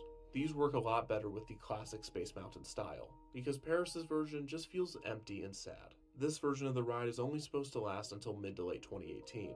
After this, Space Mountain Mission 2 will return, but many fans are still hoping that From the Earth to the Moon will eventually make its way back to Discoveryland. It was everything you could want out of an attraction: a well-told story, perfect theming, innovative technology, and monetarily successful. It was the best Space Mountain, and it saved Euro Disney, even if it was just for a little while. As for the Disneyland Paris Resort, it has always bragged about being the #1 tourist destination in Europe. While this might be the case, this is in no way an indication of success. It has limped along, showing some glimmers of hope before being devastated by financial issues once again, and the Walt Disney Company has recently taken it over. In early 2018, CEO Bob Iger promised a large investment in the resort. This will hopefully be the end of the struggles of Disneyland Paris, but the damage has already been done. Its initial failures created a domino effect within the Walt Disney Company, affecting all areas of the parks division. During what was one of the most successful times for Disney Studios, Euro Disney held the company behind. The financial issues would force the closure of many fan-favorite rides, and see the cancellation of many ambitious projects. If any good was to come out of the resort's failure, it would be an important lesson. When one goes in with the mindset that failure is impossible, or when one's only worries that they will be too successful, they will be completely caught off guard by even slightly missing the mark. Perhaps the most ironic part is that Jules Verne himself believed that the entrepreneurs of the United States possessed the exact opposite trait.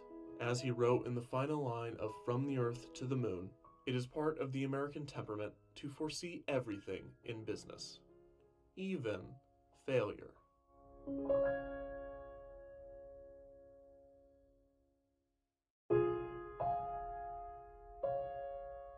Good video, good video. Shout out Kevin Parger.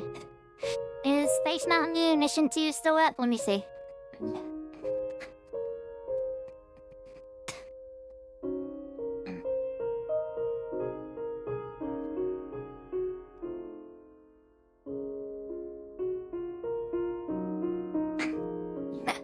No, it is now officially Hyperspace Mountain.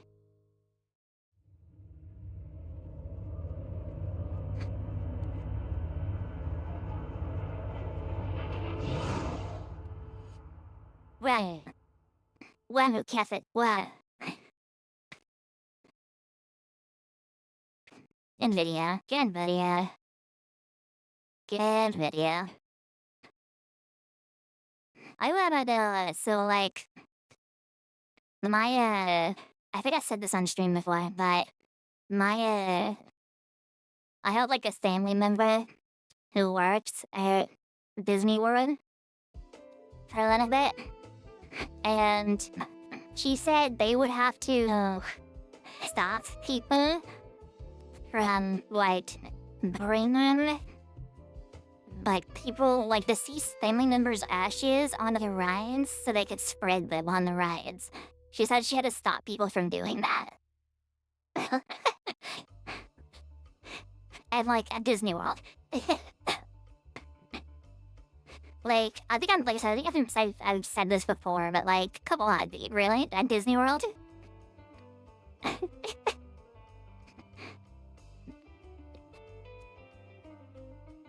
Okay, I'm gonna look for somebody to raid, and then there's, unfortunately, I'm gonna have to go in and I've got some stuff I'm gonna do. But let's look for somebody to raid real quick.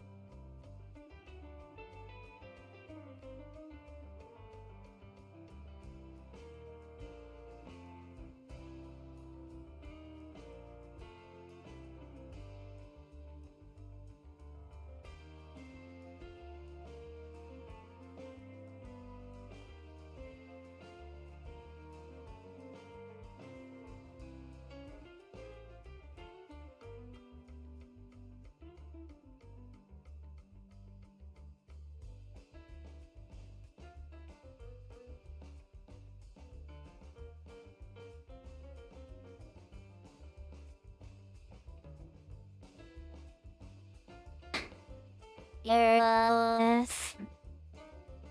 Yeah, I hope y'all enjoyed.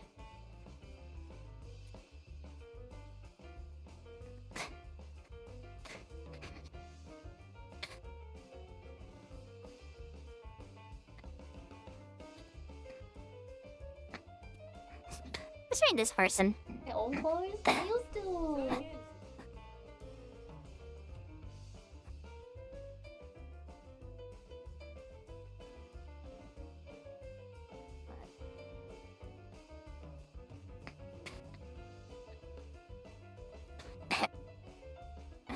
I just arrived. Hope you have a good day and had a good stream.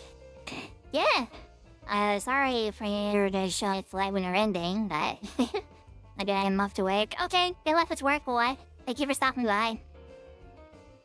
Yes, we're gonna go ahead and end here for today. We're gonna go ahead and wait.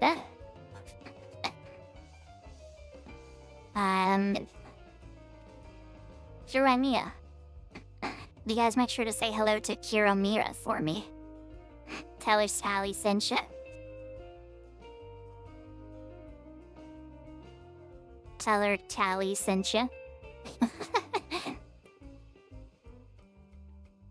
Yeah, I'm gonna go ahead and head out. I hope y'all enjoyed. I hope y'all had fun. Kind of a chill and a relaxed stream today.